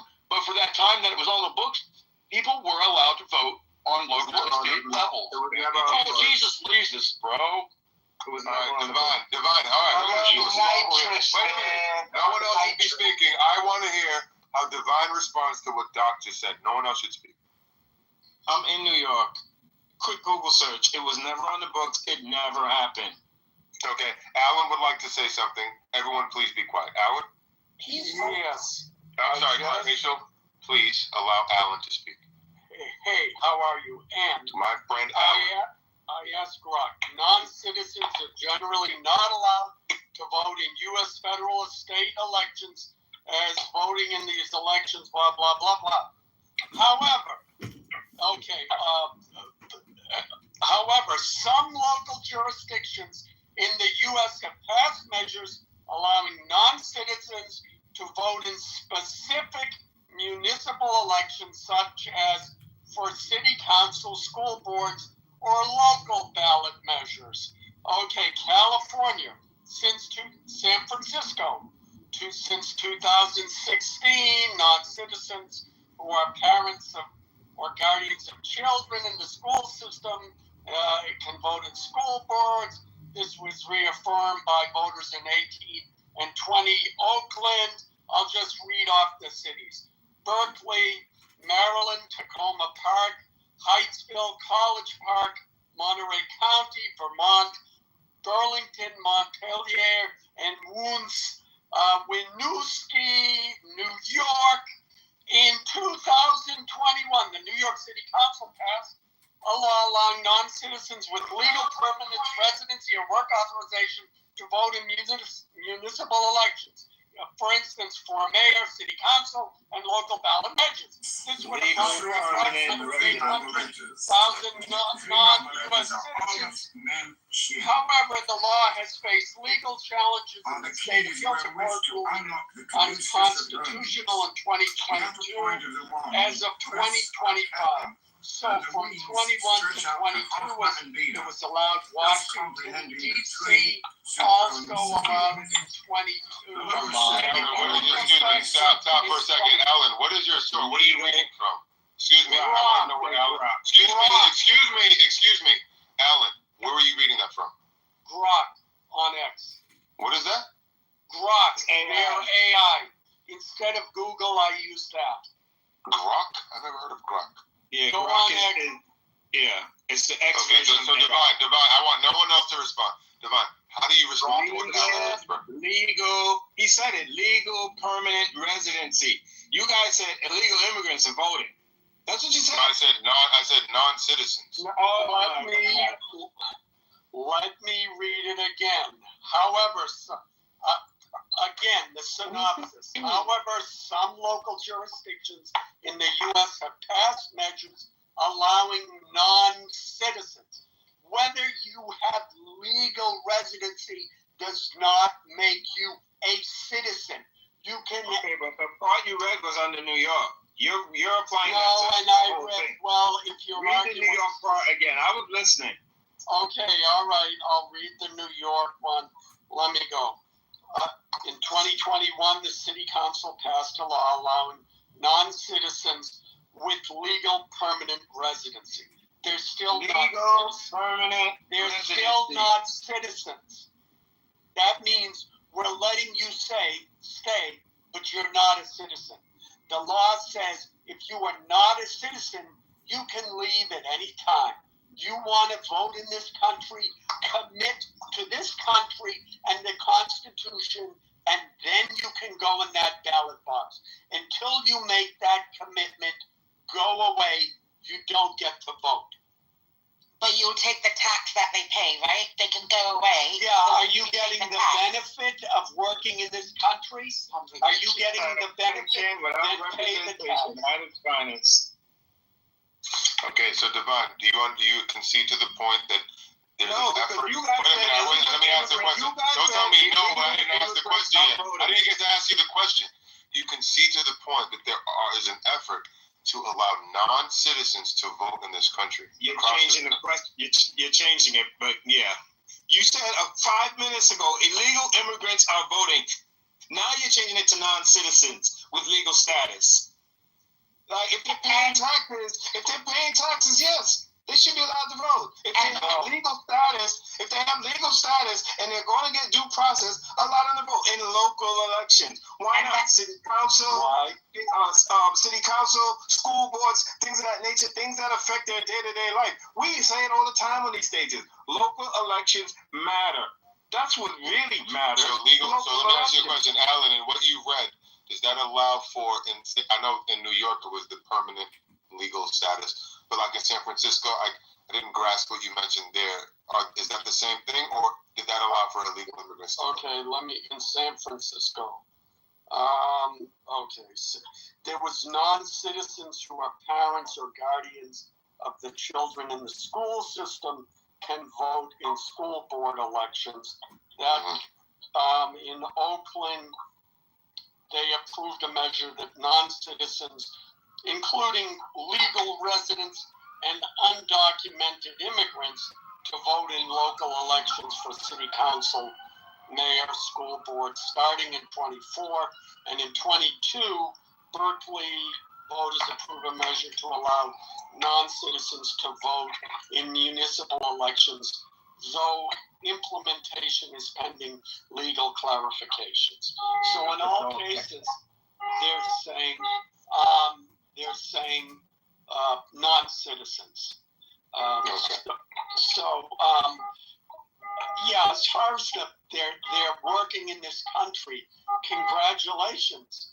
You are now in a country that gives you greater opportunities.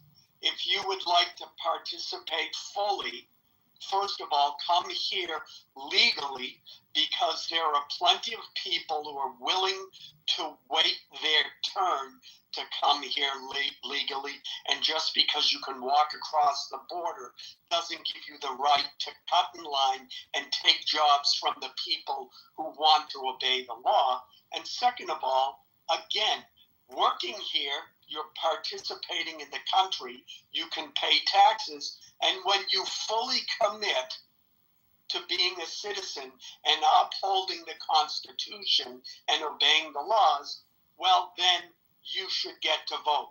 And yeah, local elections do make a difference.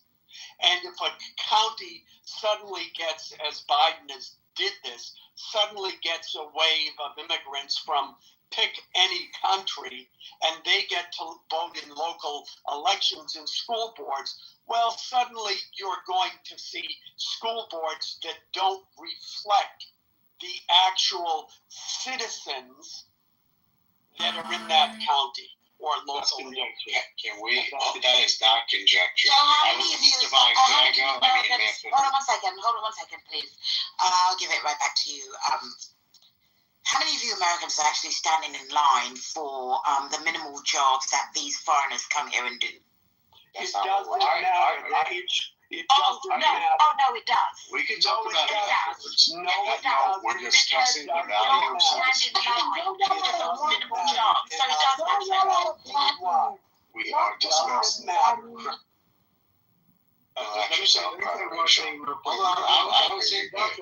Doctor, I'm going to ask you. I'll go after you. Yeah, so, all of this could have been alleviated, because I remember there was a bill that wanted to hire enough border agents, enough judges, and enough manpower to sort all of this out. But they chose to not vote on that bill, and they chose to give money to Ukraine. They chose to give money to Israel. They chose to do everything but deal with this crisis, because they did not want Joe Biden to have the win of securing the border and having enough judges to process these cases. And now we're dealing with this conundrum of a catastrophe right now. With that, I land. Okay, thank you. Doctor responsible, do the honors. Please, just sweep that under the rug. Jesus, thank you so much. Devon, it might make a fantastic headline to see this bill that I would puke all over and then throw it in the garbage, to see that be repelled by Republicans. It might make a great headline, and listen, you guys have been working off of that headline for about 8 months at this point, right? And that's fine. You think it's a great bill. You think that adding more judges is going to fix the problem. You think that shortening the time of the people's stay, of the time that they have to wait before their hearing, will fix something. You feel that adding more border agents for that sole purpose will fix something. I don't think that will fix anything. The only thing that will fix anything is the Remain in Mexico policy, which I've been touting like a fucking parrot on the stage for 2 fucking years because of our immigration laws, I should say. Once a person's pinky toe, no matter what color it is, white, black, ching chong ching, purple, Asian, whatever it is, once that pinky toe touches American soil, that person is afforded a gigantic amount of rights under our asylum law, right? So they're untouchable at that point. So the only way to fix that problem is to stop them from putting the pinky toe on the soil of the United States in the first place. That is the only way to fix the problem, because we are outdone. Once the person steps over the U.S. border, there's nothing a president can do to fix this. This is now in the realm of the bureaucracy, where that person will be given a court date. That court date will be 6 months away, or if the bill that you love so much got passed, maybe it's 4.5 months away. that is not a win. And that is why the Republicans, among many reasons, maybe it was because they loyal to Trump. Fuck if I know. Happy if we did. That is why they didn't vote for it. Because we've had 35 years of this nonsense from Republicans. No, I'm not even talking about the Democrats. I'm talking about Republicans. The Republicans that are America First stood up and said, I'm not voting for that shit because it isn't going to fix the dick. Now, in your own mind, you can have fun and explain that as, they're in a cult and they're just, praising the master and they're doing blood sack, whatever you want to say about it. You can say, and I'm okay with that. I'll deal with the repercussions. Hold on a second, chill. Hold on a second, chill. Why are you not going to let this out? I'm telling you, black ass to go to the audience. Respect yourself. Anyway, stop interrupting Raven, if you would. So anyway, that gets down to that point. We don't see it the same as you. There was no great, beautiful immigration bill. This was just another attempt, a bill written by Republicans in the first place, who were pieces of shit, brought to the House by other piece of shit Republicans and Democrats, and now you expect us to just go ahead and sign it. No.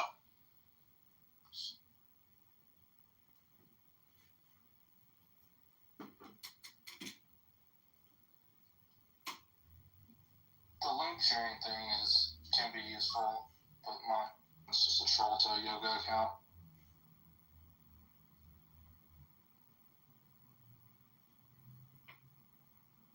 Yeah, I mean, I signed up for the anonymous ability, and I could care less. It's, in fact, if I get kicked from a room, generally the mods are saving me the time. So I don't know why I would pay $5 to live stream chillism all day, but the fact that people are here 24 hours a day, 7 days a week, gives you some consistency if you are looking to essentially scrape content. Well, the feature that I think I'm surprised you don't like is the fact that you can now link to you can link to different URLs. So that's valuable to the people who are in the service industry in some capacity as entrepreneurs or make products or something. That's where. Yeah, you can promote your OnlyFans. I keep breaking the servers on my OnlyFans. Okay, so Edmund, how does this screw you up or help you? It's pointless. I mean, I'm just consuming spam like you. I mean, this app is literally just spam, and it doesn't help me or hurt me. I'm wasting my time here, but I don't know. It's funny today. I was thinking, I'm like, if it was the end of the world, I'd still probably prefer to listen to random people have random conversations than turn the television on, or just there's so many alternatives to what you're listening to on a 24-hour cycle. So I don't know. I find it interesting content to live stream because YouTube, I have, 10 YouTubes going, and sometimes they pop and you get, thousands of views. But again, there's no interest as to like, what app is that? Or who are they? What are they talking If you're in a room under anonymous, if I'm understanding what Jasper told me, you can't be removed, right? Yeah. So it throws, I'm probably one of the most thrown out people in all the rooms. So if there's like a big room, I mean, that's the thing is I have 5 accounts. I would rather just spend the $15 to get a new account on a new burner phone than even sign up for the monthly. It's like I would just rather invest in a new Clubhouse account. So their model doesn't impact me as a consumer and user of their model. I would rather just create a new Clubhouse account than do any kind of subscription for these fuckers. One account. So there's like an anon in the room. I don't know who this is, but the person can't even put in the chat like they're testing it. So yeah, it's that person just will live in the room. Yeah. And this is the thing. You can't click on them. You can't do nothing. You click on this. No. But honestly, haven't all of the most dramatic conversations already happened? I mean, if there's a war or something, major conflict escalation, I mean, there's times where certain speakers here may have interesting insight, And as someone, you know, it's like you got to do all the work. You got to go through the hallway, try to find, you know, what you think is the high value content, and all this shit on this app and all these other rooms are so.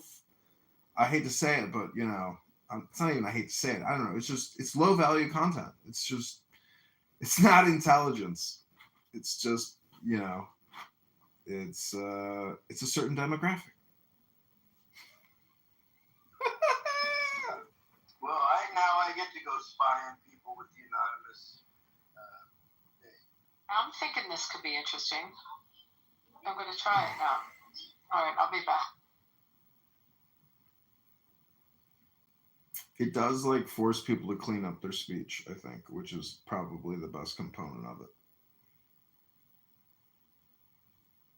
But it's also, can it create some like legal problems? I mean, to have this anonymous listener where there's no, you know, like tracing or sourcing. I mean, I don't know. I mean, I think people. Anonymous listeners is I think it's gonna end the app because people are just gonna be too cautious. Not really. There are people on here who love to throw shit to the wind or throw shit to the wall, see what sticks. I mean, because that's the I proved that the premise of anonymous is redundant, because you can just create an infinite amount of very agnostic accounts where no one can identify it. And the thing is, I've listened to all of the interesting conversations or all the supposed interesting people. It's all just spam. So there's no reason to, you know, invest in a monthly or annual subscription to this stupid platform. I mean, there's just not, because you can create a new burner for $15 and create an agnostic profile that the mods can't necessarily detect unless they cross-reference and go to my live and confirm it's me and say, yep, that's fucking Edmund. You know, that's the thing. It's like, but I'm the only loser doing it. So how many people are going to sign up for this stupid shit? A couple hundred people? Wow. Moving fucking mountains with hundreds of subscribers at $5, $7 a month. Wow. Well, wait, isn't this good for you? The fact that you can have these anonymous accounts, you can go in and no one will remove you? No, well, that's my point, is I would rather just spend the money on creating a new account and not attaching it to anything and play that game again. Because for me, it's a game. All right. It's like a game for me. So when somebody detects me and they say, that's fucking Edmund, kick him. You know, I mean, but I'm just who they assume every time. I've conditioned people on this app in this little micro universe. And you made no true statement, because every troll I see, no matter what, I believe it's you. I don't know if I'm right or wrong, but I definitely you're the number one suspect of everybody. Yeah, I mean, and so this is my point, is like, this isn't gonna move a mountain. This isn't gonna move a needle. Well, wow, they're making like, say they get 1,000 people to even sign up monthly. It's like $7,000 a month. Do you know how much they spend in fucking server costs on this stupid app a day compared to like, the model doesn't work. If they don't empower the creators here and give them a revenue share, fuck them and fuck their stupid platform and fuck their stupid business model. Like, make this an economy. They don't make this an economy. I mean, make this a fucking economy, a place where people can actually earn a living, you know, and then it'll get some fucking traction. They need to turn it into Patreon or something, you know? It's totally pointless. We were getting traction. Somebody changed the title, which is totally fine, but we were getting traction with my title. Hey, I'm guilty, and you're definitely right. When I changed it, I thought it might help, but it definitely hurt the room. Oh, okay. You know, it's fine. I was just curious. Yeah, I just thought, like, since we were talking about that. No, I think that was right. I felt, no, it was actually wrong. It was a good thought, but it was the wrong move. Edmund, the one advantage of using the anonymous option as it is like access to houses. So if someone opens rooms that are only for house members, you can go into a room anonymous if you're a house member. You can't otherwise, but it doesn't really matter for a bunch of the houses that like don't have any limitations on people join. Yeah, I mean, if you could just fully automate the scraping of this stupid app and then have it auto post to YouTube, that would be cool.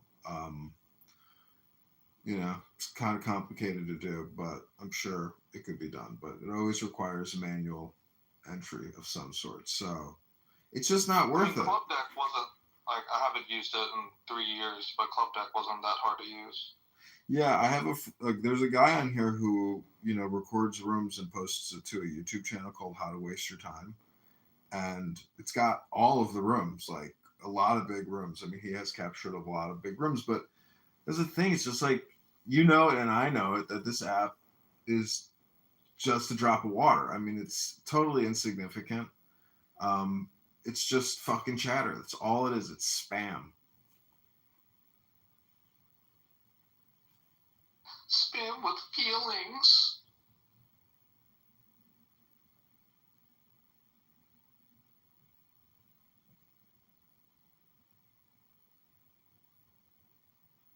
I mean, going into the election, like, you know, there was more value in the app, absolutely, at that point, going into the election with Kamala and Trump. Like, that was the after that, it's like, see, this app does have this like propaganda social aspect to it, but it's only, like, you know, more relevant and important at like peak times. So what does that tell you? I mean, that it's all spam.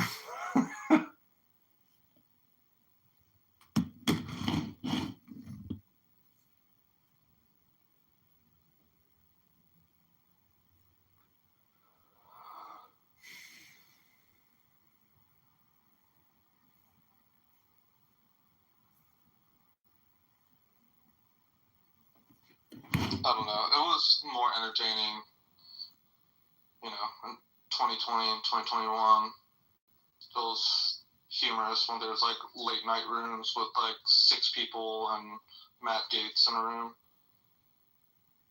Yeah. Lex Fridman was funny on here. I was recording him, and he got furious with me that I was recording his conversations. He was messaging, "Not cool, bro. Not cool to record me without my permission, bro." He was ultra sensitive, and like, I don't know why people deified him so fucking much on this app. It was so goddamn annoying. I found him absurdly dull conversationally.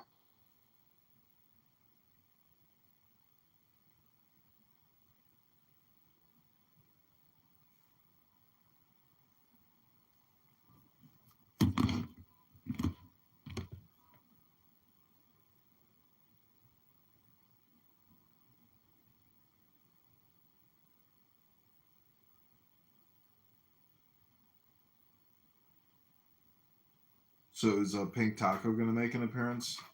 Because I do like Pink Taco's rooms. Those are fun rooms. This is his room.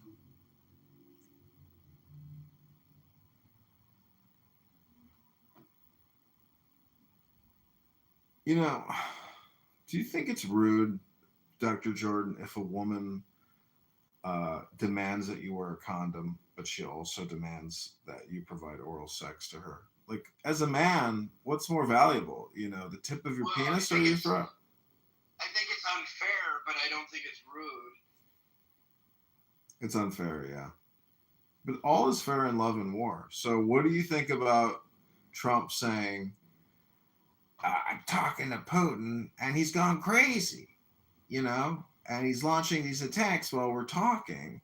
So how do you view, you know, Well, actually, that what statement? I think is funny is, I don't mean to change the subject, but I was on the treadmill today when I saw breaking news scroll across CNN that Barron Trump did not apply to Harvard, and it just, the way it was taken out of context, or I took it out of context, but it was hysterical. But go ahead. I'm sorry, I interrupted you.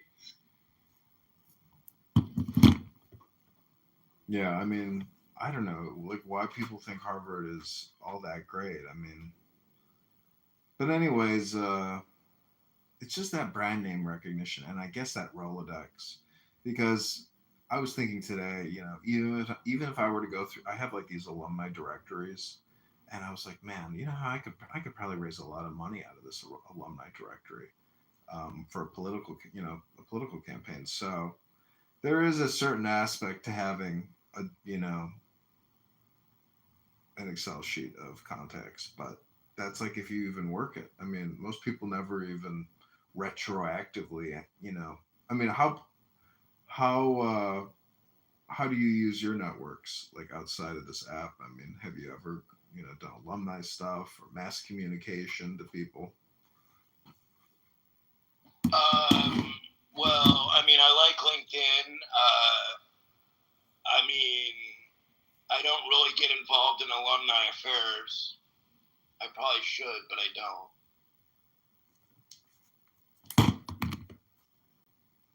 Yeah, I don't use LinkedIn anymore. They deleted my account. At one point, I think I had like almost 20,000 connections on there because I was just like every day going ad, and but again, it's just like all spam. You know, that's what it comes down to. I mean, if you were to, you know, tell us like how much communication you've had to spend on there, how much revenue you've generated from there, I mean, you'd probably be like, yeah, it hasn't been as great as I thought it would be, or maybe you have a big success story. I don't know, or you have consistent, you know, revenue growth on there. But is that even happening for you?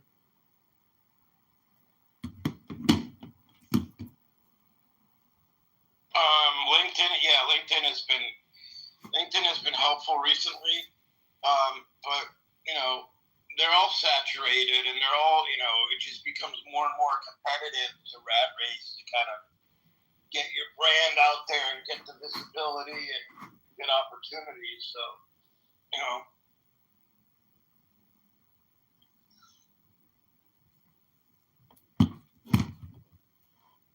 Yeah, LinkedIn is kind of annoying in the sense that so many people's lives are just like dedicated to, you know, managing that LinkedIn, adding new things, new activities, new prestige, new, you know, I mean, and then they're always forward looking to their future job prospects. You know, if this corporation lays me off, I can now represent myself as an information, you know, advertising technology lawyer who's worked at Yahoo, worked at like, you know, then you got to find the new corporation, the new job, start working on all their work. I mean, maybe bring new business basically.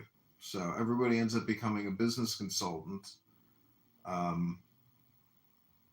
Or you know, a chief revenue officer to a certain extent. It's like fundraising basically.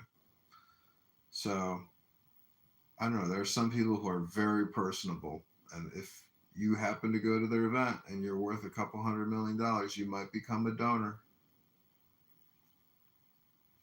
Well, you're right at LinkedIn.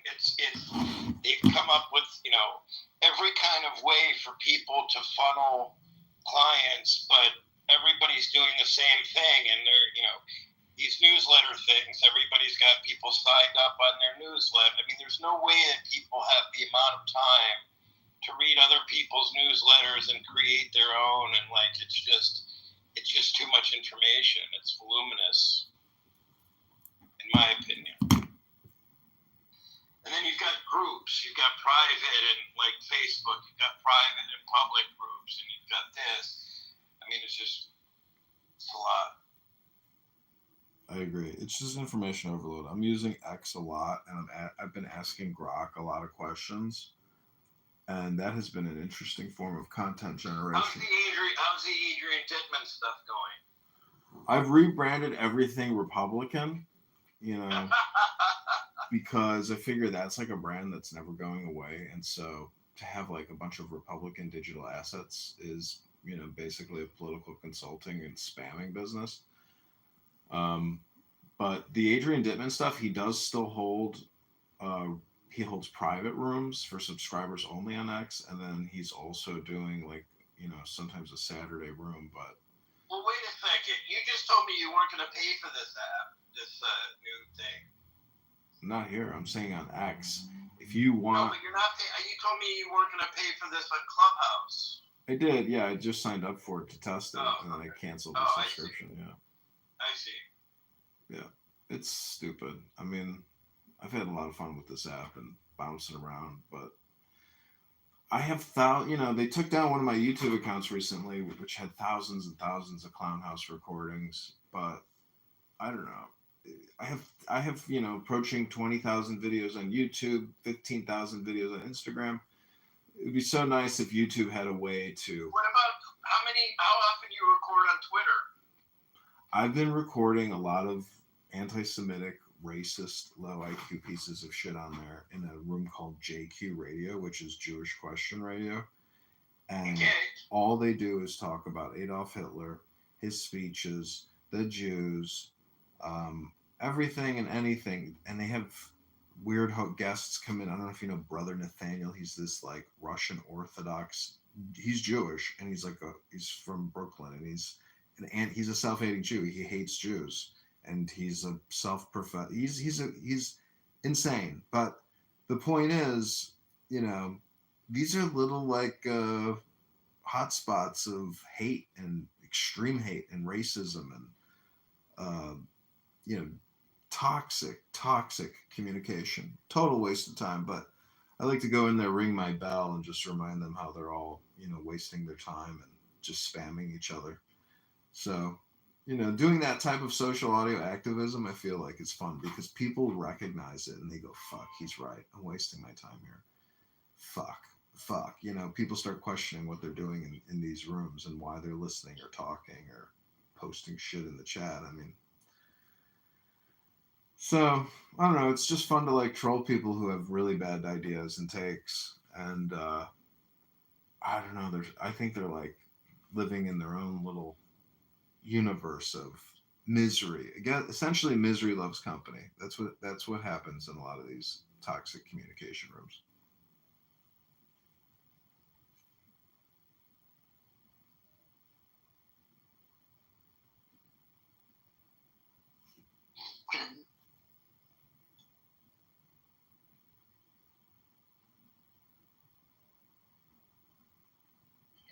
Why don't you educate people? Why don't you? I do on YouTube. I have millions of views of people that have listened to me reading books on YouTube. I create shorts, 1 minute, 3 minute clips of me reading books, and that's my educational contribution. You should post that on Clubhouse. It's all just algorithm, No, nobody here is ever going to see it. I mean, you could go to my YouTube and actually look at my YouTube and listen to me reading a variety of wisdom-based books.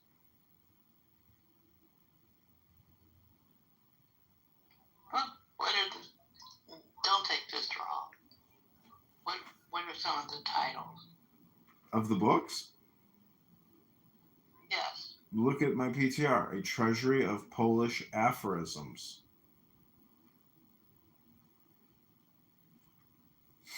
I'm not being facetious or actually joking. I mean, this book is really pretty amazing.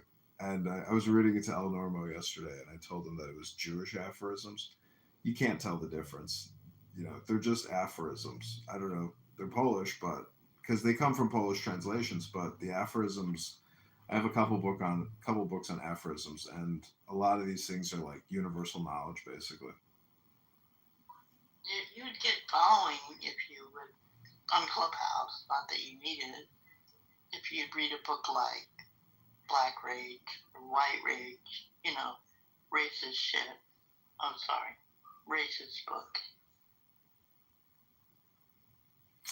Yeah, I don't know. This racist communication industry is. I saw this one African American lady give like a 4-hour seminar on structural racism and white guilt, and it was just. And I don't have the video anymore. It was like a Google talk or whatever. But basically, it's just the communication industry. I mean, all this DEI stuff and all these education scams are it's like it's toxic communication, and it's just it's political and it's business and it's sick, but it's what people do, because communication is like a commodity, and I talked to my mom today. She's like, I've heard everything. I've seen everything. So people do feel like they have, not seen anything new. And I think DEI and critical race theory and all this communication industry and the educational industrial complex is spam. And it's, you can witness it here on this app, and it's just racist, toxic communication. And yeah, but the academics eat that crap up. Well, I heard these people talking about white guilt. Well, not people, but it was Bill Maher and Tim Pool talking about the reason why, like, North Chicago voted for Brandon Johnson is because the Loyola North Shore snobs of Chicago experienced white guilt. I'm thinking, like, I don't even know if that's true. I mean, it's like another reframe. It's like talking about, trans and genders or even gay. I mean, everything is political. So all communication is spam, and it's almost all political. There's very little actual wisdom ever communicated on this app. It's like, 0.001%. So at least he moved away from hypnosis. That was a healthy move.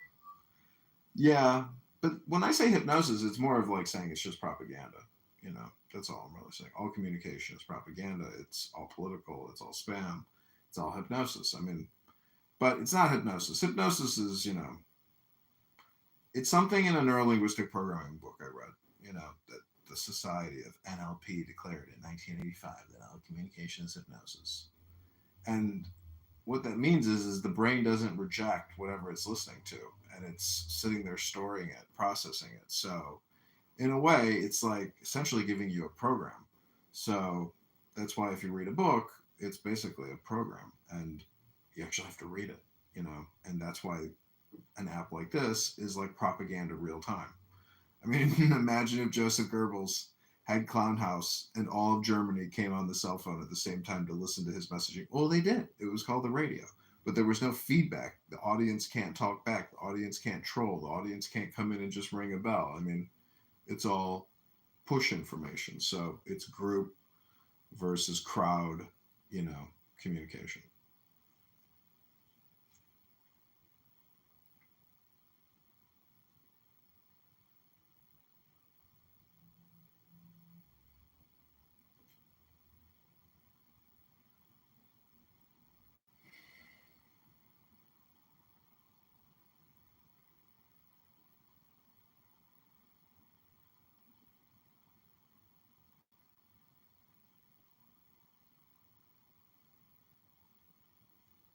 In the game is being played, and he wants to find her before she learns how to read. But it's a compliment for her, even though she never got the opportunity to really see what she deserves in life. A lot of times, women get with a man where if she grew to her full potential, she would have never accepted him. He would be a man where he, like, whatever he became, she actually would have been like, nah, he's my type. So it's almost like predatorial. So even though you say it's a compliment for a woman to get married as young as possible, to dedicate her life towards a family, if that were universally true, then how come the man is 40? Hello?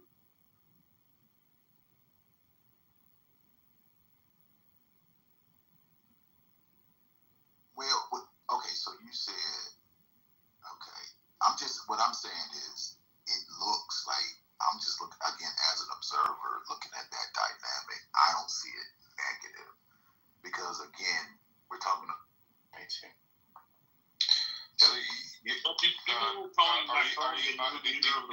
Would you like to end your? Are you finished up, Mike? No, I think Jarl would like. Is it Jarl or is it Jarl? I'm sorry, Jarl. Technically, it's Jarl, but whichever. Yeah. You see, even the name Jarl is a little bit of a pansy name, I must say. But Mike Moon would like. Mike Moon would like to finish his input. For the benefit of Doctor, I want to say that I'm pleasantly surprised by things Trump's doing in his second administration. I see him as an agent of change, a change that was necessary to the status quo of the United States of America. Whether or not you like him personally, we have been doing much of the same thing for a very long time, and increasingly so, countries, especially European countries, decide somehow that they're our fucking equals, and they're not our fucking equals. We've always been their fucking daddy. We've always taken care of them. We've always been the fucking leader. We still are the fucking leader. And when we hear that America's somehow losing favor, it doesn't matter if America's not losing power. If they're losing favor, if people are going to whine more about us than they used to, they're still going to rely on us when shit hits the fan. They always have. They always fucking will, at least for the near future. And the reality is we haven't gotten weaker by standing our fucking ground, turning inward, and paying more attention to ourselves for a little bit. And there's a lot of things Trump's doing that make a lot of fucking sense to me. Taking money away from Harvard and putting it into fucking trade school sounds like a great idea, okay? Tariffs on the movie industry to start freaking coming back to the United States, making their movies here. I live in Atlanta, right? We built giant studios for Marvel to film their shit. And then they ran off to fucking England as soon as they got 5% more royalties or paid over there. So, or discounts. So the reality is this: get them the fuck back, or they can go pay twice as much to go overseas. It's the same with Canada, by the way. Canada's 35%. Fuck them. So there's a lot of shit he's doing to basically say, listen, let's reevaluate, figure out what the fuck to do in America. He's doing things, okay? Now, whether or not these things pan out, whether or not these things end up being good or bad for America, a lot of this shit, I'm almost done. Congress, let this American citizen speak, you fucking dirt napper. Go ahead. A lot of this shit that's going on is new. Congress, you can go. Congress, I will allow you to go, but you just have to wait your turn. You can't jump the line. You can't cross the border that way. Please allow Mike Moon finish. I apologize, please. But there's a lot of shit. Yeah, I'll wrap it up. There's a lot of shit he's doing that it remains to be seen how it's going to pan out. We don't know. But the fact that something's being done to look at these things from a new perspective is very important to me, that it gets done. And if he's an agent of change to start the process, and now we think a little more about things in ways we haven't considered before, I'm totally good with that. Whether we end up with another Republican or Democrat in the White House doesn't really make a difference to me. I just want something that will continue focusing on America. And it appears that he kind of knows what he's doing this time around a hell of a lot more than he knew the first time. The first time he's a little bit like fucking, what do you call? I don't know. He was out of his league. He didn't know what the fuck to do. But the first time, the second time, he kind of got it figured out, and he's doing some shit now, and he's being very deliberate about it, and he's being strong. And if people don't like that strength, or they say they don't like it, in the end, when shit hits the fan, they want it. So fuck the rest of the countries that have a problem with it. Let's kick ass. Go America. All right. Jarl, Congress, you're up next, but I want to give second for Jarl, or I think it should be Jarl, but wait, if you want to be fancy, we'll say Jarl. We'll Can I say Jarl. 10 seconds? Can I say 10 seconds? Sure. Bro, I will just say this. Mike has been very anti-Trump, as he would tell you, for 5 years at this point. At least 4 years on this side. I don't remember Mike Moon. He's a guy who puts his heart on his sleeve. He believes, and then he goes and puts it out there. And he didn't even say anything that Trump is good or Trump is great or anything like that. But just him giving a chance to let the guy do his thing, and then we can judge him on the basis of the results. I mean, this is like breaking my heart right now in a good way, and I appreciate it. It's called having a wait and see attitude rather than the left, who has an I already know attitude, arrogant, and that's the difference. Yeah, I don't know what I don't know, and I'm open minded. That's what it is. Absolutely. So Jarl, if you'd like to respond, or Jarl, if you'd like to respond very quickly, we'd like Congress to voice his concerns. Sure, I'll be super brief. So obviously I disagree with Canadians being pansies, but you guys are allowed your opinions. Just really quickly, the Hollywood thing I think is interesting, because Hollywood to me is like the industry that America, like movies specifically, that America like dominates. There's not a single country that comes close to making entertainment like America. So it's just like crazy to me. I don't see how terrifying like American movies made in other countries is going to help, right? iPhone or Apple was the largest company in the world without making their phones in America, and I think that like I just don't see why bringing back production is going to help America. That's not like what America's strong at. America's good at innovation and technology, not manufacturing. But anyways, thank you, Congress. I can say really quick, it's going to bring back jobs. I'm in the industry, and the jobs have been decimated here from all this shit. So it's going to bring back jobs in that case. Yeah, before we go back to Congress. Yeah, before we go back to Congress, Jarl, it's going to bring back. I understand you can do two things at once. You can innovate while at the same time employing your people to the point where we're not living in parts of the country were devastated when industries left. So you've got to have a balance, and I understand that you think that innovation is the only way, but it's not the only way. It's a both and approach. But let's move to Congress. Congress, you'd like to provide. I'm sorry. Please wait your turn. We have Congress up next, and then Alan, and then maybe Cry Rachel, and then Abby. Congress, what would you like to say? So, all right, thank you much, of course. Being called names here, that's absolutely right. But then when we talk about President Trump coming into the picture, when we look at his history and what he's done, see, US, of course, is a state which will poke nose into situations when they're not having anything to do with, I mean, these guys come into the picture when they talk about India and Pakistan. And then they say that, no, India did the right thing. Yet, they, your premier is okay signing a deal with Pakistan, with a lot of other countries when they so just to give you an idea, trade policies, Trump's, when we look at him, bigger picture. I'm sorry. I'm going to let you finish, but you have to. I want you to be clear. What is your input? What point are you trying to establish? Because I'm getting lost in what you're saying. See, what is your main point, and then I need you to try to establish it. What are you trying to get across? U.S. has seen better leaders who've actually helped the entire global hemisphere. But then when we talk about Trump, someone who is a menace in his own life, it's weird. And so your point is that Trump is not a good leader? Absolutely, yes. Okay, and what's your strongest example of Trump not being a good leader? Something that he's done in the last 100 days or so. Him saying that India is a very good friend, blah, blah, blah. And the recent attack in Pahalgam, what happened? I'm sorry, I'm having a hard time understanding you. What did he say? I'm having a hard time understanding your English. So tell me, what did he do that makes him such a bad leader? One more time. Simply put through, him funding Pakistan, him funding Turkey, and India being very vocal about the fact that we've had these situations, and we're sharing that Turkey is involved, Pakistan is involved, and yet US signing a deal with Turkey for But this is an example of his poor leadership to you. Can anyone translate to me what's happening? What did he do in Turkey or in Pakistan that makes him such a...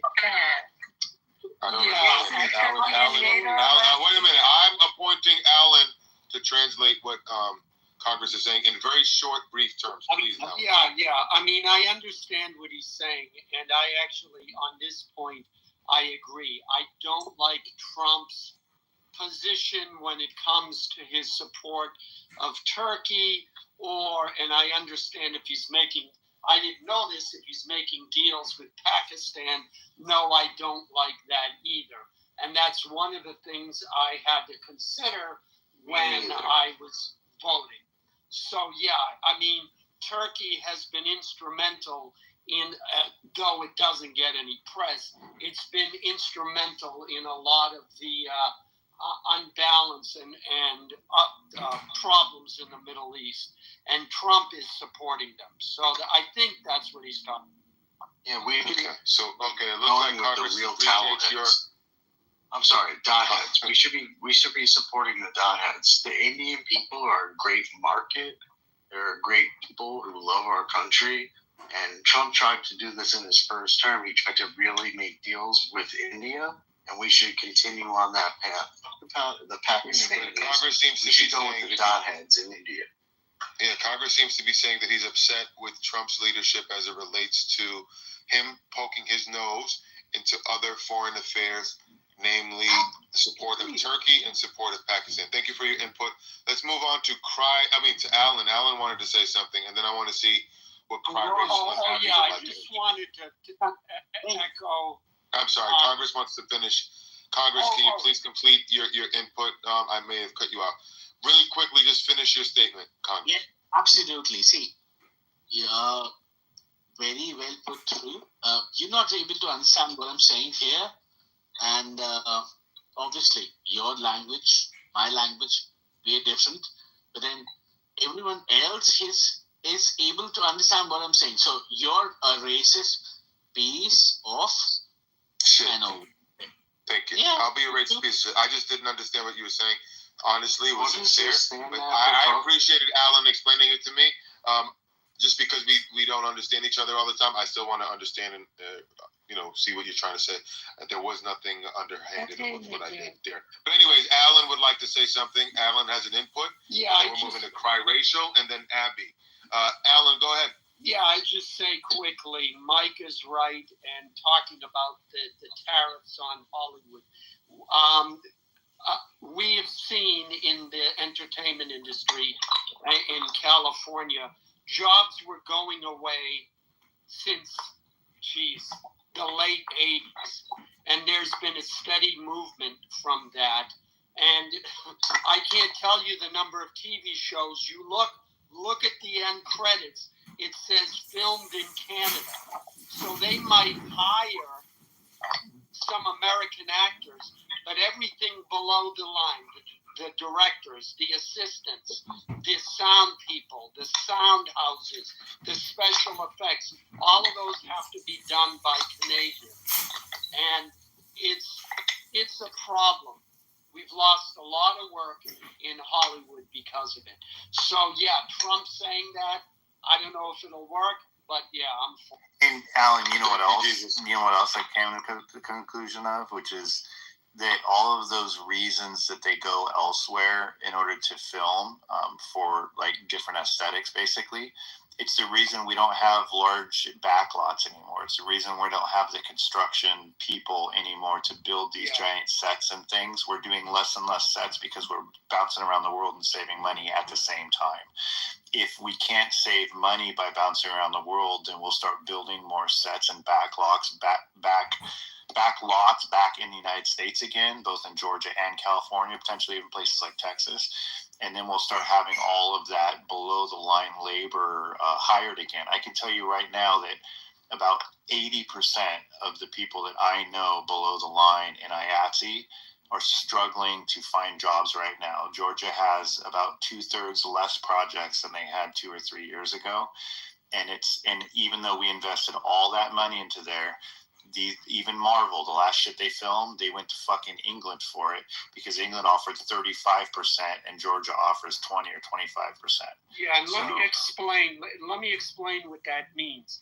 That means if they spend $10 million, or if the budget is $10 million, and a country like Canada or someplace else is giving incentives, they will get $3.5 million back from the, I don't know what the correct term is, the federal Canadian government, and then the provinces have their own incentives as well. So it can be something like almost, 45% of a budget that a production company gets back. Now, if you're filming and you're going to say, well, instead of it costing me $10 million, it's only going to cost me $5 million. They can't resist that, and American companies can't compete with those kind of incentives. Okay, thank you, Jesus. We're gonna move on. I wasn't calling Alan Jesus. I was just saying thank you, Jesus. All right, Cry Racial. You've been waiting patiently. I want to see what you have to say. Before I ask you to speak, Mike Moon, how did you get your hair and your beard to do that? Is that a real picture of a man? That's a real picture of a man from actually 1918, and there was a brief period in the United States when that was a popular haircut. What the fuck? What do they call that? I don't know what it was called, but it's in the pre-1920s, and there was actually multiple people that used to do their hair that way. We don't really care. Does it have anything to do with the moon? I'm gonna look it up. All right, thank you. Cry Ratio, what would you like to contribute to the conversation? So how did he win? He didn't win shit. What are you talking about? Who? How did who win? Your lover Trump. I don't have a lover named Trump, but Trump won on a number of Trump has won. First off, Trump won on November 5th when he wiped. Excuse me, ma'am. Trump won on November 5th when he wiped the floor with one Kamala Harris. No, he didn't. That's why he your president today, ma'am. Okay, so we're gonna talk about that. He won on election day, and he won on a number of issues since then. So we can first talk about the election. That's how he won. And did you want to dispute that? He didn't win shit. The fuck? Oh, so why is he your president today? When men clean up after activity, I'm sorry, so why is he your president then? Thank you. All right, we'll move on. Moving on to Abby. Abby, how would you like to contribute to the conversation? Two things. First, to what Alan and Mike were saying. Hey, guys. And I've talked to them about it before. My daughter's a filmmaker, too. And with respect to Hollywood, we're building in Nevada a huge studio right now and picking up. We just created tax incentives, state tax incentives. Her last films, one was filmed in Italy, one in South Africa. And the price for production was so substantially less. Also, she has a project in New Mexico and in Georgia. These are states that they're building facilities, or they have facilities. So I agree with these guys, and that's what's happened to the industry. What I think is, I'm also in a state where 1 in 5 people are taxed or tipped employees. 1 in 5 are tipped, and the no tax on tip that was his plan, which now has gone through Congress. Hopefully, will clear through both chambers of Congress and get signed. It is incredible incentive where I am, and a game changer for our economy, for people to have that extra income and not have the tax on their tipped wages. So that's a big issue where I am, and I want to say that's a win-win for him. Thank you. I want to go around the room, starting with Anthony. I would like for you to name, since Trump has been in office, his biggest win and his biggest loss. Starting with Anthony, what would you put out there for Trump's biggest win as president since January 20th and his biggest loss in your perspective? Anthony? Let's see. Trump's biggest win since he's entered office, I think that, honestly, would you like me to come back to you? No, he got it. Cry Ratio, really? That's what we're going to do? Like, why do you do that, man? Respect yourself, Cry Ratio. What did she even say? It's really sad, man. Nah, she called me Uncle Tom. Yeah. Oh, Lord. Anyway, exactly. You know, I just came in the room, and here she comes, coming at me. All Uncle Tom. All she knows how to do is cry. Yeah, so, I'm not a fan of the bill, so I don't want to say that, this bill is his biggest accomplishment. What he's been doing in terms of the illegal immigrants, I think, and if I had to point to one thing, it's the border crossings. The attempted border crossings are like all-time lows. So I'd say that was his biggest win. Biggest loss is the situation in Ukraine. I genuinely believed that he would have had this thing squared away. Okay, and that's very good. Can I give mine too? Hold on, we're coming around the mountain. Thank you, Anthony. I think that's a very fair and good assessment. I'll go next to Abby. Abby, what would you say for his biggest win and biggest loss at this point? So biggest win, I might also echo what he said with respect to the border and the amount of crossings on the border, and also what's personal to me, his seizing the problem with anti-Semitism and going at these colleges and really trying to get them to control it. And he's just taken the bull by the horns in an incredible way, and with so a you're lot coupling of that with the biggest win with the border. You're coupling the border with his fight against anti-Semitism. For me personally, I would put anti-Semitism first because it affects my life directly. I see. So I'm going to put that as a win. The biggest loss, that's an interesting one. It's probably also in some of the foreign policy. I don't think it's all gelled yet. I don't know if I'd say it's a loss, but I think on Ukraine, that's probably within the foreign policy something that's just got to get harnessed more. And other than what he mentioned, Anthony mentioned on the Ukraine, he thought he'd have it handled by now. Is there another thing on the foreign policy front that you can point to other than the I think he's handling the Middle East well, with strength and with conviction. So I'm comfortable with that. I got to circle back around on the loss with me, because there's probably some other things that are concerning. Okay, Congress, a vocal Trump. I don't want to call you a hater, but you oppose Trump. What would you say is his biggest win and his biggest loss through his presidency, Congress? Biggest win, sir, there's none. I'm sorry? There's none. There is none. Okay. And what is his biggest loss in your eyes? So, come to think of it, and practically, and I know you would time me and you'd give me one opportunity, of course.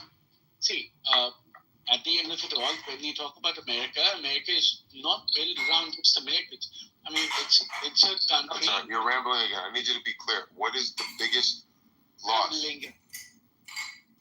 His loss. I need you to just be very succinct. The fact that he is helping, terrorists, paying them and helping them with technology. Okay, so you're echoing what you mentioned the first time about Turkey and Pakistan. Okay, but wait a minute.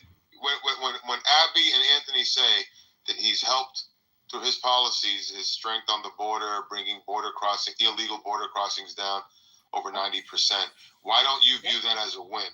Before I move on to the next person, I need you to answer that quickly, please. So real quick, for them, for a country, yes. When you look at US, of course, it's been a power through and through. But then what US and what Trump is doing is playing a dual policy. He's a freaking piece of shit who has to make sure that the war happens. So I ask you a question. Why don't you view the border crossing reduction as a win? I just answered it, sir. If he's helping Turkey, if he's helping Pakistan, and still saying that no, I'm with India and Modi is. Sorry, I can't follow you. I said, why don't you think it's a win that the border crossings have gone down? Why is that not a win to you? Yes or no? Or not yes or no, but tell me quickly why. Am I living in States? Okay, thank you. All right, so you're saying because you're not in America, that's not a win to you. Okay. Moving on to Mike Moon. What would you like to say Trump's biggest win is and his biggest loss? First, I like this question a lot. I like this question a lot because it really tells me to think about it. Congress, your turn is over, Congress. I need to move on. Hang on a second, sir. So, simply put through, you're living in a particular country, and so am I. Right? Okay. What's happening with a country is a different thing altogether. I got it. So Congress, you should listen more and have less opinions about the United States, because you're clearly saying that you can't have those opinions because you're not here. So let's just listen now, okay? You listen. Thank you, Congress. Now we're moving on to Mike. Moving on to Mike Moon to tell me. I like the question. It really challenged me to think. The biggest wins are DEI attack on. One big win. Give me one big win and one big loss. One big win attack on DEI. I'm sorry, Congress. If you can't control yourself, I'm going to move you to the audience. Please go on mute. Go on mute, Congress. Congress, go on mute. Going once, going twice, going 3 times, moving to the audience. All right, go ahead, Mike. The attack on DEI across the board, transgender issues, big business DEI programs and departments, the laying off of DEI positions in general. I think DEI has been a tremendous win for him. I am not going to say the border has been a big win, and the reason why is that I'm not clear we even know the truth about the border. I think that there was a lot of deportations done before he was president as well, and I'm not convinced that we even fully know. What about the border crossing? Yeah, the border crossing is just because people are afraid of him. But that's not really any policy thing. That's just him being president already defaults by having way less border crossings. It was the same way in his first term. So you don't give him the credit for that? I don't give him the credit for it because I think it's a nice I think it's a bonus that we get in having him a president. I don't think it has anything to do with his policy really. It has to do with more of what he says about the policy, about them in general. And what's his biggest loss? The biggest loss, hands down, no question about it, is his support of Putin and Ukraine. He just said the other day, I thought I really knew Putin, but what's he doing? I'm like, wake up, motherfucker. We all know he's a fucking scumbag. So if he starts coming to that opinion finally, he might know the real Putin. He is a scumbag. So the idea that he supported Putin and that Putin is now showing his true colors and that Trump is somehow surprised by that, and the fact that Trump said he would solve Ukraine in a day, and right now it's his biggest failure, hands down. I think he's doing a horrible job by siding with Putin and bashing Ukraine all the time. That said, I don't think we should give him more money to Ukraine. Okay, thank you. I'll come back to that. Jarl, biggest win, biggest loss for Trump? Yeah, I'm being generous calling it a win, but I think the fact that the rest of the world is building up their military could be an indirect win for Trump or for America or for the world. And I don't know, there's so many losses, I can't pick one. I think Ukraine is definitely, yeah. Okay, Ukraine. Alan?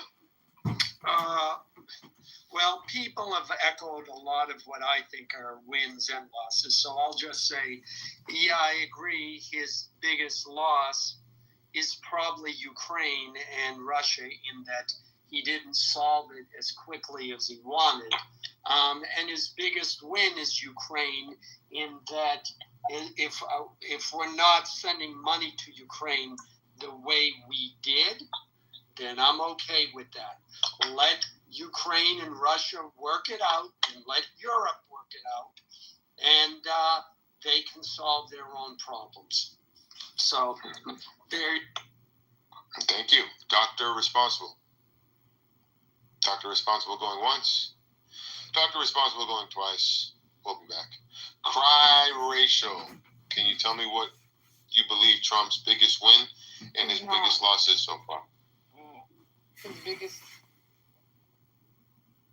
biggest win was seeing that he could relate to black men because he, that mugshot scene. Yeah, he had the black experience. Yeah. That's his biggest win? Yeah, he said he's a criminal like y'all. Okay, and what's his biggest loss so far? Having sex with a porn star. Yeah, that's the biggest. Okay. You are exposing your Trump derangement on full display. And we're moving on to Bill, I don't even know how to say your last Asian name.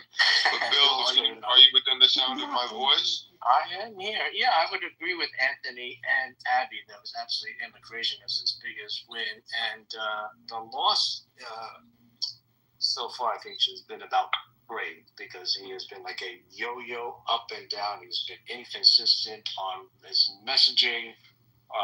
Inconsistent on what front is he inconsistent? The tariffs. So all good about bringing manufacturing back to the States. Absolutely correct. But just the gamesmanship on trade and tariffs has been inconsistent, and it's caused a lot of chaos, especially not even for big businesses, but for small businesses, which we all know employ most of Americans in this country. So that's my input. Thanks. And can I say one thing about that too? Yeah. The tariffs. So I did the research, and you can tell me if I'm wrong. I'm pretty sure I'm not wrong because I did do the research. Not many people can answer this question. The question is, what were the tariffs on China and U.S.? How did they compare to one another before, like for the last basically, 15 years? And what are they now today, as of now, in this 90-day period initially? And I looked it up, and it's pretty shocking. And so it sounds like he's going all over with tariffs, and he is, by saying, 130, 145%. But what he did is he successfully scared the Chinese, right? And when he went back and settled with them for this 90-day period initially, and it might extend, hopefully it will, the before and after numbers, I wish that people talked about them, because I don't hear anybody talking about them, but it's a win. Before, it was 2019. We were getting 19%, they were getting 20%. Now, it's 10-30. We're getting 30%, they're getting 10%. So he literally flipped it around and cut ours in half and cut theirs by 2/3 and made us the leader in the equation. And those numbers, I'm not hearing anybody talk about them. They talk about the flip-flop, but that's his MO. He goes out there and he says something bombastic, huge, to freaking stir the pot, make it real extreme, and then he's hoping that they're going to back down and get scared, which China apparently did. And I think that's a win too, by the way. But I just want to say the numbers themselves, it's fair. He should be getting more credit for that. Thanks. Any reaction from anyone? What he just said. That's it's good to know those numbers. I didn't know that. Thank you. Also, it's nice to hear you laugh. You have a good laugh. There you go. Well, now, if you didn't know, now you know. Thanks to Mike Wolf. Moving on to a new voice on stage, Paul. Paul, are you approaching us from the right or the left? Paul, going once. The right. You're approaching us from the right. Can you explain what you believe his biggest win is since he's been in office, and what you perceive to be his biggest loss? The border is a tough move. And it is more, I would say, playing with our hands to keep off. I love your New York accent. It's very strong. Thank you. Moving on to Wesley. Wesley, are you within the sound of my voice? Hey, what's up, guys? Thank you, sir. Are you approaching us today from the right or the left of the political spectrum? I'm definitely right. I've been a Trump fan since, when he was running against Hillary, when the MAGA hat were getting beat up. So can you explain to us, what do you think his best move has been since being in office and his worst move since being in office? I'd say best move is I've never seen anything like it when he signed all those executive actions on live television, like day one. That was the best thing. That's how you make change happen. Worst.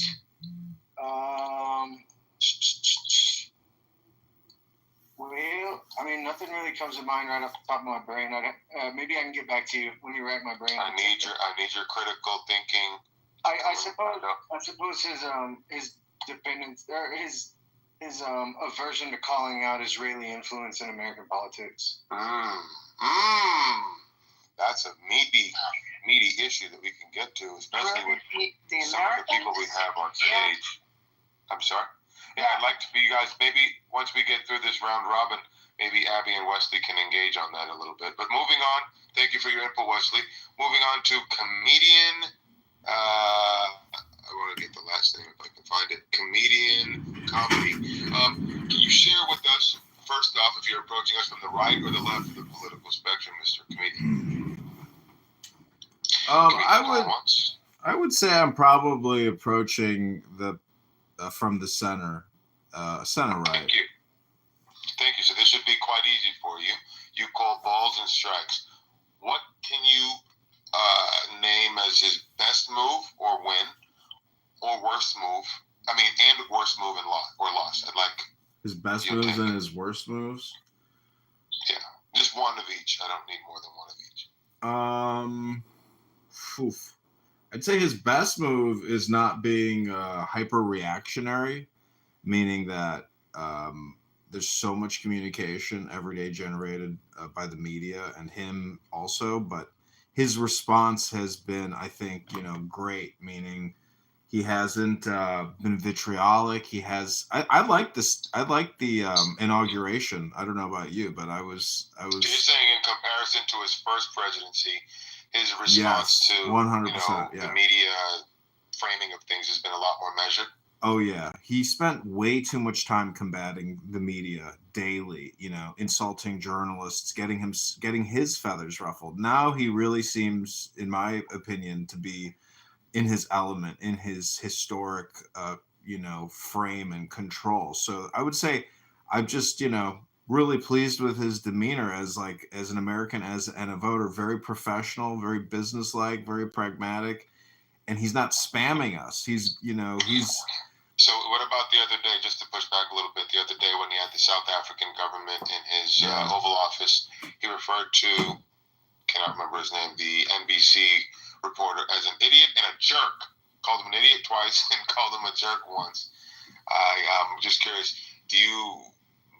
how do you when you know that happened, how do you integrate that into what you just said about it? Yeah, I mean, the South Africans are doing drill music on their people. They're doing the same type of propaganda. No, he wasn't talking to South Africa when he said that. He called an American, I remember his name now, Peter Alexander, an NBC reporter, Oval Office White House correspondent.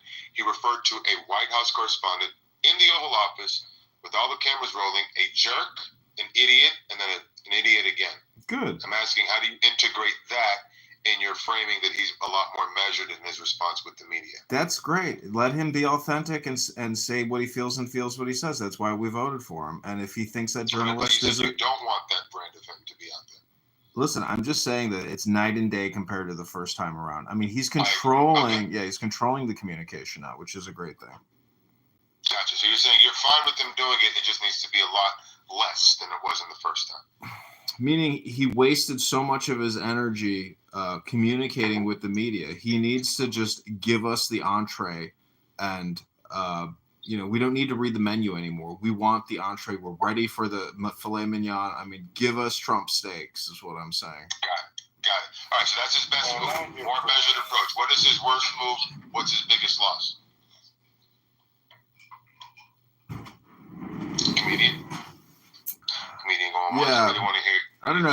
His biggest loss, I think, is probably not enacting the Doge cuts or fully supporting thrift and frugality and making that a major communication message to the American people. Because all these taxpayers, if you're driving an Uber and you're only making, $45,000 a year and you're paying taxes on that, and you see how this money gets spent and this woke spending through the Doge exposure, you have to be pissed off, because that we've been sold down a river. The devaluation of the dollar, the $40 trillion debt, $100 billion a month in interest payments, and you see what they're spending the money on. And there's so much coming out with Doge with regards to even government money printing computers. I mean, these things sound ridiculous, but they're not. We know that they're wasting money and shipping it overseas for all types of waste, fraud, and abuse. So as a taxpayer, as an American, I mean, this has to be the uniting issue, that this uniparty Democrat Republican bullshit, the spending and what they're spending it on is so egregious and so stupid. We should all be sick to our stomach that no senator, no congressman even exposed any of this shit prior to Elon Musk having the ability to actually technically even go in and do this type of auditing. So I'm complete. Whoa. Comedian was still finishing his input, and then we can move on. He's almost there. Comedian, I know you're rounding the. I just need you to land. Yeah, I'm just saying that the X platform. So his biggest win is his new and improved demeanor, and his biggest loss is the fact that he's not fully embracing a uniting issue, which is this being more thrifty in government spending. Is that meaning that we're borrowing all this money when we should be cutting spending, lowering taxes, raising tariffs, and really just doing pragmatic things, eliminating government. It's the government is huge. What do you say to people who say that cutting spending removes vital services for people who depend on it to survive? Listen, I'm on the treadmill next to a doctor. He's talking about how to scam Medicaid Advantage. So these doctors aren't doctors. They don't provide medical services. Maybe a therapist is what a lot of people need, but I'm talking physical therapy. Going to the gym, reading books, eating right, stop getting vaccinated with 2 vaccines and triple boosters, and eating Pfizer for dinner. I mean, we all know that the COVID-19 and the vaccine. All right, I want to stop there. I want to stop there and get some more voices involved. I do want to just say, excuse me. Can I get my worst? I didn't do that. You want to do what? I gave you my best. I didn't give you my worst. Can I give you the loss? Or what I think is yeah, give me a quick. Before you give me a quick loss, I just want to say: is there anyone who's been before Abby gives us her loss? Was there anyone? I wish I had reached for a pen to write these things down. I'd like to review them after. Has anyone been keeping note? I'm just curious. Yeah. Anyone? Can I do my thing? Before you go, 80s baby. Before you go, we want you to go. I'm just curious. Has anyone been writing down what they've been hearing so far? Yes or no? Please, I'm not your secretary. All right, cool. Thank you, crowd ratio. All right, nobody's done that, but I'm gonna. Yeah, I didn't know there would be a test later. Yeah, I like what I'm hearing so far. Especially some of the things the comedian said. But anyways, Abby, before 80s baby goes, because 80s baby is dying to go, I'd like for Abby to finish her submission by providing to us what she's saying is Trump's biggest loss since he's taken office. So I was thinking about this. I told you I need a minute to put it together. So from a legal perspective, I don't like the fight on the birthright citizenship. I think it's a losing battle with the Supreme Court. I think constitutionally it's not a strong case, and I really wish he wouldn't put a lot of his emphasis on it. It's different than the immigration issues that he's dealing with in closing the border and deporting criminals. But I think that the birthright one probably loses in the high court with SCOTUS, and I just think it's probably not a good use of the energy. That's my loss. I do want to push back a little bit on that. So why wouldn't you want to try to close a loophole where right now the status quo is that people are coming here with their status being questionable or illegal and they marry a citizen or whatever they're doing? Why not try to force the courts or force the Supreme Court to clarify what they mean? What does birthright citizen truly mean? And let's clarify that. Even if he doesn't get everything that he wants, at least there'll be more clarity around the issue, because right now you have women who are coming here pregnant taking advantage of a loophole. So to the extent that it closes the loophole, why do you think that's wasted effort? And then we'll move on to 80s baby. I think it's wasted effort because you could end up, I don't know if you'll get clarity if they lose at the high court. You may end up with more floodgates on it. I just don't see the constitutional strength. What do you mean we end up with more floodgates on it? Well, I think that if the Supreme Court rules that in fact there is the birthright, then floodgates is the wrong way to say that. I think that you don't close that loophole. I just think that there may be another way to approach it. I just think that the going through the 14th Amendment argument and looking at it's basically free, and so it's like, okay, well, how can you use that in the best sense for basically the hardest fields in the world, right? It's like, how can we speed this up? And sort of just like this reminds me of a paper Google released. Did you see Alpha Evolve, I think? Did you hear that? I know, just go. Yeah. By the way, Alda, did you watch the thing that I tagged you on in the group chat, the video, the Transformers thing?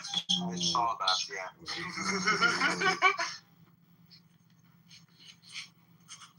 Was that the sound of Elliot learning how to drive a manual? No, that's the sound of me sitting inside of my car and it just beeping for no fucking reason, because it's like it's on and the door is open, right? It's like it's on, but not entirely on. It's like on before the engine on, because I have like one of those, those cars, you know, the ones that you just like, you press the button, you don't even like to have to insert the key or anything, you just like press the button and it goes, and it's an automatic. So yeah, you have to like turn it on, leave it there. I like the aesthetic of like having a car where you have to physically keep the key inside of it. You know, like that was nice. I don't know about you, but there's like something about that I quite enjoy. You know, like an old little fucking like a manual what are those things called? Ignition switch. No. The fucking there's a company, the Toyota. It was not a Land Cruiser. It's the other one. It's a Hilux. Yeah, you have those little guys with a fucking manual turnable key and like the manual fucking transmission, manual everything, fully fucking almost entirely analog, save for the fact that you got like this thing that's at the center there with like where you put the disc in.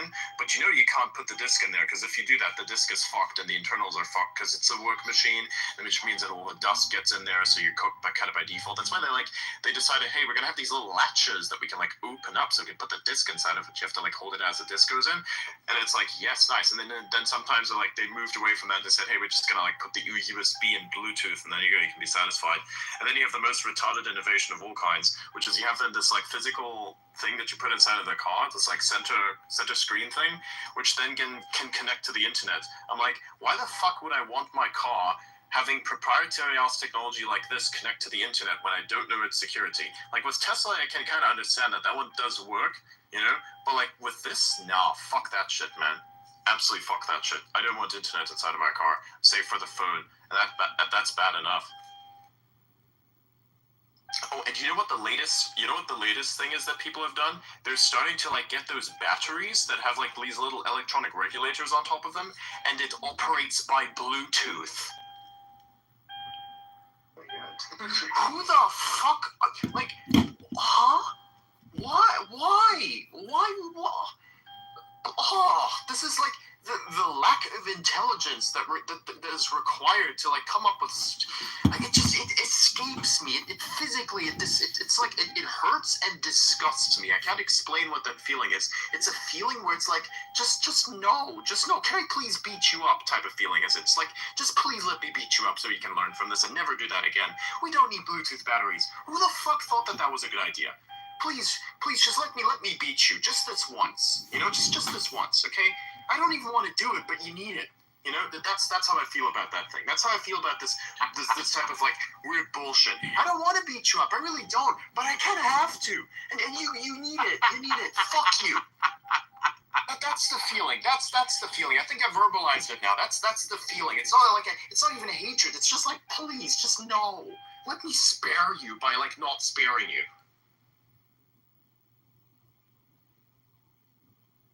Parenting 101. Let's fucking go. Bruh. Learn to verbalize your feelings by listening to Adrian Dittman.